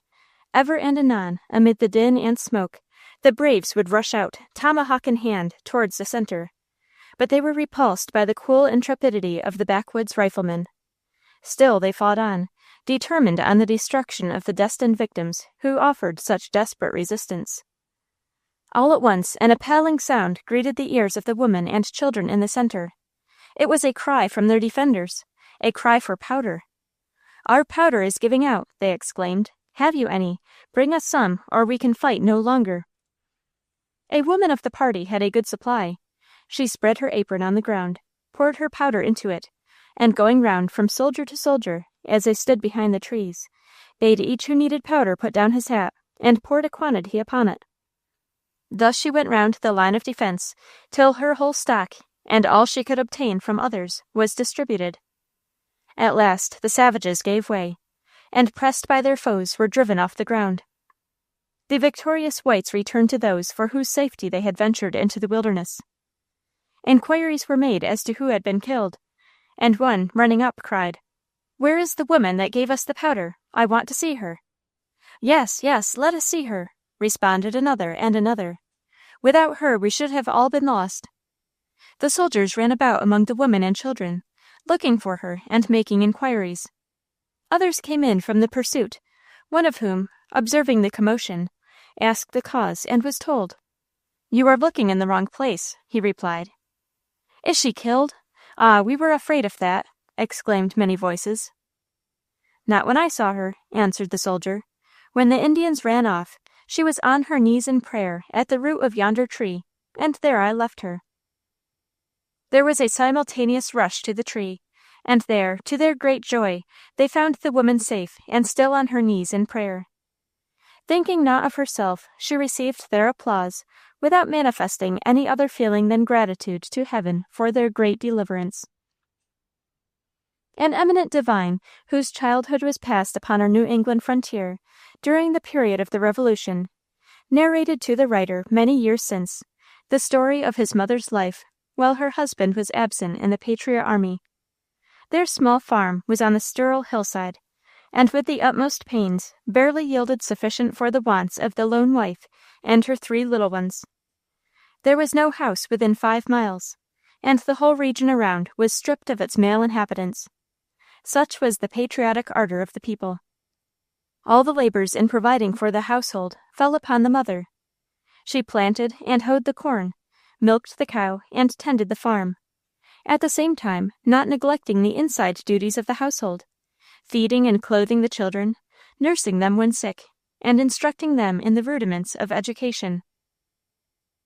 "I call to mind, though after the lapse of 80 years," said the venerable man, "the image of my mother as distinctly as of yesterday, and she moves before me as she did in my childhood's home among those bleak hills, cheerful and serene through all, though even with my young eyes I could see that a brooding sorrow rested upon her spirit. I remember the day when my father kissed my brothers and me, and told us to be good boys and help mother while he was gone. I remember, too, that look upon my mother's face as she watched him go down the road with his musket and knapsack.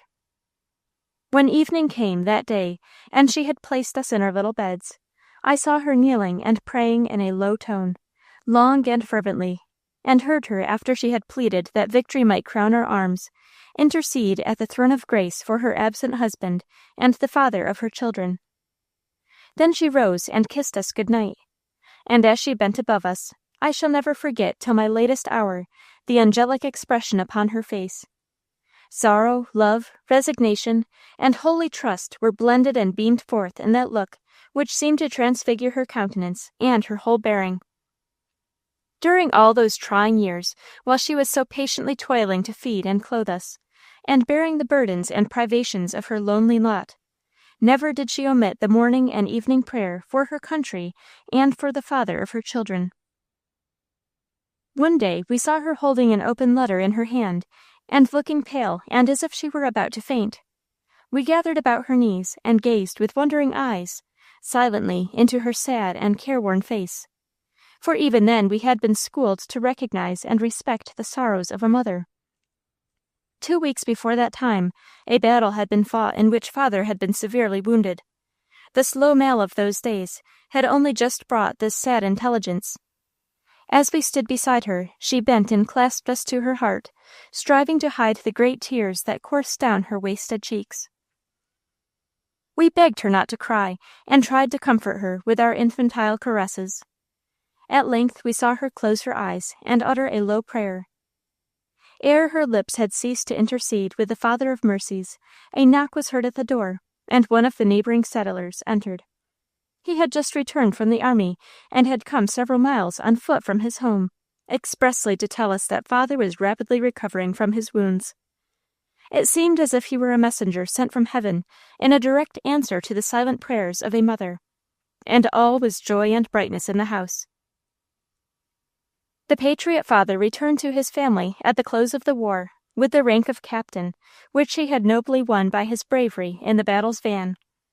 The sons grew up and became useful and honored citizens of a republic which their father had helped to make free, and ever during their lives they fondly cherished the memory of the mother who had taught them so many examples of brave self-denial and pious devotion. And still, as we scan the pages of Revolutionary history, or revive the oral evidence of family tradition, the names and deeds of these brave and good women fill the eye and multiply in the memory. Through the fires, the frosts, the rains, the suns of 100 years, they come back to us now, in the midst of our great national jubilee, vivid as with the life of yesterday. That era which they helped to make glorious is with the years that are beyond the flood. Another race shall be, and other palms are won. But never, while our nation or our language endures, shall the memory of those names and deeds pass away. In every succeeding year that registers the history of the Republic which they contributed to build, brighter and brighter shall grow the record of the patriot woman of the Revolution. Chapter 7. Moving West, Perils of the Journey. In regarding or in enjoying an end already accomplished by others, we are too apt to pass by the means through which that end was reached. America of today represents a grand result. We see that our land is great, rich, and powerful. We see that the flag waves from ocean to ocean, over a people furnished with all the appliances of civilization, and happy in their enjoyment. We are conscious that all this has come from the toils and the sufferings of many men and of many women who have lived and loved before us, and passed away, leaving behind them their country growing greater and richer, happier and more powerful, for what they have borne and done. But our view of the means by which that mighty end was reached are apt to be altogether too vague and general. While we are enjoying what others have worked to attain, let us not selfishly and forgetfully pass by the toils, the struggles, the firm endurance of those who went before us and accomplished this vast aggregate of results. Each stage in the process by which these results were wrought out had its peculiar trials, its special service. Looking back to that far-off past, and in the light of our own knowledge and conceptions, we find it almost impossible to decide which stage was encompassed with the deadliest dangers, the severest labors, the keenest sorrows, the largest list of discomforts. But certainly to woman, the breaking up of her Eastern home and the removal to the far West was not the least burdensome and trying. No characteristic of woman is more remarkable than the strength of her local associations and attachments. In making the home, she learns to love it, and this feeling seems to be often strongest when the surroundings are the bleakest, the rudest, and the most comfortless. The Highlander and the Switzer pine amid the luxuriant scenes of tropical life, when their thoughts revert to the smoky Shieling or to the rock-encompassed chalet of their far-off mountains. Such, too, doubtless, was the clinging fondness with which the women regarded their rude cabins on the frontier of the Atlantic States. They had toiled and fought to make these rude abodes the homes for those dearest to them. Here children, the firstborn of the Republic, had been nurtured. Here, too, were the graves of the first fathers and mothers of America. Humble and comfortless as those dwelling places would have seemed to the men and women of today, they were dear to the wives and mothers of colonial times. Comprehending as we may this feeling, and knowing the peculiar difficulties of long journeys in those days, into a wild and hostile country, we can understand why the westward march of emigration and settlement was so slow during the first 150 or 60 years of our history. New England had, it is true, been largely subjugated and reclaimed. A considerable body of emigrants, wedge-like, were driving slowly up through the Mohawk Valley towards Niagara. A weak, thin line was straggling with difficulty across the Alleghanies in Pennsylvania, towards the Ohio, and a more compact and confident battalion in Virginia was pushing into Kentucky. But how scattered and feeble that picket line compared to the army which was soon to follow it. For a season, and while the British were trying to force their yoke on the reluctant colonists, the westward movement had a check. The danger was in the rear. His old home in the east was threatened, and the pioneer turned about and faced the rising sun until the danger was past and he could pursue his journey. The close of the revolutionary struggle gave a new impulse to the westward march of the American people, which had been arrested for the time being by the War of Independence. The Patriot soldiers found themselves, upon the advent of peace, impoverished in fortune, but with high hopes and stout hearts they immediately set about repairing the ravages of the long war. Nurtured in the rugged school of danger and hardship, they had ceased to regard the West with dread. Curiosity, blended with the hope of bettering their condition, turned their faces to that fresh, unbounded, magnificent wilderness. Accustomed to camp life and seasons of exciting interest, the humdrum days at the old homestead became distasteful. The West was the hunter's paradise. The toil held beneath it the potency of harvests of extraordinary richness, and the soldier who had faced the disciplined battalions of Great Britain recked little of the prowling red man. During the Revolution, the women, left alone by their husbands and fathers, who were with the army, were more than ever thrown on their own resources. They tilled the farm, reared their swarthy and nimble broods of children, and sent the boys in blue and buff all they could spare from their slender store. During all this trying period, they were fitting themselves for that new life in the western wilds, which had been marked out for them by the hand of an overruling Providence. And yet, hard and lonely as the lives of these devoted women must have been in their eastern homes, and bright as their imaginations may have pictured the richness of the West, it must have given them many a pang when the husband and father told them that the whole family must be removed at once from their beloved homestead, which they or their fathers had redeemed from the wilderness after so many years of toil. We may imagine the resolution that was required to break up the old attachments which bind women to their homes and firesides. It must have required a heroic courage to do this for the purpose of seeking a new home, not only among strangers, but among wild beasts and savages.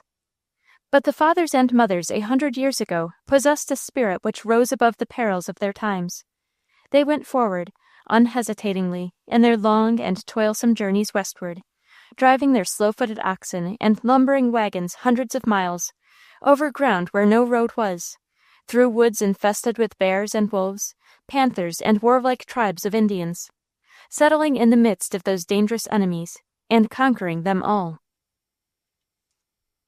The army of pioneers, like the skirmishers who had preceded them, moved forward in 3 columns. The northernmost passed through New York State. The middle column moved westward through Pennsylvania. The southernmost marched through Virginia. Within 10 years after the Treaty of Versailles, the 3 columns had met in Ohio and Kentucky, and spreading out over that beautiful region, were fighting with nature and savage men to subjugate both and bring them within the bounds of civilization.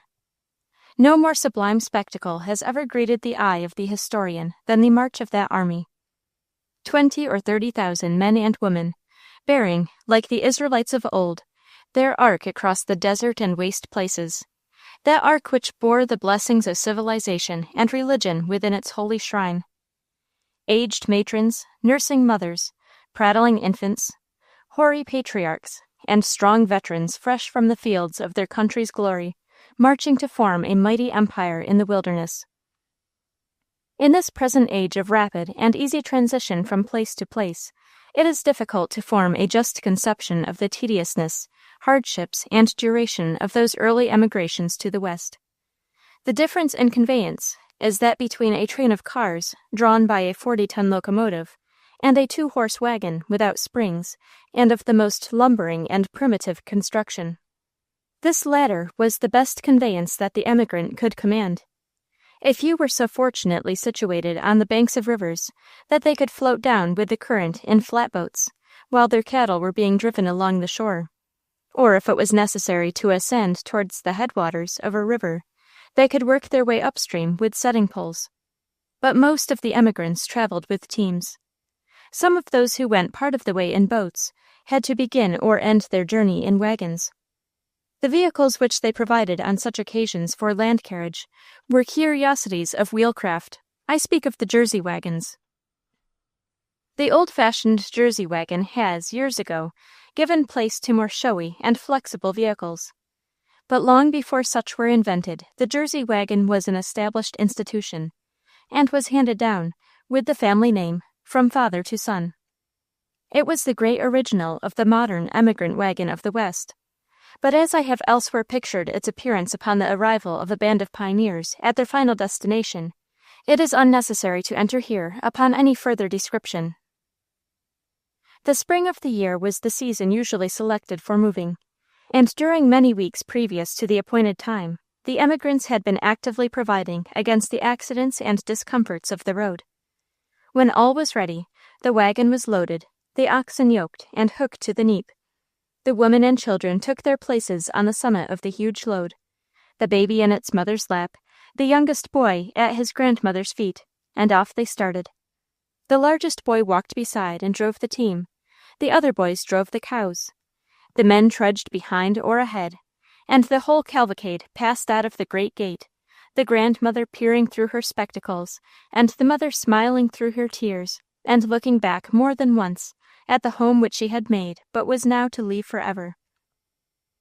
In this manner, the early emigrants went forward, driving their heavily laden wagon by day and sleeping at night by the camp. After they had passed the region of roads and bridges, they had to literally hew their way, cutting down bushes, prying their wagon out of bog holes, building bridges, or pulling themselves across streams on rafts. But in defiance of every obstacle, they pressed forward. Neither rivers nor mountains stayed the course of the emigrant. Guiding his course by the sun, and ever facing west, he went slowly on. When that luminary set, his parting rays lit the faces of the pioneer family, and when it rose, it threw their long shadows before them on the soft, spongy turf of the forest glades. Sweating through the undergrowth, climbing over fallen trees, sinking knee-deep in marshes, at noon they halted to take a rest in the shade of the primeval forest, beside a brook, and there eat their midday meal of fried pork and corn cakes, which the woman prepared. Then on again, till the shadows stretched far back toward their old homes. Sometimes a storm burst upon them, and the women and children huddled beneath the cart as the thunderbolts fell, shivering the huge trunks of the forest monarchs, and the lightning crimsoned the faces of the forlorn party with its glare. Then the heavens cleared, the sun came out, and the ox cart went rumbling and creaking onward. No doubt the first days of that weary tramp had in them something of pleasurable excitement.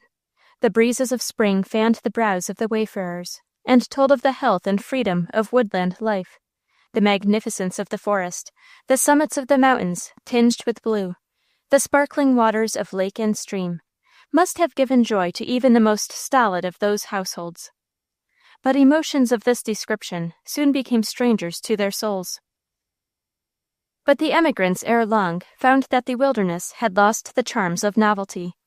Sights and sounds that were at first pleasing, and had lessened the sense of discomfort, soon ceased to attract attention.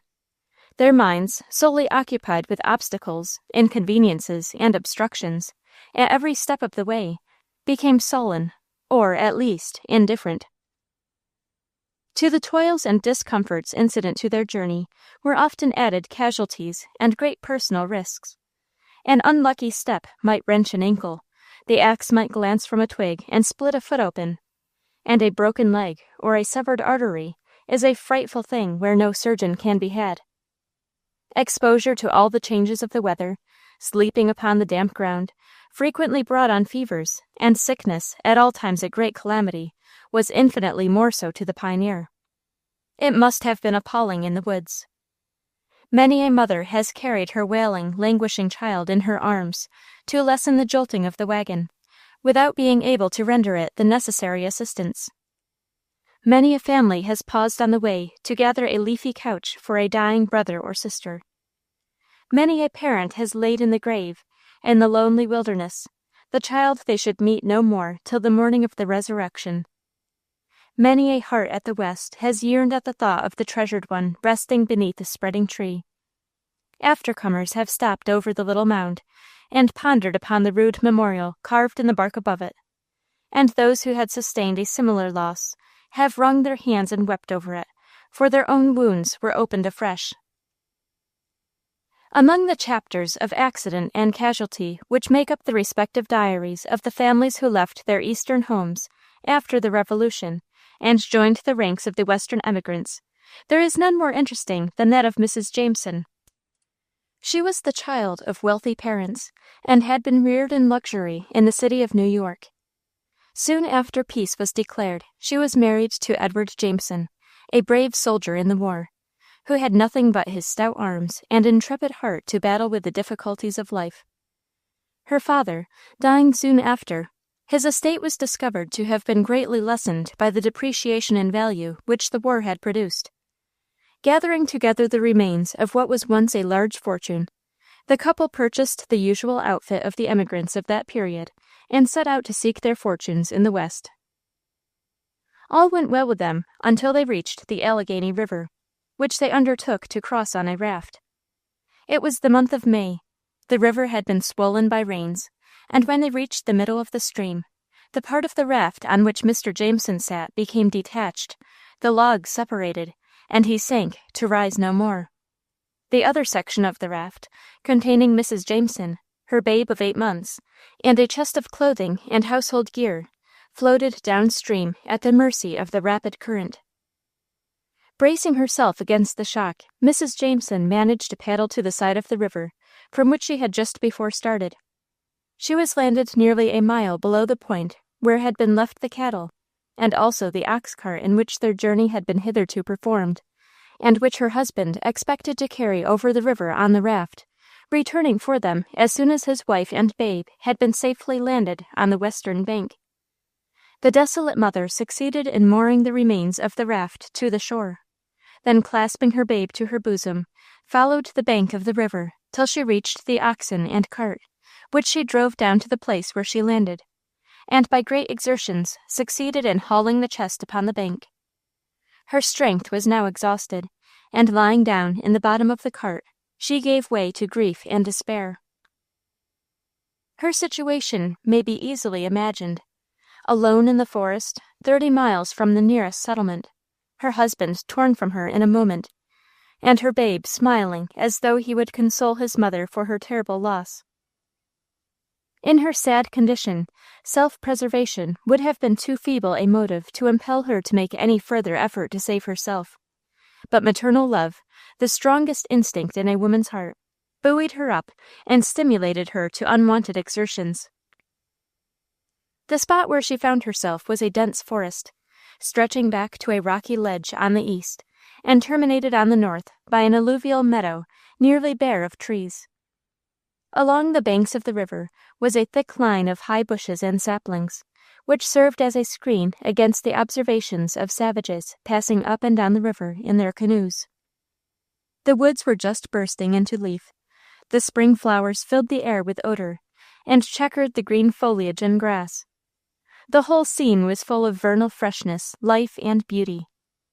The track which the Jamesons had followed was about midway between the northern and southern routes, generally pursued by emigrants, and it was quite unlikely that others would cross the river at that point.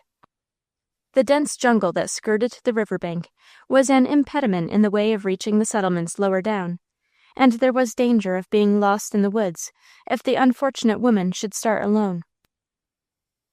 "On this spot," she said, "I must remain till someone comes to my help." The first 2 years of her married life had been spent on a farm in Westchester County, New York, where she had acquired some knowledge of farming and woodcraft by assisting her husband in his labors, or by accompanying him while hunting and fishing.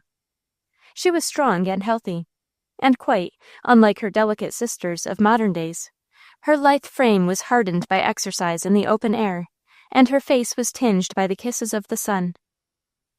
Slowly recovering from the terrible anguish of her loss, she cast about for a shelter and sustenance. The woods were swarming with game, both large and small, from the deer to the rabbit, and from the wild turkey to the quail. The brooks were alive with trout. The meadow was well suited for Indian corn, wheat, rye, or potatoes. The forest was full of trees of every description. To utilize all these raw materials was her study. A rude hut, built of boughs interlaced, and covered thickly with leaves and dry swamp grass, was her first work. This was her kitchen. The cart, which was covered with canvas, was her sleeping room. A shotgun, which she had learned the use of, enabled her to keep herself supplied with game. She examined her store of provisions, consisting of pork, flour, and Indian meal, and made an estimate that they would last 8 months, with prudent use. The oxen she tethered at first, but afterwards tied the horns to one of their forefeet and let them roam. The 2 cows having calved soon after, she kept them near at hand by making a pen for the calves, who by their bleating called their mothers from the pastures on the banks of the river. In the meadow she planted 1/2 an acre of corn and potatoes, which soon promised an amazing crop. Thus 2 months passed away. In her solitary and sad condition, she was cheered by the daily hope that white settlers would cross her track, or see her as they passed up and down the river. She often thought of trying to reach a settlement, but dreaded the dangers and difficulties of the way.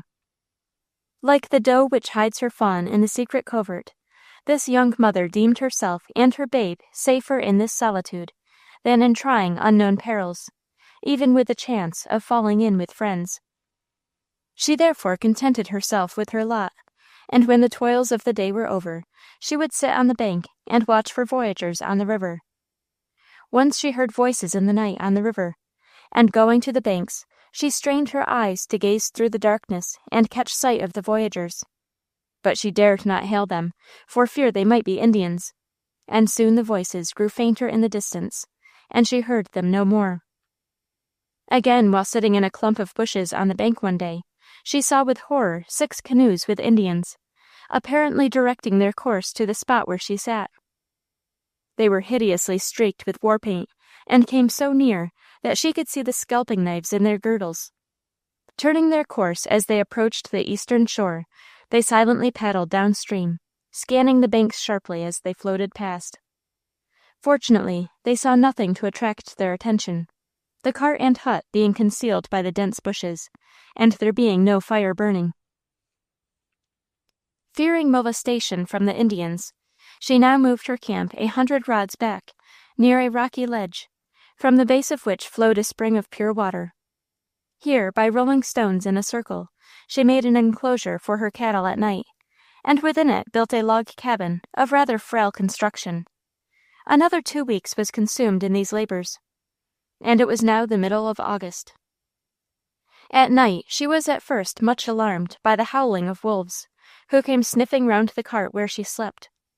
Once a large gray wolf put its paws upon the cart and poked its nose under the canvas covering, but a smart blow on the snout drove it yelping away. None of the cattle were attacked, owing to the bold front showed to these midnight intruders.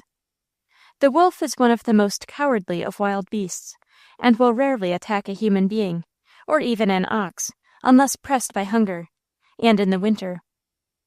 Often she caught glimpses of huge black bears in the swamps, while she was in pursuit of wild turkeys or other game. But these creatures never attacked her, and she gave them a wide berth.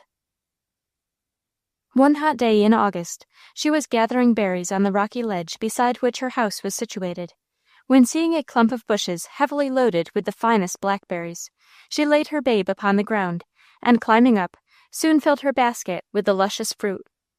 As she descended, she saw her babe sitting upright and gazing with fixed eyeballs at some object nearby, though what it was she could not clearly make out, on account of an intervening shrub. Hastening down, a sight met her eyes that froze her blood. An enormous rattlesnake was coiled within 3 feet of her child, and with its head erect and its forked tongue vibrating, its burning eyes were fixed upon those of the child, which sat motionless as a statue, apparently fascinated by the deadly gaze of the serpent. Seizing a stick of dry wood, she dealt the reptile a blow, but the stick being decayed and brittle, inflicted little injury on the serpent, and only caused it to turn itself towards Mrs. Jameson, and fix its keen and beautiful but malignant eyes steadily upon her. The witchery of the serpent's eyes so irresistibly rooted her to the ground, that for a moment she did not wish to remove from her formidable opponent. The huge reptile gradually and slowly uncoiled its body, all the while steadily keeping its eye fixed on its intended victim. Mrs. Jameson could only cry, being unable to move. "O God, preserve me! Save me, Heavenly Father!" The child, after the snake's charm was broken, crept to her mother, and buried its little head in her lap. We continue the story in Mrs. Jameson's own words. The snake now began to writhe its body down a fissure in the rock, keeping its head elevated more than a foot from the ground. Its rattle made very little noise. It every moment darted out its forked tongue, its eyes became reddish and inflamed, and it moved rather quicker than at first. It was now within 2 yards of me. By some means I had dissipated the charm, and roused by a sense of my awful danger, determined to stand on the defensive. To run away from it, I knew would be impracticable, as the snake would instantly dart its whole body after me. I therefore resolutely stood up, and put a strong glove on my right hand, which I happened to have with me. I stretched out my arm. The snake approached slowly and cautiously towards me, darting out its tongue still more frequently. I could now only recommend myself fervently to the protection of Heaven. The snake, when about a yard distant, made a violent spring. I quickly caught it in my right hand, directly under its head. It lashed its body on the ground, at the same time rattling loudly. I watched for an opportunity, and suddenly holding the animal's head, while for a moment it drew in its forked tongue, with my left hand I, by a violent contraction of all the muscles in my hand, contrived to close up effectually its jaws. Much was now done, but much more was to be done. I had avoided much danger, but I was still in very perilous circumstances. If I moved my right hand from its neck for a moment, the snake, by avoiding suffocation, could easily muster sufficient power to force its head out of my hand, and if I withdrew my hand from its jaws, I should be fatally in the power of its most dreaded fangs. I retained, therefore, my hold with both my hands. I drew its body between my feet, in order to aid the compression and hasten suffocation. Suddenly the snake, which had remained quiescent for a few moments, brought up its tail, hit me violently on the head, and then darted its body several times very tightly around my waist. Now was the very acme of my danger. Thinking, therefore, that I had sufficient power over its body, I removed my right hand from its neck, and in an instant drew my hunting knife. The snake, writhing furiously again, darted at me, but striking its body with the edge of the knife, I made a deep cut, and before it could recover its coil, I caught it again by the neck, bending its head on my knee, and again recommending myself fervently to heaven. I cut its head from its body, throwing the head to a great distance. The blood spouted violently in my face. The snake compressed its body still tighter, and I thought I should be suffocated on the spot, and laid myself down. The snake again rattled its tail, and lashed my feet with it. Gradually, however, the creature relaxed its hold. Its coils fell slack around me, and untwisting it and throwing it from me as far as I was able, I sank down and swooned upon the bank. When consciousness returned, the scene appeared like a terrible dream, till I saw the dead body of my reptile foe, and my babe crying violently and nestling in my bosom. The ledge near which my cabin was built was infested with rattlesnakes, and the one I had slain seemed to be the patriarch of a numerous family. From that day I vowed vengeance against the whole tribe of reptiles. These creatures were in the habit of coming down to the spring to drink, and I sometimes killed 4 or 5 in a day. Before the summer was over, I made an end of the whole family. In September, 2 households of emigrants floating down the river on a flatboat caught sight of Mrs. Jameson as she made a signal to them from the bank, and coming to land were pleased with the country, and were persuaded to settle there. The little community was now swelled to 15, including 4 women and 6 children. The colony throve, received accessions from the East, and surviving all casualties, grew at last into a populous town. Mrs. Jameson was married again to a stalwart backwoodsman, and became the mother of a large family. She was always known as the mother of the Allegheny settlement. Not a few of the pioneer women penetrated the West by means of boats. The lakes and the river Ohio were the watercourses by which the advance guard of the army of emigrants was enabled to reach the fertile regions adjacent thereto. This mode of travel, while free from many of the hindrances and hardships of the land routes, was subject to other casualties and dangers. Storms on the lakes, and snags and shoals on the rivers, often made the pioneers regret that they had left the forests for the waters. The banks of the rivers were infested with savages, who slaughtered and scalped the men, and carried the women and children into a captivity which was worse than death. The early annals of the West are full of the sad stories of such captivities, and of the women who took part in these terrible scenes. The following instances will be interesting to the reader. In the latter part of April 1784, one Mr. Rowan, with his own and 5 other families, set out from Louisville in 2 flat-bottomed boats for the Long Falls of Green River.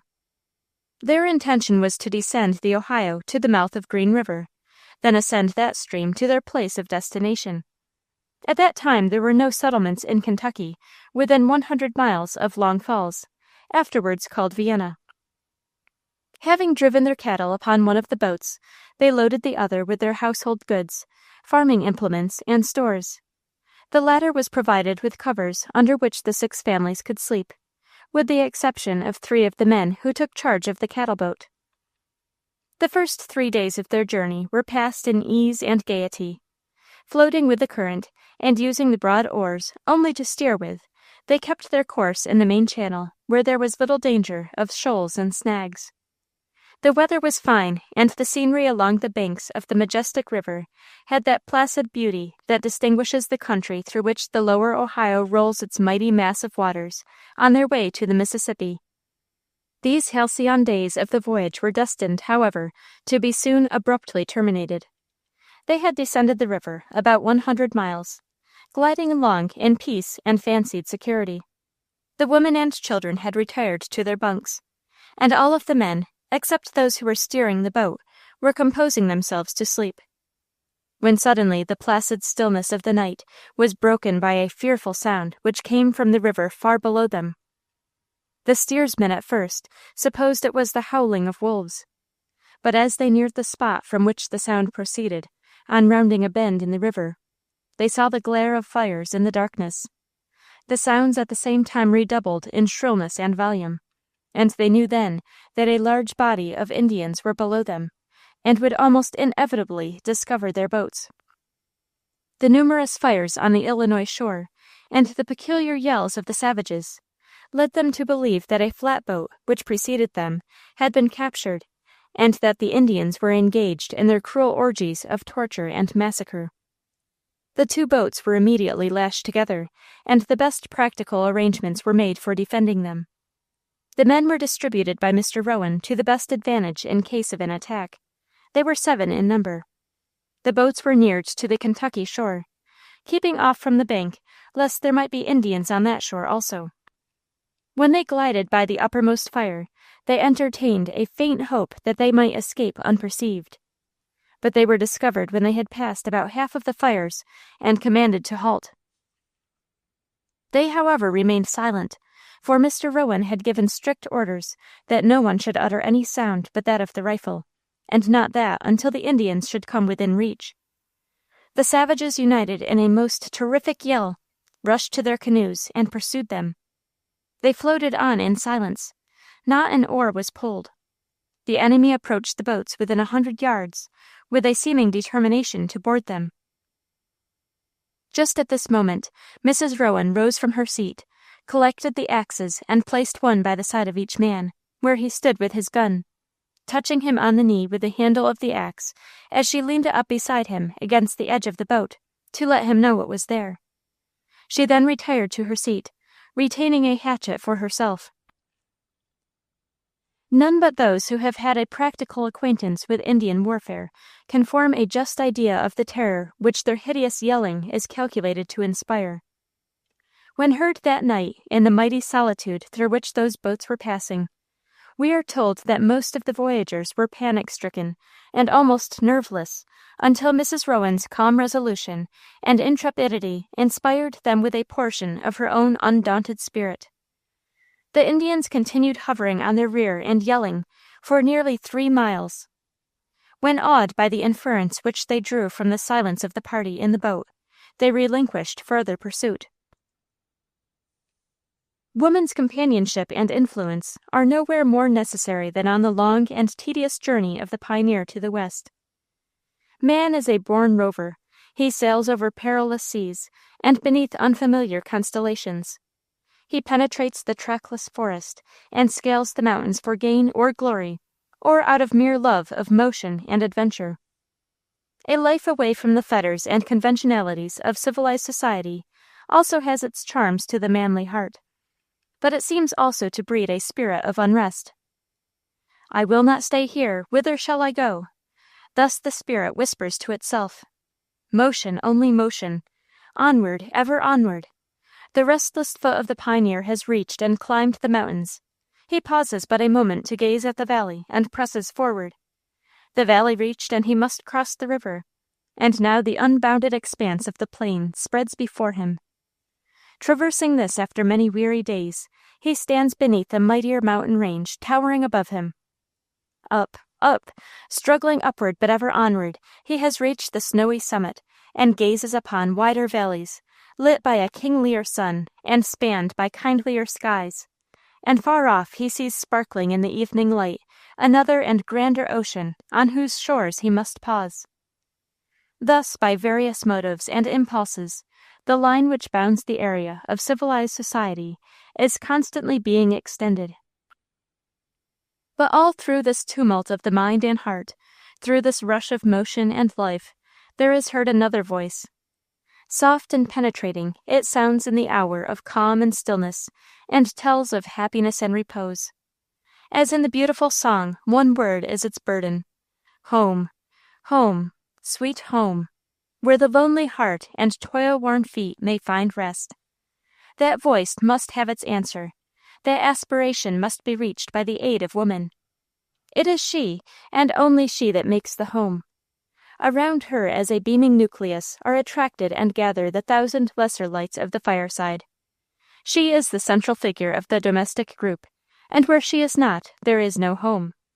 Man may explore a continent, subjugate nature, and conquer savage races, but no permanent settlement can be made, or any new empire formed, without the alliance of woman.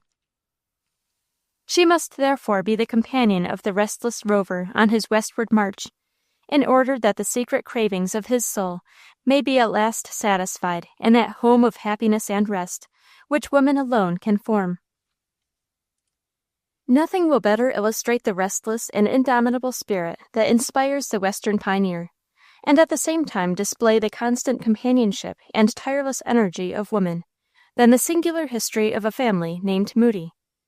The emigrant ancestors of this family lived and died in eastern Massachusetts, where, after arriving from England in 1634, they first settled. In 1675, two of the daughters were living west of the Connecticut River. A granddaughter of the emigrant was settled near the New York boundary line in 1720. Her daughter, marrying a Dutch farmer of Schoharie, made her home in the valley of the Mohawk during the French and Indian Wars and the Revolution. In 1783, although an aged woman, she moved with her husband and family to Ohio, where she soon after died, leaving a daughter who married a Moody, a faraway cousin, and moved first into Indiana and finally into Illinois, where she and her husband died, leaving a son, J. G. Moody, who inherited the enterprising spirit of his predecessors, and marrying a female relative, who inherited the family name and spirit, before he was of age, resumed the family march towards the Pacific. The first place where the family halted was in the territory of Iowa. Here they lived for 10 years, tilling a noble farm on the Des Moines River. They then sold their house and land, and pushed 100 miles further westward. Here again new toils and triumphs awaited them. With the handsome sum derived from the sale of their farm on the Des Moines, they were enabled to purchase an extensive domain of both prairie and woodland. In 10 years they had a model farm, and the story of their successful labors attracted other settlers to their neighborhood. A large price tempted them, and again they disposed of their farm. We have traced genealogically the successive stages in the history of this pioneer family for the purpose of noting not merely the cheerfulness with which so many generations of daughters accompanied their husbands on their westward march, but the energy which they displayed in making so many homes in the waste places, and preparing the way for the less bold and adventurous class of settlers who follow where the pioneer leads. The family, after disposing of their second Iowa farm, immediately took up their line of march for Nebraska, where they bought and cultivated a large tract of land on one of the tributaries of the Platte. In due time, the current of emigration struck them. A favorable offer for their house and cattle ranch was speedily embraced, and again they took up their line of march, which extended this time into the heart of the Rocky Mountains, in Colorado, of which state they were among the earliest settlers. Here Mr. Moody died, but his widow, with her large family, successfully maintained her cattle and sheep ranch till a rich gold mine was discovered upon her land. A sale was soon effected of both the mine and the ranch. In 2 weeks after, the whole family, mother, sons, and daughters, were en route to California, where their long wanderings terminated. There they are now living and enjoying the rich fruits of their energy and enterprise, proving for once the falsity of the proverb that a rolling stone gathers no moss. The women of this family are types of a class: soldiers, scouts, laborers, nurses in the Grand Army, whose mission it is to reclaim the waste places and conquer uncivilized man. If they fight, it is only for peace and safety. If they destroy, it is only to rebuild nobler structures in the interest of civilization. If they toil and bleed and suffer, it is only that they may rest on their arms, at last, surrounded by honorable and useful trophies, and look forward to ages of homecoming which have been secured for their posterity. Chapter 8. Homestead Life in the Backwoods and on the Prairie. The first stage in pioneer life is nomadic, a half-score of men, women, and children faring on day after day, living in the open air, and camping at night beside a spring or brook, under the canopy of the forest. It is only when they reach their place of destination that the germ of a community fixes itself to the soil, and rises obedient to those laws of social and civil order which distinguish the European colonist from the Asiatic nomad. The experiences of camp life form the initial steps to the thorough backwoods education which a woman must at length acquire, to fit her for the duties and trials incident to all remote settlements.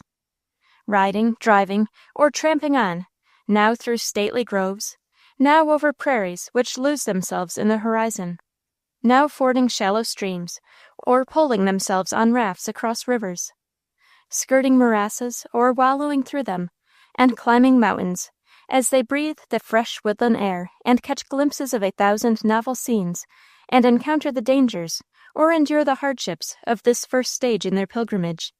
They learn those first hard lessons which stand them in such good stead when they have settled in their permanent abodes in the heart of the wilderness, which it is the work of the pioneer to subdue.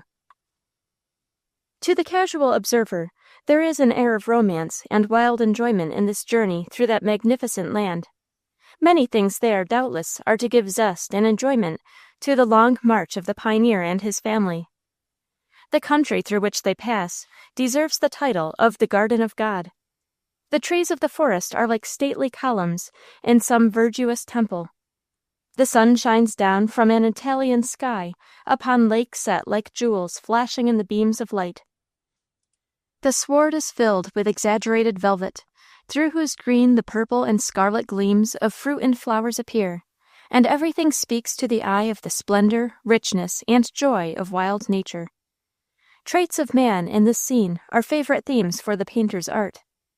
The fire burning under the spreading oak or chestnut, the horses or oxen or mules picketed in the vista, Indian wigwams and squaws with children watching curiously, the pioneer household sitting by their fire and eating their evening meal.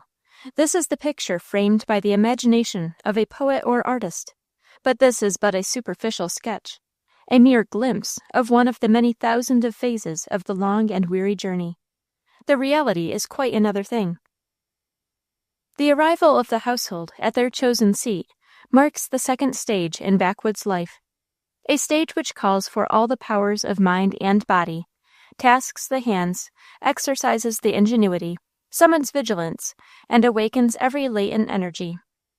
Woman steps at once into a new sphere of action, and hand in hand, shoulder to shoulder, with her stronger but not more resolute companion, enters on that career which looks to the formation of communities and states. It is the household which constitutes the primal atom, the aggregation whereof makes the village, town, or city. The state itself rests upon the household finally, and the household is what the faithful mother makes it. The toilsome march at length ended, we see the great wagon, with its load of household utensils and farming implements, bedsteads walling up the sides, a wash-tub turned up to serve as a seat for the driver, a broom and hoe handle sticking out behind, with the handles of a plow, pots and kettles dangling below, bundles of beds and bedding, and throning children of all the smaller sizes, stopping at last for good, and the whole cortez of men, women, and boys, cattle, horses, and hogs, resting after their mighty tramp. Shelter and food are the first wants of the settler. The log cabin rises to supply the one, the axe, the plow, the spade, the hoe prepare the other. The woman not seldom joined in the work of felling trees and trimming logs to be used in erecting the cabins. Those who have never witnessed the erection of log cabins would be surprised to behold the simplicity of their mechanism and the rapidity with which they are put together. The axe and the auger are often the only tools used in their construction, but usually the drawing knife, the broadaxe, and the crosscut saw are added. The architecture of the body of the house is sufficiently obvious, but it is curious to notice the ingenuity with which the wooden fireplace and chimney are protected from the action of the fire by a lining of clay, to see a smooth floor formed from the plain surface of hewed logs, and a door made of boards split from the log, hastily smoothed with the drawing knife, united firmly together with wooden pins, hung upon wooden hinges, and fastened with a wooden latch.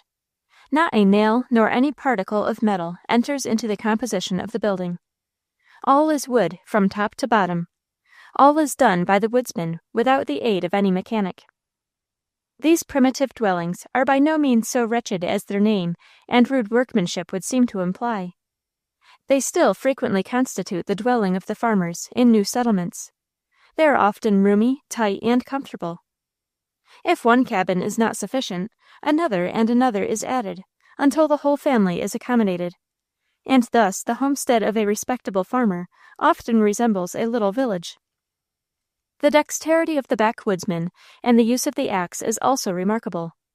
Yet it ceases to be so regarded when we reflect on the variety of uses to which this implement is applied, and that, in fact, it enters into almost all the occupations of the pioneer, in clearing land, building houses, making fences, providing fuel. The axe is used in tilling his fields. The farmer is continually obliged to cut away the trees that have fallen in his enclosure, and the roots that impede his plow. The path of the surveyor is cleared by the axe, and his lines and corners marked by this instrument. Roads are opened and bridges made by the axe. The first courthouses and jails are fashioned of logs with the same tool. In labor or hunting, in traveling by land or water, the axe is ever the companion of the backwoodsman. Most of these cabins were fortresses in themselves, and were capable of being defended by a family for several days. The thickness of the walls and numerous loopholes were sometimes supplemented by a clay covering upon the roof, so as to resist the fiery arrows of the savages. Sometimes places of concealment were provided for the women and children beneath the floor, with a closely fitting trapdoor leading to it. Such a place of refuge was provided by Mrs. Graves, a widow who lost her husband in Braddock's retreat.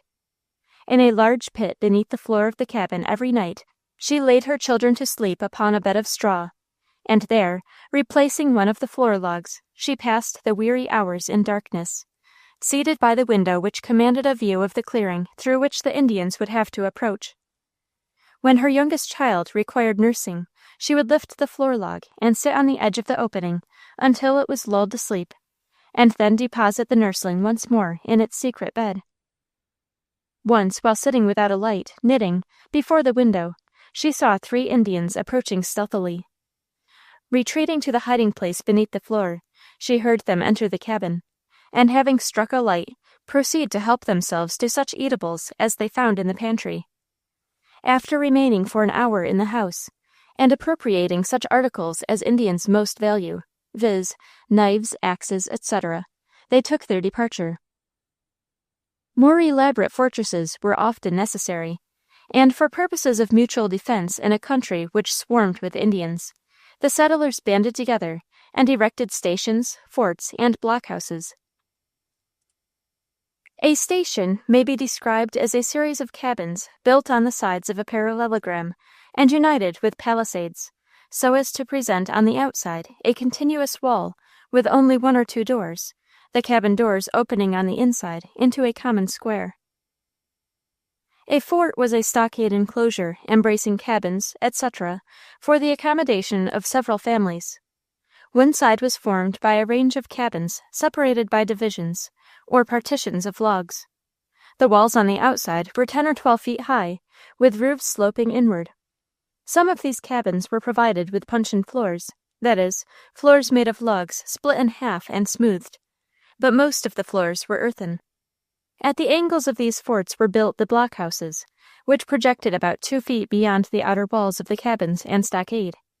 These upper stories were about 18 feet, or 2 inches every way larger than the under one, leaving an opening at the commencement of the second story to prevent the enemy from making a lodgment under the walls.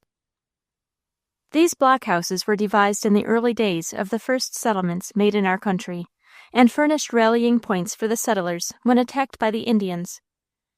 On the western frontier, they were enlarged and improved to meet the military exigencies arising in a country which swarmed with savages. In some forts, instead of blockhouses, the angles were furnished with bastions. A large folding gate, made of thick slabs nearest the spring, closed the forts. The stockade, bastion, cabin, and blockhouse walls were furnished with portholes at proper heights and distances. The whole of the outside was made completely bullet-proof. The families belonging to these forts were so attached to their own cabins on their farms that they seldom moved into the forts in the spring until compelled by some alarm, that is, when it was announced by some murder that Indians were in the settlement.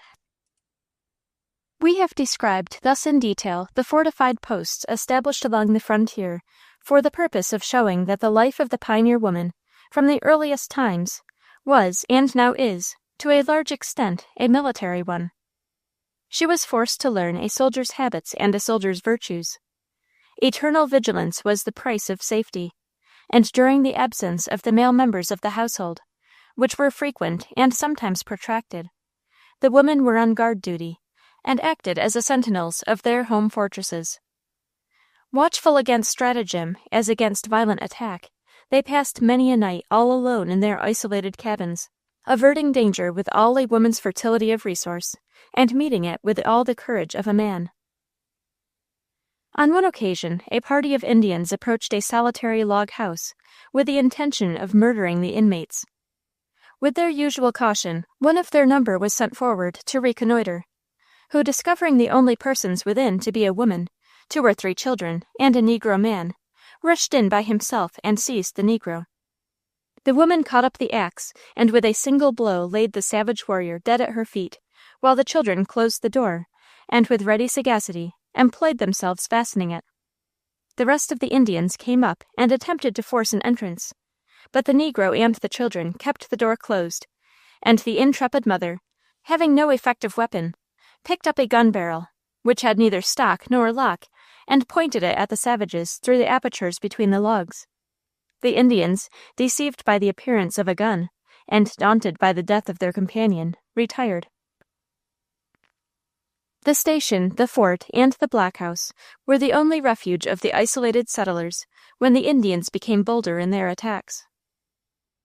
When the report of the 4-pounder, or the ringing of the fort bell, or a volley of musketry sounded the alarm, the women and children hurried to the fortification.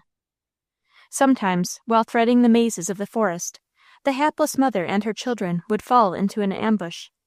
Springing from their cover, the prowling savages would ply their tomahawks and scalping knives amid the shrieks of their helpless victims, or bear them away into a captivity more cruel than death.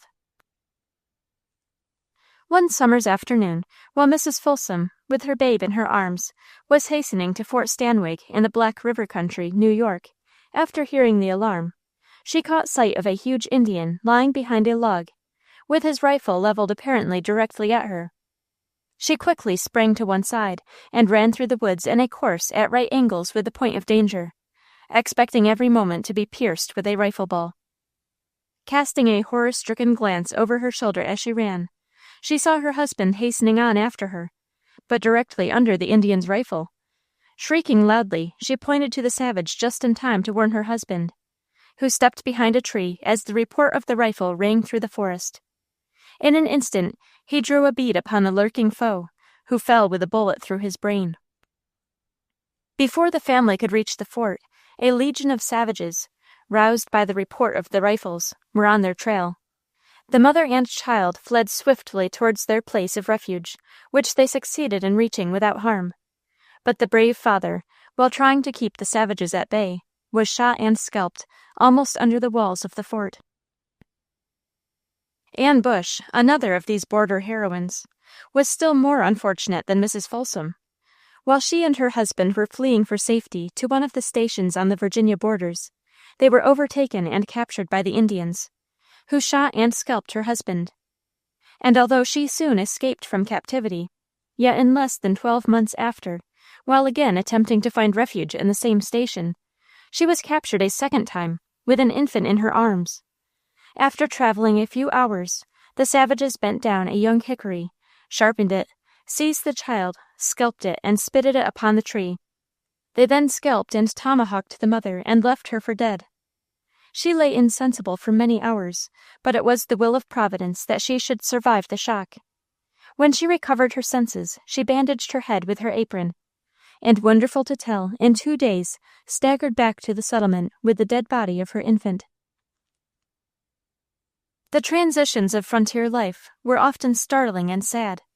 From a wedding to a funeral, from a merrymaking to a massacre, were frequent vicissitudes. One of these shiftings of the scene is described by an actor and eyewitness as follows. Father had gone away the day before, and mother and the children were alone. About 9 o'clock at night, we saw 2 Indians approaching. Mother immediately threw a bucket of water on the fire to prevent them from seeing us, made us lie on the floor, bolted and barred the door, and posted herself there with an axe and rifle. We never knew why they desisted from an attack, or how father escaped.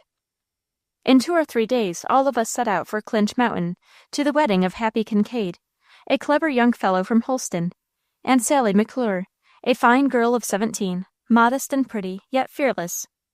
We knew the Shawnees were about, that our fort and household effects must be left unguarded, and might be destroyed, that we incurred the risk of a fight or an ambuscade, a capture and even death on the route. But in those days, and in that wild country, folks did not calculate consequences closely, and the temptation to a frolic, a wedding, a feast, and a dance till daylight, and often for several days together, was not to be resisted. Off we went. Instead of the bridal party, the well-spread table, the ringing laughter, and the sounding feet of buxom dancers, we found a pile of ashes and 6 or 7 ghastly corpses tomahawked and scalped.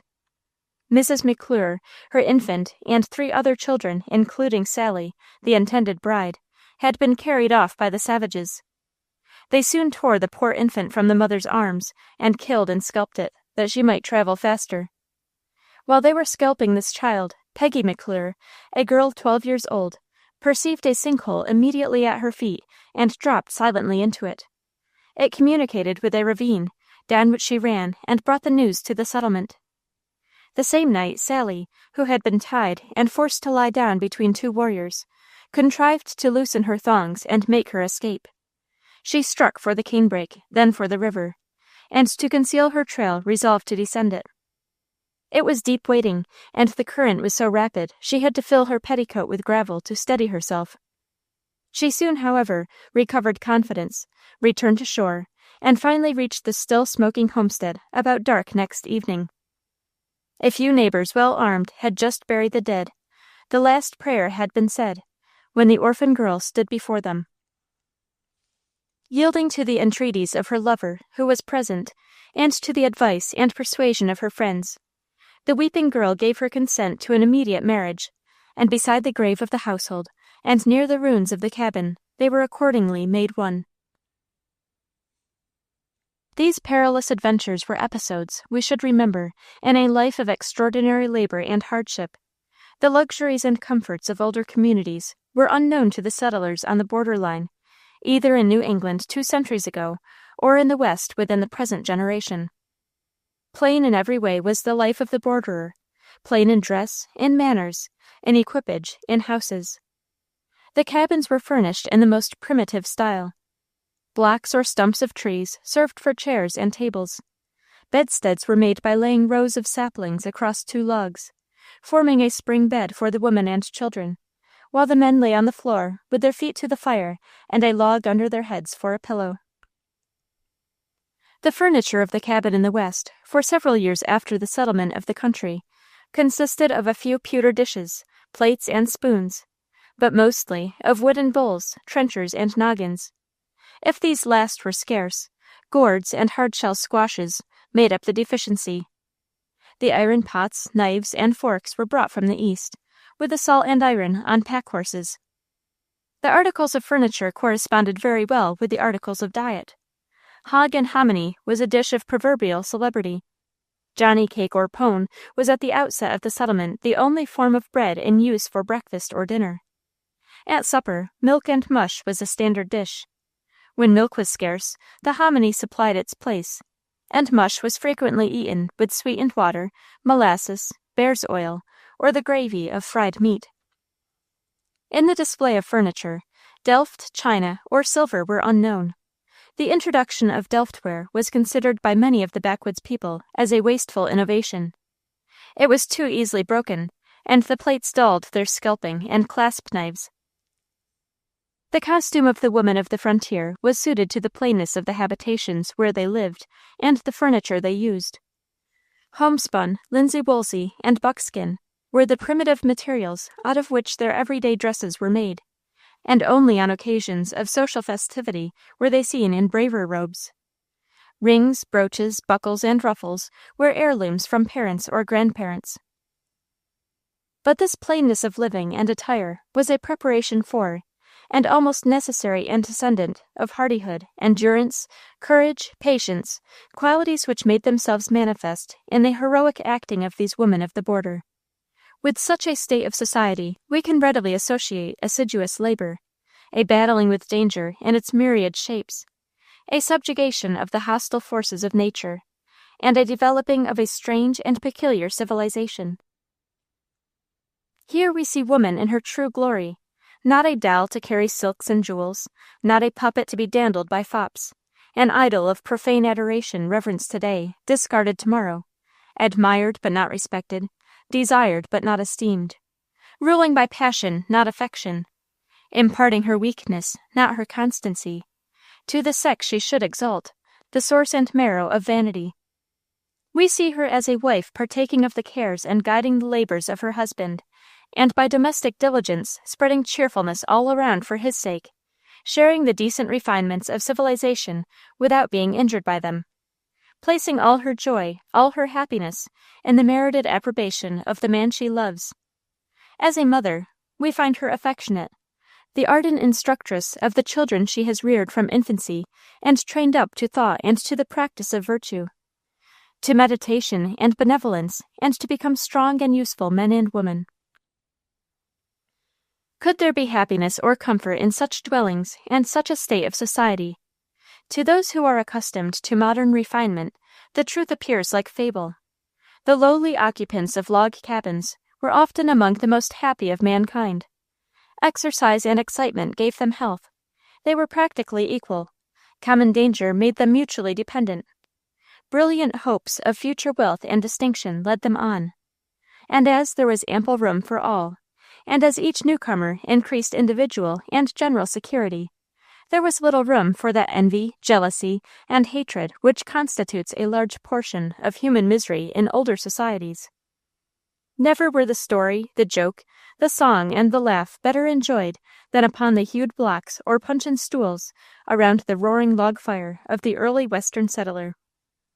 The lyre of Apollo was not hailed with more delight in primitive Greece than the advent of the first fiddler among the dwellers of the wilderness, and the polished daughters of the East never enjoyed themselves half so well moving to the music of a full band upon the elastic floor of their ornamented ballroom, as did the daughters of the Western emigrants, keeping time to the self-taught fiddler on the bare earth or puncheon floor of the primitive log cabin. The smile of the polished beauty is the wave of the lake where the breeze plays gently over it, and her movement the gentle stream which drains it. But the laugh of the log cabin is the gush of nature's fountain, and its movement the leaping water. Amid the multifarious toils of pioneer life, woman has often proved that she is the last to forget the stranger that is within the gates. She welcomes the coming as she speeds the parting guest. Let us suppose travelers caught in a rainstorm, who reach at last one of these western homes. There is a roof, a stick chimney, drenched cattle crowding in beneath a strawy barrack, and some forlorn fowls huddling under a cart. The log house is a small one, though its neat corn crib and chicken coop of slender poles bespeaks a careful farmer. No gate is seen, but great bars which are let down or climbed over, and the cabin has only a back door. Within, everything ministers to the useful, nothing to the beautiful. Flitches of bacon, dried beef, and ham depend from the ceiling. Pots and kettles are ranged in a row in the recess on one side of the fireplace, and above these necessary utensils are plates and heavy earthen nappies. The axe and gun stand together in one corner. The good woman of the house is thin as a shadow, and pinched and wrinkled with hard labor. Little boys and girls are playing on the floor like kittens. A free and hospitable welcome is given to the travelers. Their wet garments are ranged for drying on those slender poles usually seen above the ample fireplace of a log cabin in the West, placed there for the purpose of drying sometimes the week's wash when the weather is rainy, sometimes whole rows of slender circlets of pumpkins for next spring's pies, or festoons of sliced apples. The good woman, after busying herself in those little offices which evince a desire to make guests welcome, puts an old cloak on her head and flies out to place tubs, pails, pans, and jars under the pouring eaves, intimating that as soap was scarce, she must try and catch rainwater anyhow. The old man has the shakes, so the woman has all to do, throws more wood on the fire, and fans it with her apron, cuts rashers of bacon, runs out to the hen coop and brings in new-laid eggs, mixes a johnny cake, and sets it in a pan upon the embers. While the supper is cooking, the rain subsides to a sprinkle, and the travelers look at the surroundings of this pioneer household. The cabin stands in a prairie, skirted by a forest. A stream gurgles by. The prairie is broken with patches of corn and potatoes, which are just emerging from the rich black mold. Pig pens, a barn, and corn houses, a half-dozen sheep in an enclosure, cows and calves and oxen in a barnyard, a garden patch, and hen coops, and stumps of what were once mighty trees, tell the story of the farmer's labors, and the cabin, with all its appurtenances and surroundings, show how much the good woman has contributed to make it the abode of rustic plenty, all provided by the unaided toil of this pioneer couple. They had come from the East 10 years before, and their cabin was the initial point from which grew up a numerous settlement. Other cabins sent up their smoke in the prairie around them. A schoolhouse and church had been built, and a sawmill was at work on the stream nearby, and surveyors for a railroad had just laid out a route for the iron horse. 2 little boys come in now, skipping from school, and at the same time the good woman, who was all patience and civility, announces supper. Sage tea, johnny cake, fried eggs, and bacon, seasoned with sundry invitations of the hostess to partake freely, and then the travelers are in a mood for rest. The sleeping arrangements are of a somewhat perplexing character.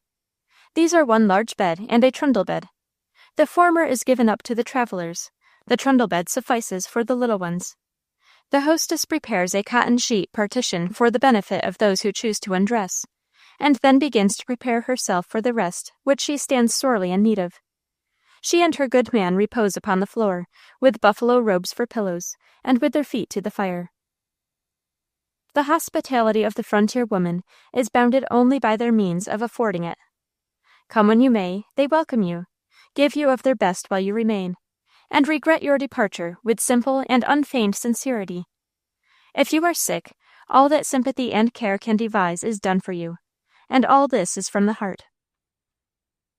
Homestead life and woman's influence therein is modified to some extent by the different races that contributed their quotas to the pioneer army. The early French settlements in our western states furnish a picture somewhat different from those of the emigrants of English blood, a patriarchal state of society, self-satisfied and kindly, with bright superficial features, but lacking the earnest purpose and restless aggressive energy of the Anglo-American, whose very amusements and festivals partook of a useful character.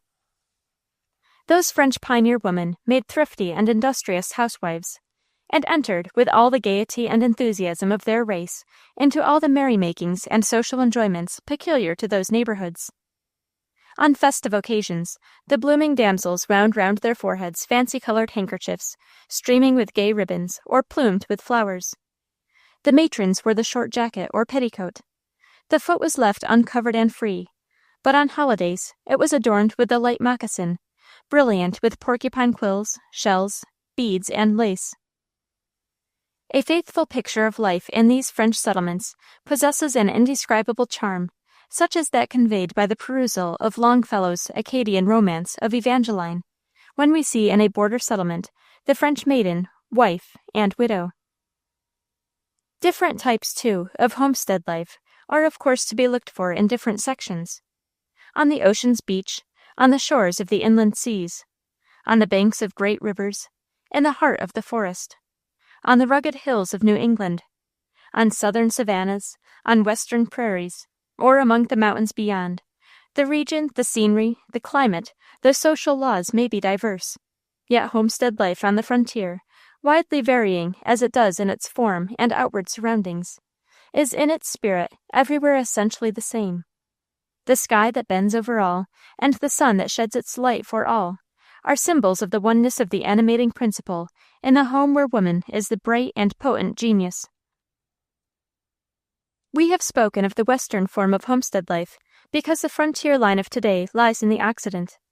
But in each stage of the movement that carried our people onward in their destined course from ocean to ocean, the wife and the mother were centers from which emanated a force to impel forward, and to fix firmly in the chosen abode those organisms of society which forms the molecular atoms out of which, by the laws of our being, is built the compact structure of civilization. In approximating towards some estimate of woman's peculiar influence in those lonely and far-off Western homes, we must not fail to take into account the humanizing and refining power which she exerts to soften the rugged features of frontier life. Different classes of women all worked in their way towards this end. The young married people, who form a considerable part of the pioneer element in our country, are simple in their habits, moderate in their aspirations, and hoard a little old-fashioned romance, unconsciously enough, in the secret nooks of their rustic hearts. They find no fault with their bare loggeries. With a shelter and a handful of furniture, they have enough.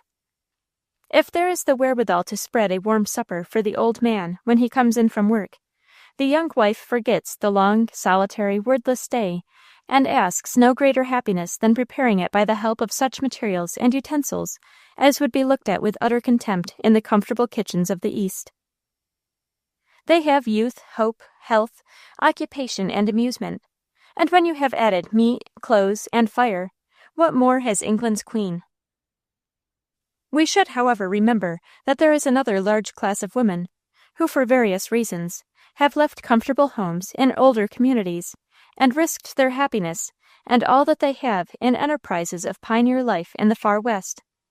What wonder that they should sadly miss the thousand old familiar means and appliances? Some utensil or implement necessary to their husbandry is wanting or has been lost or broken, and cannot be replaced. Some comfort or luxury to which she has been used from childhood is lacking, and cannot be furnished. The multifarious materials upon which household art can employ itself are reduced to the few absolute essentials. These difficulties are felt more by the woman than the man. To quote the words of a writer who was herself a pioneer housewife in the West, "The husband goes to his work with the same axe or hoe which fitted his hand in his old woods and fields. He tills the same soil, or perhaps a far richer and more hopeful one. He gazes on the same book of nature which he has read from his infancy, and sees only a fresher and more glowing page. And he returns home with the sun, strong in heart and full of self-congratulation on the favorable change in his lot. Perhaps he finds the home bird drooping and disconsolate. She has found 1,000 difficulties which her rougher mate can scarcely be taught to feel as evils. She has been looking in vain for any of the cherished features of her old fireside. What cares he if the time-honored cupboard is meagerly represented by a few oak boards lying on pegs called shelves? His tea equipage shines as it was wont. The biscuits can hardly stay on the brightly glistening plates. His bread never was better baked. What does he want with the great old-fashioned rocking-chair? When he is tired he goes to bed, for he is never tired till bedtime. The sacrifices in moving west have been made most largely by woman. It is this very dearth of so many things that once made her life easy and comfortable, which throws her back upon her own resources. Here again is woman's strength. Fertile in expedients, apt in device, an artisan to construct, and an artist to embellish, she proceeds to supply what is lacking in her new home. She has a miraculous faculty for creating much out of little, and for transforming the coarse into the beautiful.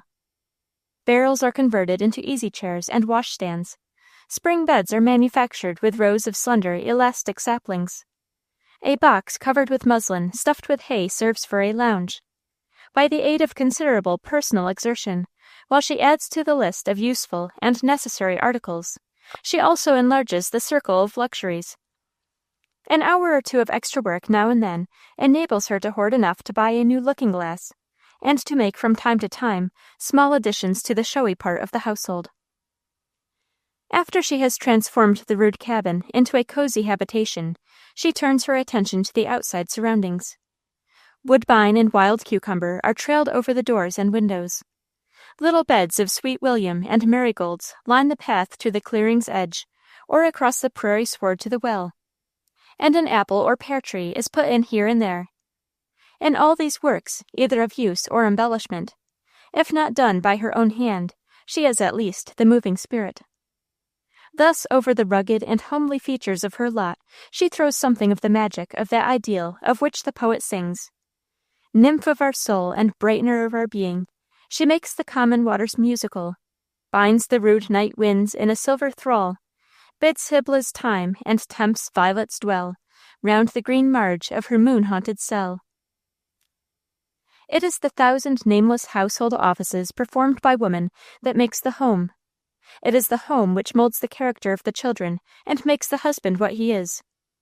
Who can deny the vast debt of gratitude due from the present generation of Americans to these offices of woman in refining and ameliorating the rude tone of frontier life? It may well be said that the pioneer women of America have made the wilderness bud and blossom like the rose. Under their hands even nature itself, no longer a wild, wayward mother, turns a more benign face upon her children. A land bright with flowers and bursting with fruitage testifies to the labors and influence of those who embellish the homestead and make it attractive to their husbands and children. A traveler on the vast prairies of Kansas and Nebraska will often see cabins remote from the great thoroughfares, embowered in vines and shrubbery, and bright with beds of flowers. Entering, he will discern the rugged features of frontier life, softened in 100 ways by the hand of woman. The steel is just as hard and more serviceable after it is polished, and the oak wood as strong and durable when it is trimmed and smoothed. The children of the frontier are as hardy and as manly, though the gentle voice of woman schools their rugged ways, and her kind hand leads them through the paths of refinement and molds them in the school of humanity. Chapter 9. Some Remarkable Women. Of all the tens of thousands of devoted women who have accompanied the grand army of pioneers into the wilderness, not one but that has been either a soldier to fight, or a laborer to toil, or a ministering angel to soothe the pains and relieve the sore wants of her companions. Not seldom has she acted worthily in all these several capacities, fighting, toiling, and ministering by turns. If a diary of the events of their pioneer lives had been kept by each of these brave and faithful women, what a record of toil and warfare and suffering it would present! How many different types of female character and different spheres of action it would show! The self-sacrificing mother, the tender and devoted wife, the benevolent matron, the heroine who blenched not in battle. Unnumbered thousands have passed beautiful, strenuous, and brave lives far from the scenes of civilization, and gone down to their graves, leaving only local, feeble voices, if any, to celebrate their praises, and today we know not the place of their sepulchre. Others have had their memories embalmed by the pens of faithful biographers, and a few also have left diaries containing a record of the wonderful vicissitudes of their lives. Woman's experience of life in the wilderness is never better told than in her own words.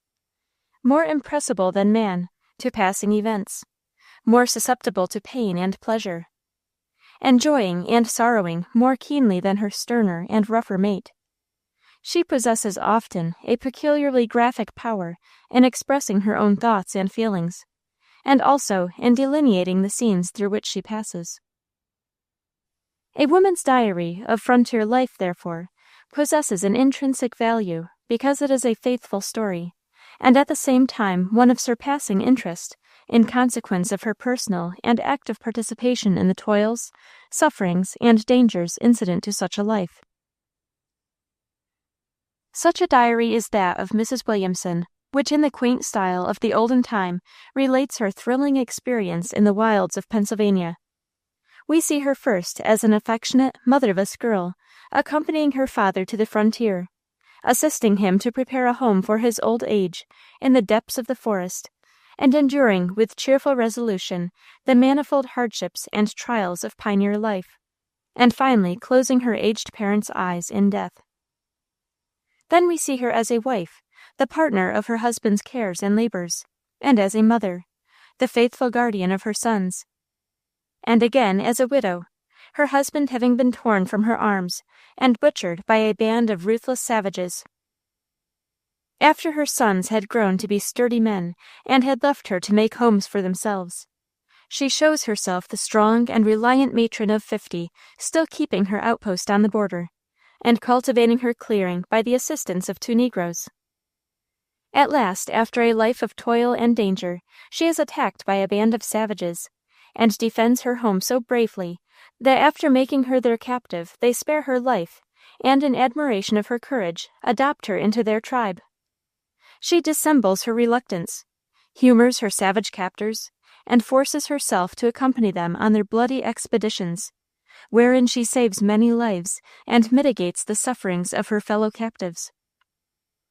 The narrative of her escape we give in her own quaint words. One night the Indians, very greatly fatigued with their day's excursion, composed themselves to rest as usual. Observing them to be asleep, I tried various ways to see whether it was a scheme to prove my intentions or not. But after making a noise, and walking about, sometimes touching them with my feet, I found there was no fallacy. My heart then exulted with joy at seeing a time come that I might, in all probability, be delivered from my captivity. But this joy was soon dampened by the dread of being discovered by them, or taken by any straggling parties, to prevent which I resolved, if possible, to get one of their guns, and if discovered, to die in my defense, rather than be taken. For that purpose I made various efforts to get one from under their heads, where they always secured them, but in vain. Frustrated in this, my first essay towards regaining my liberty, I dreaded the thought of carrying my design into execution. Yet, after a little consideration, and trusting myself to the divine protection, I set forward, naked and defenseless as I was, a rash and dangerous enterprise. Such was my terror, however, that in going from them, I halted and paused every 4 or 5 yards, looking fearfully toward the spot where I had left them, lest they should awake and miss me. But when I was about 200 yards from them, I mended my pace, and made as much haste as I could to the foot of the mountains, when on sudden I was struck with the greatest terror and amaze, at hearing the wood cry, as it is called, they make when any accident happens them. However, fear hastened my steps, and though they dispersed, not one happened to hit upon the track I had taken. When I had run near 5 miles, I met with a hollow tree, in which I concealed myself till the evening of the next day, when I renewed my flight, and next night slept in a canebrake. The next morning I crossed a brook, and got more leisurely along, returning thanks to Providence in my heart for my happy escape, and praying for future protection. The 3rd day in the morning I perceived 2 Indians armed, at a short distance, which I verily believed were in pursuit of me, by their alternately climbing into the highest trees, no doubt to look over the country to discover me. This retarded my flight for that day, but at night I resumed my travels, frightened and trembling at every bush I passed, thinking each shrub that I touched a savage concealed to take me.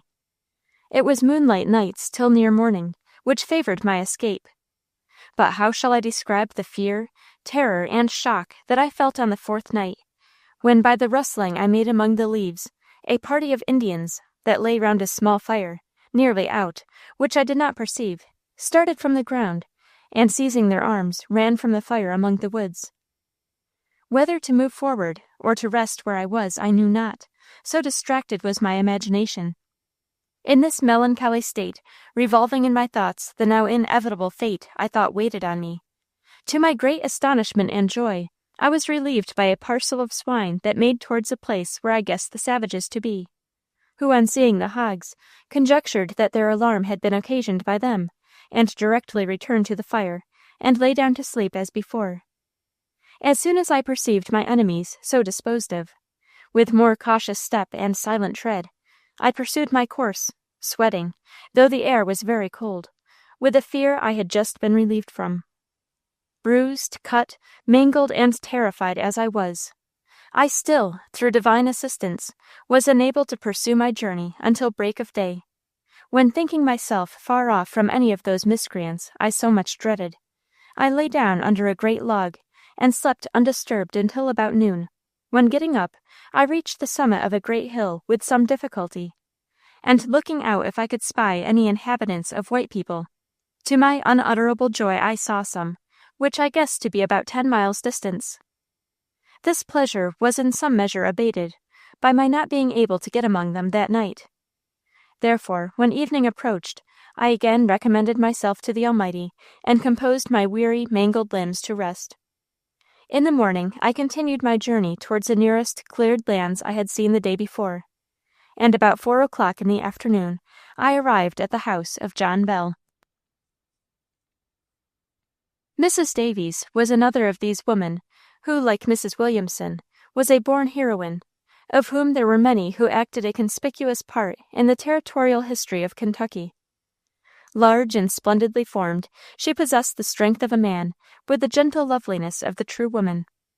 In the hour of peril, and such hours were frequent with her, she was firm, cool, and fertile of resource. Her whole life, of which we give only a few episodes, was one continuous succession of brave and noble deeds. Both she and Mrs. Williamson appear to have been real instances of the poet's ideal. A perfect woman nobly planned, to warn, to comfort, and command. Her husband, Samuel Davies, was an early settler at Gimler's Lick in Lincoln County, Kentucky. In the month of August, 1782, while a few rods from his house, he was attacked early one morning by an Indian, and attempting to get within doors, he found that his house was already occupied by the other Indians. He succeeded in making his escape to his brother's station, 5 miles off, and giving the alarm, was soon on his way back to his cabin, in company with 5 stout, well-armed men. Meanwhile, the Indians, 4 in number, who had entered the house while the 5th was in pursuit of Mr. Davies, roused Mrs. Davies and the children from their beds, and gave them to understand that they must go with them as prisoners. Mrs. Davies occupied as long a time as possible in dressing, hoping that some relief would come. She also delayed the Indians nearly 2 hours by showing them one article of clothing and then another, explaining their uses and expatiating on their value. While this was going on, the Indian who had been in pursuit of her husband returned with his hands stained with pokeberries, waving his tomahawk with violent gestures as if to convey the belief that he had killed Mr. Davies. The keen-eyed wife soon discovered the deception, and was satisfied that her husband had escaped uninjured. After plundering the house, the savages started to depart, taking Mrs. Davies and her 7 children with them. As some of the children were too young to travel as rapidly as the Indians wished, and discovering, as she believed, their intention to kill them, she made the 2 oldest boys carry the 2 youngest on their backs. In order to leave no trail behind them, the Indians traveled with the greatest caution, not permitting their captives to break a twig or weed as they passed along. And to expedite Mrs. Davies' movements, one of them reached down and cut off with his knife a few inches of her dress. Mrs. Davies was accustomed to handle a gun, and was a good shot, like many other women on the frontier. She contemplated, as a last resort, that if not rescued in the course of the day, when night came and the Indians had fallen asleep, she would deliver herself and her children by killing as many of the Indians as she could, believing that in a night attack the rest would fly panic-stricken. Mr. Davies and his companions, reaching the house and finding it empty, succeeded in striking the trail of the Indians and hastened in pursuit. They had gone but a few miles before they overtook them. 2 Indian spies in the rear first discovered the pursuers, and running on overtook the others and knocked down and scalped the oldest boy, but did not kill him. The pursuers fired at the Indians, but missed. The latter became alarmed and confused, and Mrs. Davies, taking advantage of this circumstance, jumped into a sinkhole with her infant in her arms. The Indians fled, and every child was saved. Kentucky in its early days, like most new countries, was occasionally troubled with men of abandoned character, who lived by stealing the property of others, and after committing their depredations, retired to their hiding places, thereby eluding the operation of the law. One of these marauders, a man of desperate character, who had committed extensive thefts from Mr. Davies, as well as from his neighbors, was pursued by Davies and a party whose property he had taken, in order to bring him to justice. While the party were in pursuit, the suspected individual, not knowing that anyone was pursuing him, came to the house of Davies, armed with his gun and tomahawk, no person being at home but Mrs. Davies and her children. After he had stepped into the house, Mrs. Davies asked him if he would drink something, and having set a bottle of whiskey upon the table, requested him to help himself. The fellow, not suspecting any danger, set his gun by the door, and while he was drinking, Mrs. Davies picked it up, and placing herself in the doorway, had the weapon cocked and leveled upon him by the time he turned around, and in a peremptory manner ordered him to take a seat or she would shoot him. Struck with terror and alarm, he asked what he had done. She told him he had stolen her husband's property, and that she intended to take care of him herself. In that condition she held him prisoner until the party of men returned and took him into their possession. These are only a few out of many similar acts which show the character of Mrs. Davies. She became noted all through the frontier settlements of that region during the troublous times in which she lived, not only for her courage and daring, but for her shrewdness in circumventing the stratagems of the wily savages by whom her family were surrounded. Her oldest boy inherited his mother's character, and promised to be one of the most famous Indian fighters of his day, when he met his death at the hands of his savage foes in early manhood. If Mrs. Williamson and Mrs. Davies were representative women in the more stormy and rugged scenes of frontier life, Mrs. Elizabeth Astaw may stand as a true type of the gentle and benevolent matron, brightening her forest home by her kindly presence, and making her influence felt in 1,000 ways for good among her neighbors in the lonely hamlet where she chose to live. Her maiden name was Haddon. She was the oldest daughter of a wealthy and well-educated, but humble-minded Quaker of London. She was endowed by nature with strength of mind, earnestness, energy, and with a heart overflowing with kindness and warmth of feeling.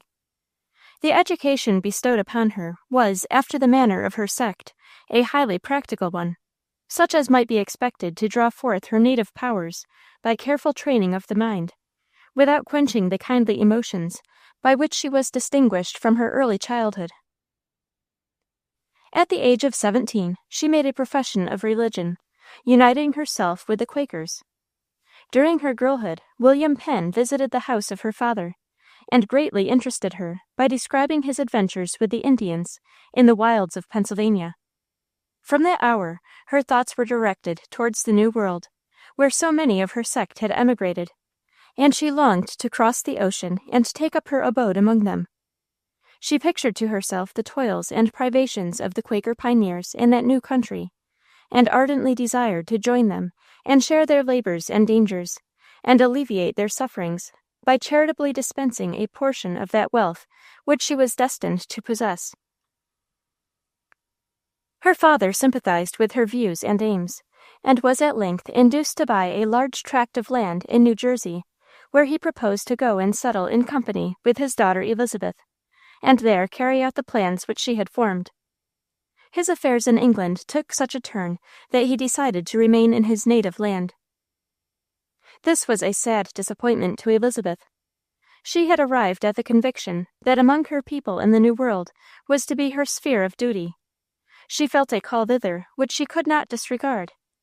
And when her father, who was unwilling that the property should lie unimproved, offered the tract of land in New Jersey to any relative who would settle upon it, she gladly availed herself of the proffer, and begged that she might go herself as a pioneer into that far-off wilderness. It was a sore trial for her parents to part with their beloved daughter, but her character was so stable, and her convictions of duty so unswerving, that at the end of 3 months, and after much prayer, they consented tearfully that Elizabeth should join the Lord's people in the New World. Arrangements were accordingly made for her departure, and all that wealth could provide or thoughtful affection devise was prepared, both for the long voyage across that stormy sea, and against the hardships and trials in the forest home which was to be hers. In the spring of 1700 she set sail, accompanied by a poor widow of good sense and discretion, who had been chosen to act as her friend and housekeeper, and 2 trustworthy men-servants, members of the Society of Friends. Among the many extraordinary manifestations of strong faith and religious zeal connected with the early settlement of this country, few are more remarkable than this enterprise of Elizabeth Staw, tenderly reared in a delightful home in a great city, where she had been surrounded with pleasing associations from infancy, and where, as a lovely young lady, she was the idol of the circle of society in which she moved. She was still willing and desirous, at the call of religious duty, to separate herself from home, friends, and the pleasures of civilization, and depart to a distant clime and a wild country. Hardly less remarkable and admirable was the self-sacrificing spirit of her parents in giving up their child in obedience to the promptings of her own conscience. We can imagine the parting on the deck of the vessel which was spreading its sails to bear this sweet missionary away from her native land and the beloved of her old home. Angelic love beams, and sorrow darkles from the serene countenances of the father, and mother, and daughter, and yet no tear is shed on either side. The vessel drops down the harbor, and the family stand on the wharf, straining their eyes to catch the last look from the departing maiden, who leans on the bulwark, and answers the silent and sorrowful faces with a heavenly smile of love and pity. Even during the long and tedious voyage, Elizabeth never wept. Her sense of duty controlled every other emotion of her soul, and she maintained her martyr-like cheerfulness and serenity to the end. That part of New Jersey where the Haddon tract lay was at that period an almost unbroken wilderness. Scarcely more than 20 years had then elapsed since the 20 or 30 cabins had been built, which formed the germ settlement out of which grew the city of brotherly love, and 9 miles of dense forest and a broad river separated the maiden and her household from the people in the hamlet across the Delaware. The home prepared for her reception stood in a clearing of the forest, 3 miles from any other dwelling. She arrived in June, when the landscape was smiling in youthful beauty, and it seemed to her as if the arch of heaven was never before so clear and bright, the carpet of earth never so verdant. As she sat at her window and saw evening close in upon her in that broad forest home, and heard for the first time the mournful notes of the whippoorwill and the harsh scream of the jay in the distant woods, she was oppressed with a sense of vastness, of infinity, which she never before experienced, not even on the ocean. She remained long in prayer, and when she lay down to sleep beside her matron friend, no words were spoken between them. The elder, overcome with fatigue, soon sank into a peaceful slumber, but the young enthusiast lay long awake, listening to the lone voice of the whippoorwill complaining to the night. Yet, notwithstanding this prolonged wakefulness, she arose early and looked out upon the lovely landscape. The rising sun pointed to the tallest trees with his golden finger, and was welcomed with a gush of song from 1,000 warblers.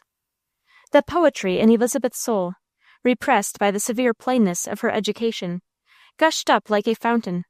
She dropped on her knees, and with an outburst of prayer, exclaimed fervently, O Father, very beautiful hast thou made this earth. How beautiful are thy gifts, O Lord!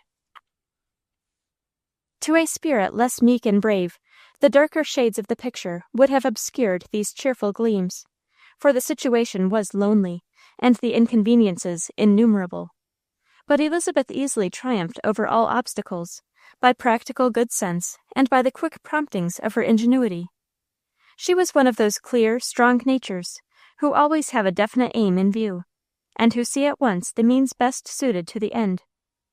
Her first inquiry was, what grain was best adapted to the soil of her farm, and being informed that rye would yield the best, "Then I shall eat rye bread," was the answer.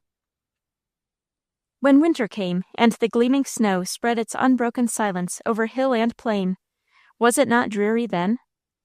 It would have been dreary indeed to one who entered upon this mode of life for mere love of novelty, or a vain desire to do something extraordinary.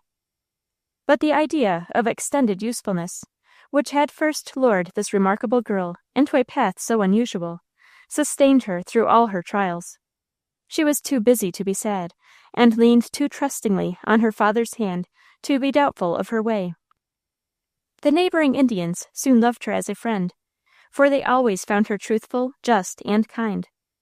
From their teachings she added much to her knowledge of simple medicines. So efficient was her skill, and so prompt her sympathy, that for many miles round, if man, woman, or child were alarmingly ill, they were sure to send for Elizabeth Haddon, and wherever she went, her observing mind gathered some hint for the improvement of farm or dairy. Her house and heart were both large, and as her residence was on the way to the Quaker meeting house in Newtown, it became a place of universal resort to friends from all parts of the country traveling that road, as well as an asylum for benighted wanderers. Late one winter's evening a tinkling of sleigh bells was heard at the entrance of the clearing, and soon the hoofs of horses were crunching the snow as they passed through the great gate towards the barn. The arrival of strangers was a common occurrence, for the home of Elizabeth Haddon was celebrated far and near as the abode of hospitality. The toil-worn or benighted traveler there found a sincere welcome, and none who enjoyed that friendly shelter and abundant cheer ever departed without regret. But now there was an unwonted stir in that well-ordered family. Great logs were piled in the capacious fireplace, and hasty preparations were made, as if to receive guests who were more than ordinarily welcome. Elizabeth, looking from the window, had recognized one of the strangers in the sleigh as John Estaw, with whose preaching years before in London she had been deeply impressed, and ever since she had treasured in her memory many of his words. It was almost like a glimpse of her dear old English home to see him enter, and stepping forward with more than usual cordiality, she greeted him, saying, "Thou art welcome, friend Estaw, the more so for being entirely unexpected." "And I am glad to see thee, Elizabeth," he replied, with a friendly shake of the hand. "It was not until after I had landed in America that I heard the Lord had called thee hither before me. But I remember thy father told me how often thou hadst played the settler in the woods, when thou wast quite a little girl." "I am but a child still," she replied, smiling. "I trust thou art," he rejoined, "and as for those strong impressions in childhood, I have heard of many cases when they seem to be prophecies sent from the Lord. When I saw thy father in London, I had even then an indistinct idea that I might sometime be sent to America on a religious visit."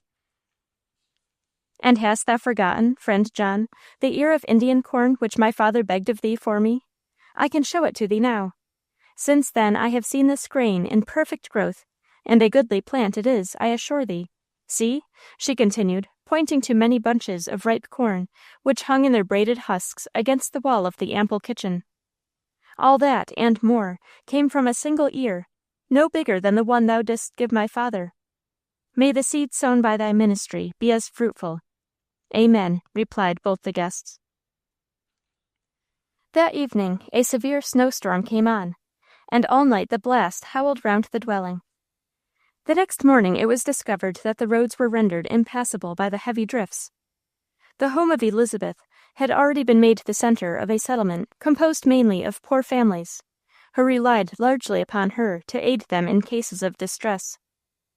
That winter they had been severely afflicted by the fever, incident to a new settled country, and Elizabeth was in the habit of making them daily visits, furnishing them with food and medicines.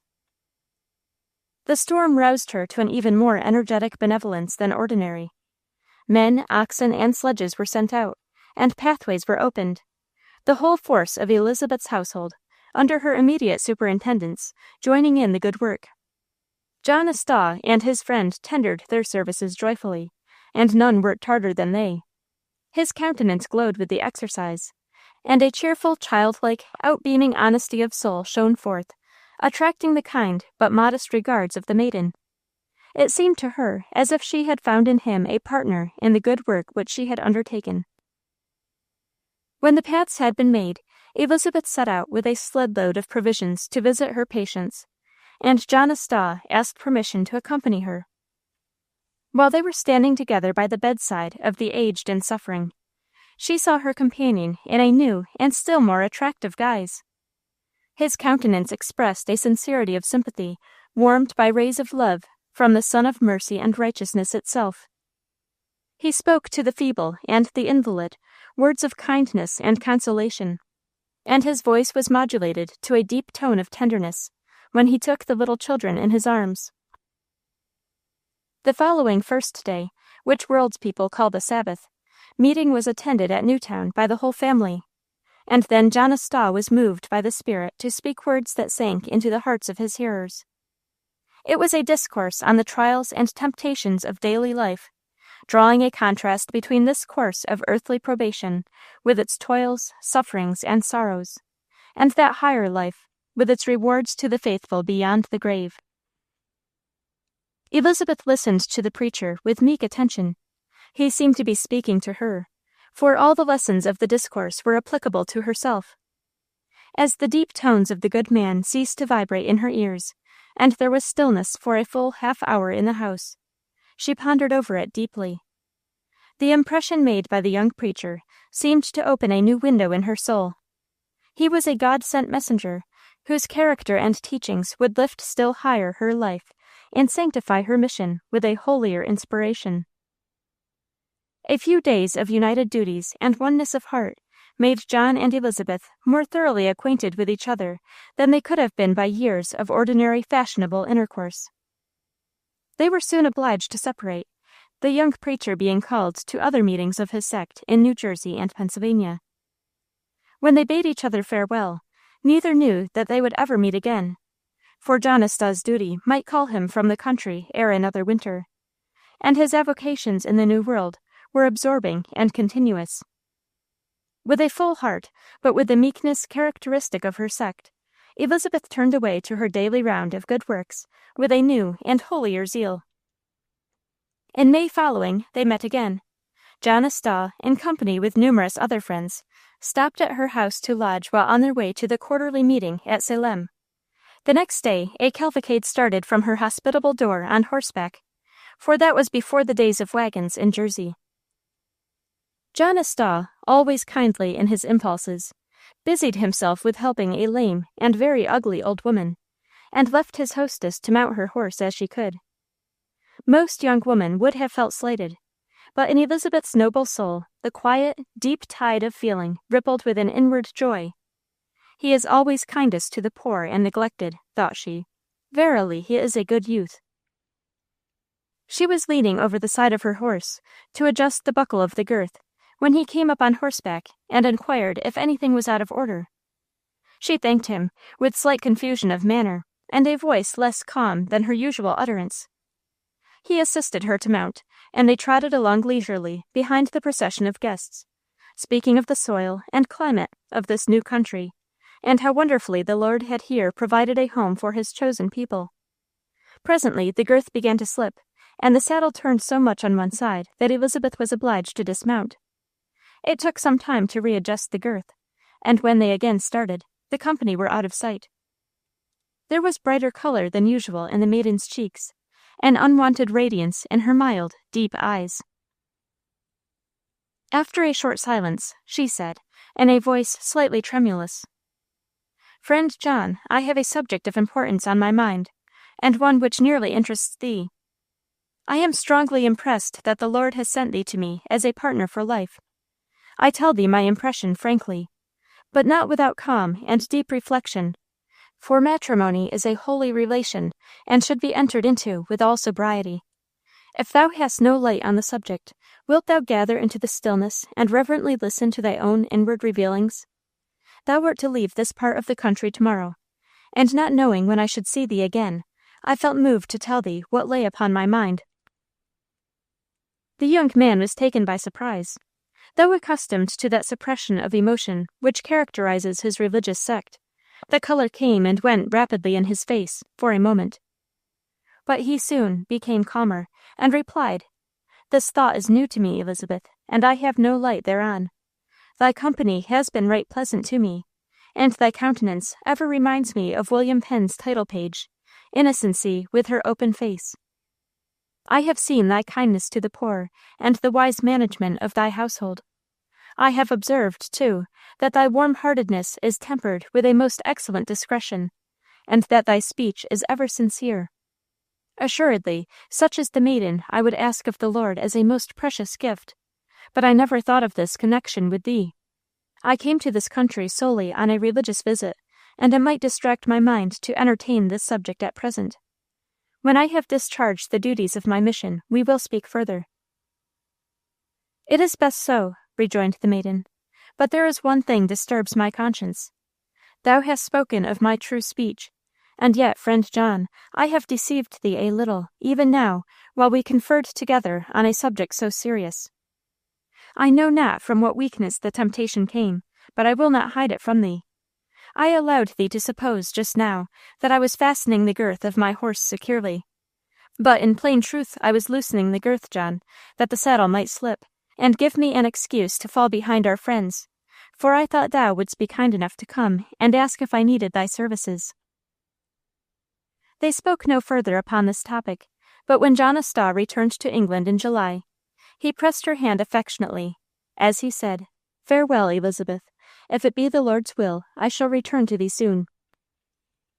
The young preacher made but a brief sojourn in England. The Society of Friends in London appreciated his value as a laborer among them, and would have been pleased to see him remain, but they knew how fruitful of good had been his labors among the brethren in the wilderness, and deemed it a wise resolution when he informed them that he should shortly return to America. Early in September, he set sail from London and reached New York the following month. A few days after landing, he journeyed on horseback to the dwelling where Elizabeth was awaiting him, and they were soon after married at Newtown Meeting, according to the simple form of the Society of Friends. Neither of them made any change of dress for the occasion. There was no wedding feast, no priest or magistrate was present. In the presence of witnesses, they simply took each other by the hand and solemnly promised to be kind and faithful to each other. The wedded pair then quietly returned to their happy home, prepared to resume together that life of good works and kind deeds which each had thus far pursued alone. Thrice during the long period of their union did she cross the Atlantic to visit her aged parents, and not seldom he left her for a season when called to preach abroad. These temporary separations were hard for her to bear, but she cheerfully gave him up to follow in the path of his duty wherever it might lead him. Amid her cares and pleasures as a wife, she neither grew self-absorbed, nor, like many of her sex, bounded her benevolence within the area of the household. Her heart was too large, her charity too abounding to do that, and her sense of duty to her fellow men always dominated that narrow feeling which concentrates kindness on self or those nearest to one. While her husband performed his noble work in the care of souls, she pursued her career within the sphere where it was so allotted. As a housewife she was notable.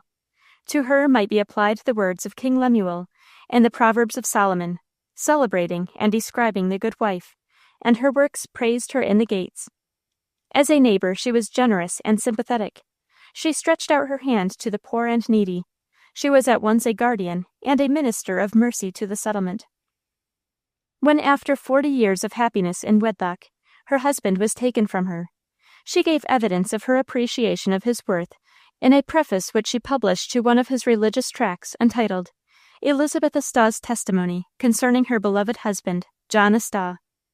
In this preface, she says, "Since it pleased divine providence so highly to favor me with being the near companion to this dear worthy, I must give some small account of him. Few, if any, in a married state, ever lived in sweeter harmony than we did. He was a pattern of moderation in all things, not lifted up with any enjoyments, nor cast down at disappointments. A man endowed with many good gifts, which rendered him very agreeable to his friends, and much more to me, his wife, to whom his memory is most dear and precious." Elizabeth survived her excellent husband 20 years, useful and honored to the last. The monthly meeting of Haddonfield, in a published testimonial, speaks of her thus: "She was endowed with great natural abilities, which, being sanctified by the Spirit of Christ, were much improved, whereby she became qualified to act in the affairs of the Church, and was a serviceable member, having been clerk to the women's meeting nearly 50 years, greatly to their satisfaction. She was a sincere sympathizer with the afflicted, of a benevolent disposition, and in distributing to the poor, was desirous to do it in a way most profitable and durable to them, and, if possible, not to let the right hand know what the left did. Though in a state of affluence as to this world's wealth, she was an example of plainness and moderation. Her heart and house were open to her friends, whom to entertain seemed one of her greatest pleasures. Prudently cheerful, and well knowing the value of friendship, she was careful not to wound it herself, nor to encourage others in whispering supposed failings or weaknesses. Her last illness brought great bodily pain, which she bore with much calmness of mind and sweetness of spirit. She departed this life as one falling asleep, full of days, like unto a shock of corn fully ripe." The maiden name of this gentle and useful woman has been preserved in Haddonfield, thus appropriately commemorating her manifold services in the early days of the settlement of which she was the pioneer mother. Chapter 10. Romance of the Border. The romance of border life is inseparably associated with woman, being her natural attendant during her wanderings through the wilderness. A distinguished American orator has suggested that a series of novels might be written founded upon the true stories of the border women of our country. Such a contribution to our literature has thus far been made only to a limited extent. The reason for this deficiency will be obvious on a moment's reflection. The true stories of the pioneer wives and mothers are often as interesting as any work of fiction, and need no embellishment from the imagination of a writer, because they are crowded with incidents and situations as thrilling as those which form the staple out of which novels are fabricated. Love and adventure, hairbreadth escapes, heart-rending tragedies on the frontier, are thus woven into a narrative of absorbing and permanent interest. Permanent because it is part of the history and biography of America. Some of the truest of these stories are those which are most deeply fraught with tenderness and romance. What is more calculated to move the mind and heart of man, for example, than a story of two lovers environed by some deadly danger, or of separation and reunion, or a love faithful unto death? Many years ago, a young pioneer traveling across the plains met a lady to whom he became attached, and after a short courtship they were united in marriage. A trip over the plains in those days was not one to be chosen for a honeymoon excursion, but the pair bore their labors and privations cheerfully. Perils and hardships only seemed to draw them closer together, and they were looking forward to a home on the Pacific slope, where in plenty and repose they would be indemnified for the pains and fatigues of the journey. But their life's romance was destined, alas, to a sudden and mournful end. While crossing one of the rapid mountain streams, their boat filled with water, and though the young man struggled manfully to gain the shore with his bride, the rush of the torrent bore them down, and they sank to rise no more. An hour later, their bodies were found locked together in a last embrace. The rough mountaineers had not the heart to unclasp that embrace, but buried them by the side of the river in one grave. The Indian was, of course, an important factor in the composition of these border romances. He was generally the villain in the plot of the story, and too often a successful villain whose wiles or open attacks were the means of separating two lovers. These tales have often a tragical catastrophe, but sometimes the denouement is a happy one, thanks to the courage and constancy of the heroine or hero. Among the adventurers whom Daniel Boone, the famous hunter and Indian fighter of Kentucky, describes as having reinforced his little colony, was a young gentleman named Smith, who had been a major in the militia of Virginia, and possessed a full share of the gallantry and noble spirit of his native state. In the absence of Boone, he was chosen, on account of his military rank and talent, to command the rude citadel, which contained all the wealth of this patriarchal band, their wives, their children, and their herds. It held also an object particularly dear to this young soldier, a lady, the daughter of one of the settlers, to whom he had pledged his affections.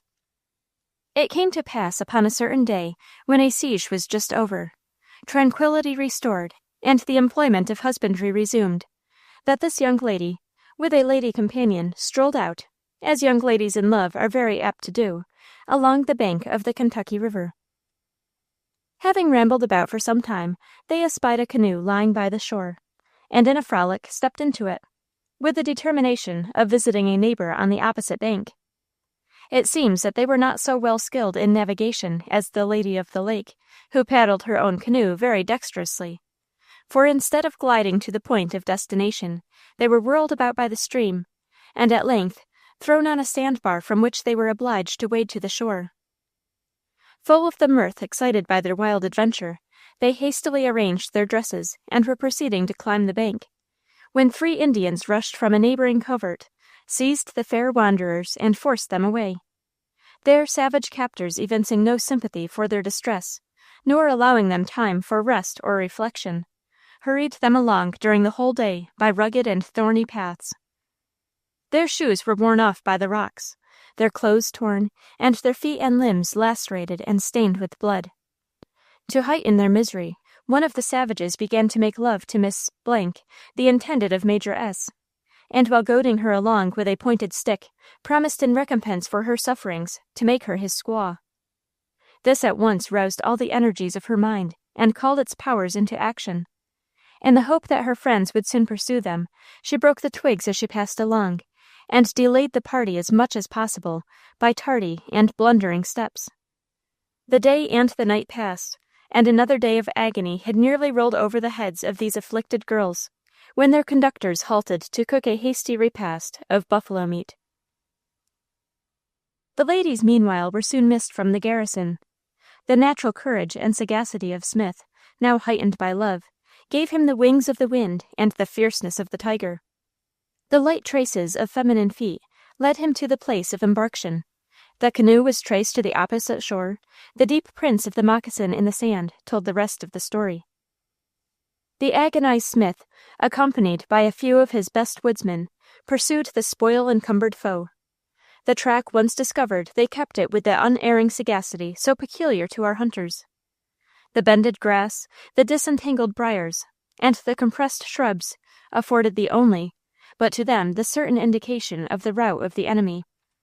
When they had sufficiently ascertained the general course of the retreat of the Indians, Smith quitted the trace, assuring his companions that they would fall in with them at the pass of a certain streamhead, for which he now struck a direct course, thus gaining on the foe, who had taken the most difficult paths. Having arrived at the stream, they traced its course until they discovered the water newly thrown upon the rocks. Smith, leaving his party, now crept forward upon his hands and knees, until he discovered one of the savages seated by a fire, and with a deliberate aim shot him through the heart. The woman rushed towards her deliverer, and recognizing Smith, clung to him in the transport of newly awakened joy and gratitude, while a second Indian sprang towards him with his tomahawk. Smith, disengaging himself from the ladies, aimed a blow at his antagonist with his rifle, which the savage avoided by springing aside, but at the same moment the latter received a mortal wound from another hand. The other and only remaining Indian fell in attempting to escape. Smith, with his interesting charge, returned in triumph to the fort, where his gallantry no doubt was repaid by the sweetest of all rewards. The Mayflower, or trailing arbutus, has been aptly styled our national flower. It lifts its sweet face in the desolate and rugged hillside, and flourishes in the chilly air and earth of early spring. So amid the rude scenes of frontier life, love and romance peep out, and courtship is conducted in log cabins, and even in more untoward places. A tradition of the early settlement of Auburn, New York, relates that while Captain Hardenberg, the stout young miller, was busy with his sacks of grain in his little log mill, he was unexpectedly assaulted and overwhelmed with the arrows not of the savages, but of love. The sweet eyes, as well as the blooming health and courage of the daughter of Rolef Brinkerhoff, who had been sent by her father to the mill, made young Hardenberg capitulate, and during the hour while she was waiting for the grist, he managed thoroughly to assure her of the state of his affections. The courtship thus well begun resulted soon after in a wedding. The imagination of the poet, garnering the anecdotes and early traditions of the frontier, around which lingers an aroma of love, has clothed them with new life, adorned them with bright colors, endowed them with fresh and vernal perfume, and then woven them into a wreath with the magic art of poesy. From out of a group of stern features on Plymouth Rock, graven with the deep lines of austere and almost cruel duty, the sweet face of Rose Standish looks winningly at us. The rugged captain of the Pilgrim band woos Priscilla Mullins through his friend John Alden, and finds too late that love does not prove fortunate when made by proxy, and Evangeline, maid, wife, and widow, comes back to us in beauty and sorrow from the far Acadian border. These romances of our eastern country have been fortunate in having a poet to make them immortal, but the West is equally fruitful in incidents which furnish material, and only lack the poet or novelist to work them up into enduring form. The Western country seems naturally fitted in many ways for love and romance. In that region the mind is uncramped and unfettered by the excessive schooling and overtraining which prevails in the older settlements of the East. The heart heats more freely and warmly when its current is unchecked by conventionalities. Life is more intense in the West. The transitions of life are more frequent and startling. Both men and things are continually changing. In such a society, impulse governs largely. The cooler and more selfish faculties of man's nature are less dominant. When we add to these conditions the changes, hardships, and enforced separations of the frontier as frequent concomitants, we have exactly a state of society which is fruitful in romantic incidents. Brides torn from their husband's embrace and hurried away, but restored as suddenly and strangely. Two faithful lovers parted forever, or reunited miraculously, and thrilling scenes in love's melodrama, acted and reacted on different stages, but always with startling effect. The effects of the romantic incidents in the lives of our pioneer women are also heightened by the extraordinary freshness and ever-changing scenery of the wilderness. Nature there spreads out like a mighty canvas. The forest, the mountains, and the prairies show clear and distinct through the crystal air, so that peak and tree, and even the tall blades of grass, are outlined with a microscopic nearness. Over this vivid surface bison are browsing, and antelopes gamboling. Plumed warriors flit by on their ponies, as the pioneer men and women with wagons, oxen, and horses are moving westward. This is the scene where love springs spontaneously out of the close companionship which danger enforces. The story of the Chase family is an illustration of the adage that truth is often stranger than fiction, and might readily furnish the groundwork upon which the genius of some future Cooper could construct an American romance of thrilling interest. The stage whereon this drama of real life was acted lay in that rich, broad expanse between the Arkansas and the South Platte rivers. The time, 1847. The principal actors were the Chase family, consisting of old Mr. Chase, his wife, sons, and grandsons, Mary, his daughter, Labont, and Kilbuck, two famous hunters and mountaineers, Antoine, a guide, and Arapaho Indians. The scene opens with a view of 3 white-tilted Conestoga wagons, or prairie schooners, each drawn by 4 pair of oxen rumbling along through a plain enameled with the verdure and many tinted flowers of spring. The day is drawing to its close, and the rays of the sinking sun throw a mellow light over a waving sea of vernal herbage. The wagons are driven by the sons of Mr. Chase, and contain the women and the household goods of the family. Behind the great swaying schooners walk the men with shouldered rifles, and a troop of mounted men have just galloped up to bid adieu to the departing emigrants. From out of this group, the mild face of Mary Chase beams with a parting smile in response to rough but kindly farewells of these her old friends and neighbors. The last words of warning and Godspeed are spoken by the mounted men, who gallop away and leave them making their first stage on a journey which will carry them northward and westward more than 2,000 miles from their old home in Missouri. And now the sun has set, and still in the twilight the train moves on, stopping as the darkness falls, at a rich bottom, where the loose cattle, starting some hours before them, have been driven and corralled. The oxen are unyoked, the wagons drawn up, so as to form the sides of a small square. A huge fire is kindled. The women descend and prepare the evening meal, boiling great kettles of coffee and baking corn cakes in the embers. The whole company stretch themselves around the fire, and having finished their repast, address themselves to sweet sleep, such as tired voyagers over the plains can so well enjoy.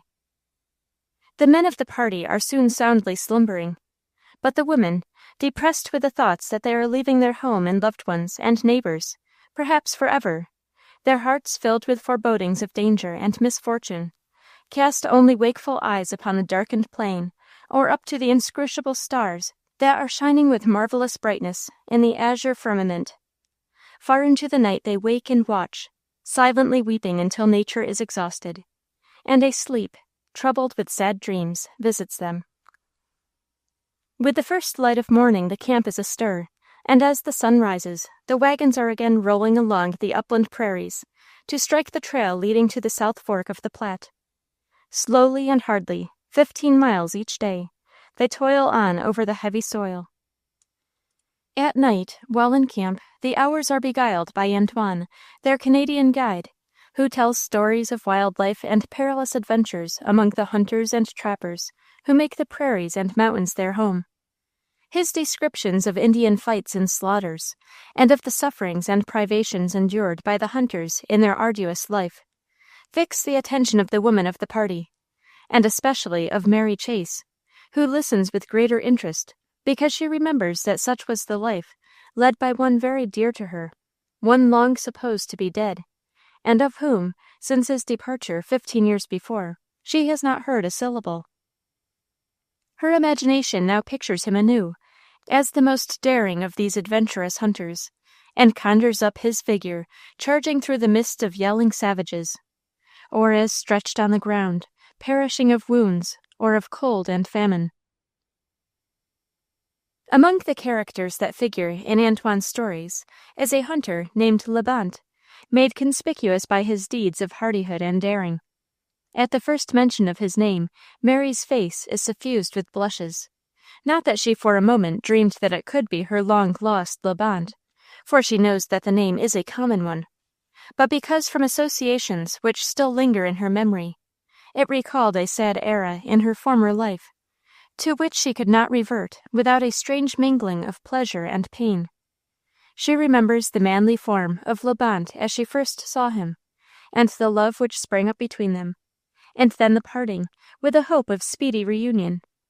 She remembers how 2 years passed without tidings of her lover, when one bitter day she met a mountaineer, just returned from the far west to settle in his native state, and inquiring tremblingly after Labant, he told how he had met his death from the Blackfeet Indians in the wild gorges of the Yellowstone country. Now, on hearing once more that name, a spring of sweet and bitter recollections is opened, and a vague hope is raised in her breast that the lover of her youth is still alive. She questions the Canadian. Who was this Labant who you say was such a brave mountaineer? Antoine replies, he was a fine fellow, strong as a buffalo bull, a dead shot, cared not a rush for the Indians, left a girl that he loved in Missouri, said the girl did not love him, and so he followed the trail to the mountains. He hasn't gone under yet, be sure of that, says the good-natured guide, observing the emotion which Mary showed, and suspecting that she took a more than ordinary interest in the young hunter. As the guide ceased to speak, Mary turns away and bursts into a flood of tears. The mention of the name of one whom she had long believed dead, and the recital of his praiseworthy qualities, awake the strongest feelings which she had cherished towards one whose loss she still bewails. The scene now changes to the camp of a party of hunters, almost within rifle shot of the spot where the Chase family are sitting around their evening fire. There are 3 in this party. One is Kilbuck, so known on the plains. Another is a stranger who has chanced to join them. The third is a hunter named Labant. The conversation turning on the party encamped near them, the stranger remarks that their name is Chase. Labant looks up a moment from the lock of his rifle, which he is cleaning. But either he does not hear, or hearing does not heed, for he resumes his work. "Traveling alone to the Platte Valley," continues the stranger. "They'll lose their hair, sure." "I hope not," rejoins Kilbuck, "for there's a girl among them worth more than that." "Where does she come from, stranger?" inquires Labant. "Down below Missouri, from Tennessee, I hear." "And what's her name?" The colloquy is interrupted by the entrance into the camp of an Arapaho Indian. The hunters address him in his own language. They learn from him that a war party of his people was out on the Platte Trail to intercept the travelers on their return from the North Fork. He cautions them against crossing the divide, as the braves, he says, are a heap mad and take white scalp. The Indian, rewarded for his information with a feast of buffalo meat, leaves the camp and starts for the mountains. The hunters pursue their journey the next day, traveling leisurely along and stopping where good grass and abundant game is found, until one morning they suddenly strike a wheel track, which left the creek bank and pursued a course at right angles to it in the direction of the divide. Kilbuck pronounces it but a few hours old, and that of 3 wagons drawn by oxen. "These are the wagons of old Chase," says the strange hunter. "They're going right into the Rapaho trap," cries Kilbuck. "I knew the name of Chase years ago," says Labant in a low tone, "and I should hate the worst kind to have mischief happen to any one that bore it. This trail is fresh as paint, and it goes against me to let these simple critters help the Rapahos to their own hair. This child feels like helping them out of the scrape. What do you say, old hoss?"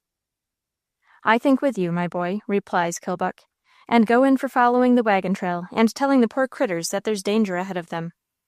What's your talk, stranger?" "I'm with you," answered the latter, and both follow quickly after Labant, who gallops away on the trail.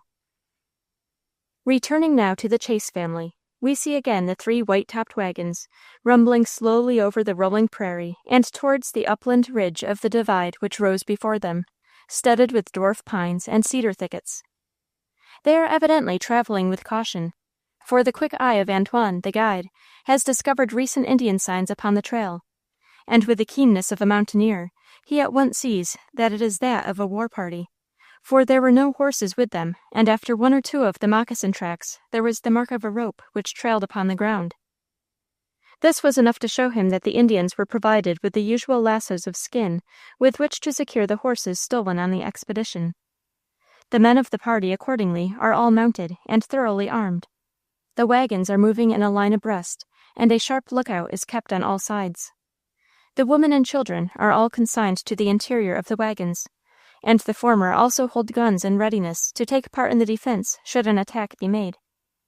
As they move slowly on their course, no Indians make their presence visible, and the party are evidently losing their fears, if not their caution. As the shadows are lengthening, they reach Black Horse Creek, and corral their wagons, kindle a fire, and are preparing for the night, when 3 or 4 Indians suddenly show themselves on the bluff, and making friendly signals approach the camp. Most of the men are away attending to the cattle or collecting fuel, and only old Chase and a grandson 14 years of age are in the camp. The Indians are hospitably received and regaled with a smoke, after which they gratify their curiosity by examining the articles lying around, and among others which takes their fancy, the pot boiling over the fire, with which one of them is about very coolly to walk off, when old Chase, snatching it from the Indian's hands, knocks him down. One of his companions instantly begins to draw the buckskin cover from his gun, and is about to take summary vengeance for the insult offered to his companion, when Mary Chase, courageously advancing, places her left hand on the gun, which he is in the act of uncovering, and with the other points a pistol at his breast. Whether daunted by this bold act of the girl, or admiring her devotion to her father, the Indian, drawing back with a deep grunt, replaces the cover on his piece, and motioning to the other Indians to be peaceable, shakes hands with old Chase, who all this time looks him steadily in the face. The other whites soon return. The supper is ready, and all hands sit down to the repast. The Indians then gather their buffalo robes about them, and quickly withdraw. In spite of their quiet demeanor, Antoine says they mean mischief. Every precaution is therefore taken against surprise. The mules and horses are hobbled, the oxen only being allowed to run at large. A guard is set around the camp. The fire is extinguished, lest the savages should aim by its light at any of the party, and all slept with rifles and pistols ready at their side. The night, however, passes quietly away, and nothing disturbs the tranquillity of the camp except the mournful cry of the prairie wolf chasing the antelope. The sun has now risen. They are yoking the cattle to the wagons and driving in the mules and horses, when a band of Indians show themselves on the bluff, and descending it, approach the camp with an air of confidence. They are huge braves, hideously streaked with war paint, and hide the malignant gleams that shoot from their snaky eyes with assumed smiles and expressions of good nature. Old Chase, ignorant of Indian treachery, and in spite of the warnings of Antoine, offered no obstruction to their approach, has allowed them to enter the camp. What madness! They have divested themselves of their buffalo robes, and appear naked to the breech-clout, and armed with bows and arrows, tomahawks and scalping knives. 6 or 7 only come in at first, but others quickly follow, dropping in by 2s and 3s, until a score or more are collected around the wagons. Their demeanor, at first friendly, changes to insolence, and then to fierceness. They demand powder and shot, and when they are refused, begin to brandish their tomahawks. A tall chief, motioning to the band to keep back, now accosts Mr. Chase, and through Antoine as an interpreter, informs him that unless the demands of his braves are complied with, he will not be responsible for the consequences, that they are out on the war trail, and their eyes red with blood so that they cannot distinguish between white man's and Utah's scalps, that the party and all their women and wagons are in the power of the Indian braves, and therefore that the white chief's best plan will be to make what terms he can, that all they require is that they shall give up their guns and ammunition on the prairie, and all their mules and horses, retaining only the medicine buffaloes, the oxen, to draw their wagons. By this time the oxen have been yoked to the teams, and the teamsters stand whip in hand ready for the order to start. Old Chase trembles with rage at the insolent demand. "Not a grain of powder to save my life," he yells. "Put out, boys." As he turns to mount his horse, which stands ready saddled, the Indians leap upon the wagons, and others rush against the men, who make a brave fight in their defense. Mary, who sees her father struck to the ground, springs with a shrill cry to his assistance, at the moment when a savage, crimson with paint, and looking like a red demon, bestrides his prostrate body, brandishing a glittering knife in the air, preparatory to plunging it into the old man's heart. All is wild confusion. The whites are struggling heroically against overpowering numbers. A single volley of rifles is heard, and 3 Indians bite the dust.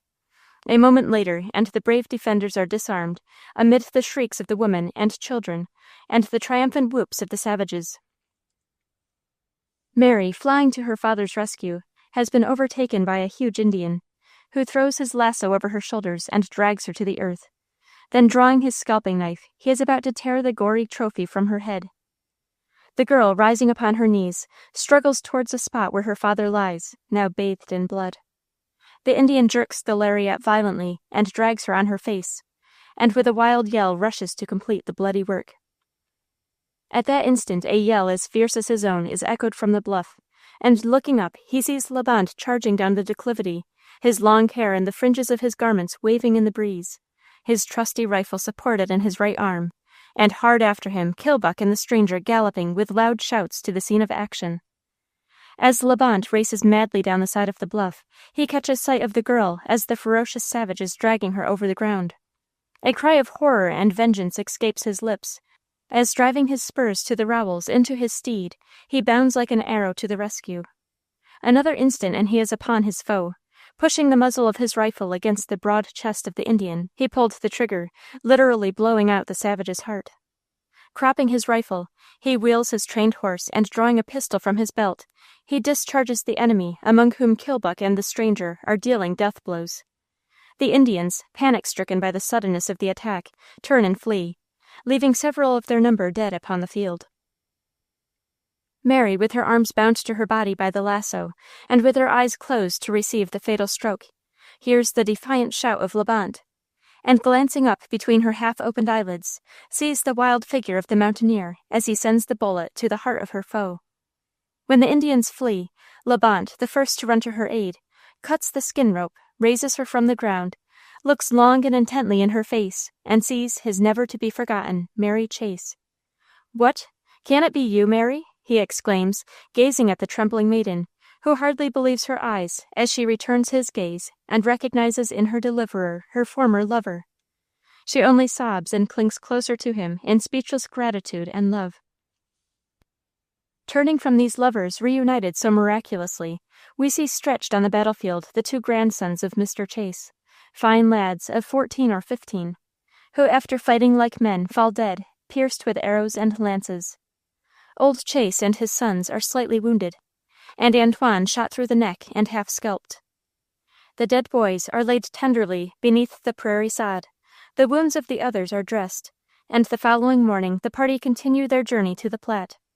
The 3 hunters guide and guard them on their way, Mary riding on horseback by the side of her lover. For many days they pursued their journey, but with feelings far different from those with which they had made its earlier stages. Old Mr. Chase marches on doggedly and in silence. His resolution to seek a new home on the banks of the Columbia has been shaken more by the loss of his grandsons than by the fatigues and privations incident to the march. The unbidden tears often steal down the cheeks of the women, who cast many a longing look behind them towards the southeastern horizon, far beyond whose purple rim lay their old home. The South Fork of the Platte has been passed, Laramie reached, and for a fortnight the lofty summits of the mountains which overhang the pass to California have been in sight.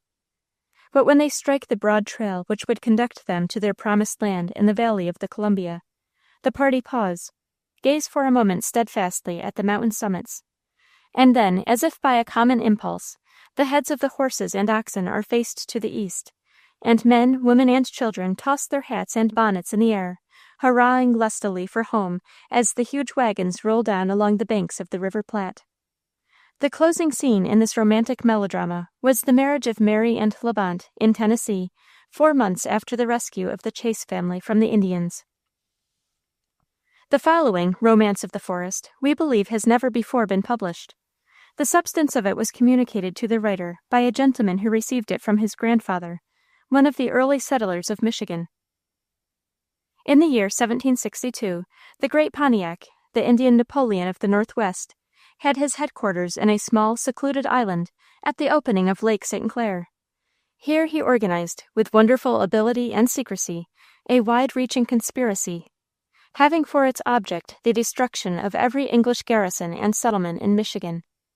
His envoys, with blood-stained hatchets, had been dispatched to the various Indian tribes of the region, and wherever these emblems of butchery had been accepted, the savage hordes were gathering, and around their balefires in the midnight pantomimes of murder were concentrating their excitable natures into a burning focus which would light their path to carnage and rapine. While these lurid clouds, charged with death and destruction, were gathering, unseen, about the heads of the adventurous pioneers who had penetrated that beautiful region, a family of eastern settlers, named Rouse, arrived in the territory, and disregarding the admonitions of the officers in the fort at Detroit, pushed on 20 miles farther west, and planted themselves in the heart of one of those magnificent oak openings which the Almighty seems to have designed as parks and pleasure grounds for the sons and daughters of the forest. Miss Anna Rouse, the only daughter of the family, had been betrothed before her departure from New York State to a young man named James Philbrick, who had afterward gone to fight the French and Indians. It was understood that upon his return he was to follow the Rouse family to Michigan, where upon his arrival the marriage was to take place. In a few months young Philbrick reached the appointed place, and in the following week married Miss Rouse, in the presence of a numerous assemblage of soldiers and settlers, who had come from the military posts and the nearest plantations to join in the festivities. All was gladness and hilarity. The hospitality was bounteous, the company joyous, the bridegroom brave and manly, and the bride lovely as a wild rose.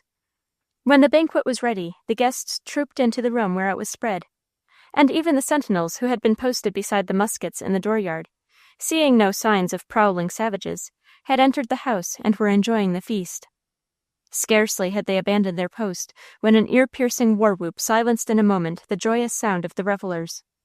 The soldiers rushed to the door only to be shot down. A few succeeded in recovering their arms and made a desperate fight. Meanwhile, the savages battered down the doors and leaped in at the windows. The bridegroom was shot and left for dead as he was assisting to conceal his bride, and a gigantic warrior, seizing the latter, bore her away into the darkness. After a short but terrific struggle, the savages were driven out of the house, but the defenders were so crippled by their losses and by the want of arms which the enemy had carried away, that it was judged best not to attempt to pursue the Indians, who had disappeared as suddenly as they came. When the body of the bridegroom was lifted up, it was discovered that his heart still beat, though but faintly. Restoratives were administered, and he slowly came back to life, and to the sad consciousness that all could make life happy to him was gone forever. The family soon after abandoned their new home and moved to Detroit, owing to the danger of fresh attacks from Pontiac and his Confederates. Years rolled away. Young Philbrick, as soon as he recovered from his wounds, took part in the stirring scenes of the war, and strove to forget, in turmoil and excitement, the loss of his fair young bride. But in vain. Her remembrance in the fray nerved his arm to strike, and steadied his eye to launch the bullet at the heart of the hated foes who had bereft him of his dearest treasure. And in the stillness of the night, his imagination pictured her, the cruel victim of her barbarous captors. Peace came in 1763, and he then learned that she had been carried to Canada. He hastened down the St. Lawrence, and passed from settlement to settlement, but could gain no tidings of her. After 2 years, spent in unveiling search, he came back a sad and almost broken-hearted man. Her image, as she appeared when he last saw her, all radiant in youth and beauty, haunted his waking hours, and in his dreams she was with him as a visible presence. Months, years rolled away. He gave her up as dead, but he did not forget his long-lost bride. One summer's day, while sitting in his cabin in Michigan, in one of those beautiful natural parks, where he had chosen his abode, he heard a light step, and looking up, saw his bride standing before him, beautiful still, but with a chastened beauty which told of years of separation and grief. Her story was a long one. When she was borne away from the marriage feast by her savage captor, she was seen by an old squaw, the wife of a famous chief who had just lost her own daughter, and being attracted by the beauty of Miss Rouse, she protected her from violence and finally adopted her. Twice she escaped, but was recaptured. The old squaw afterwards took her 1,000 miles into the wilderness, and watched her with the ferocious tenderness that the tigress shows for her young. At length, after nearly 6 years, her Indian mother died. She succeeded then in making her escape, traveled 400 miles on foot, reached the St. Lawrence, and after passing through great perils and hardships, arrived at Detroit. There she soon found friends, who relieved her wants and conveyed her to her husband, whom she had remembered with fondness and loved with constancy during all the weary years of her captivity.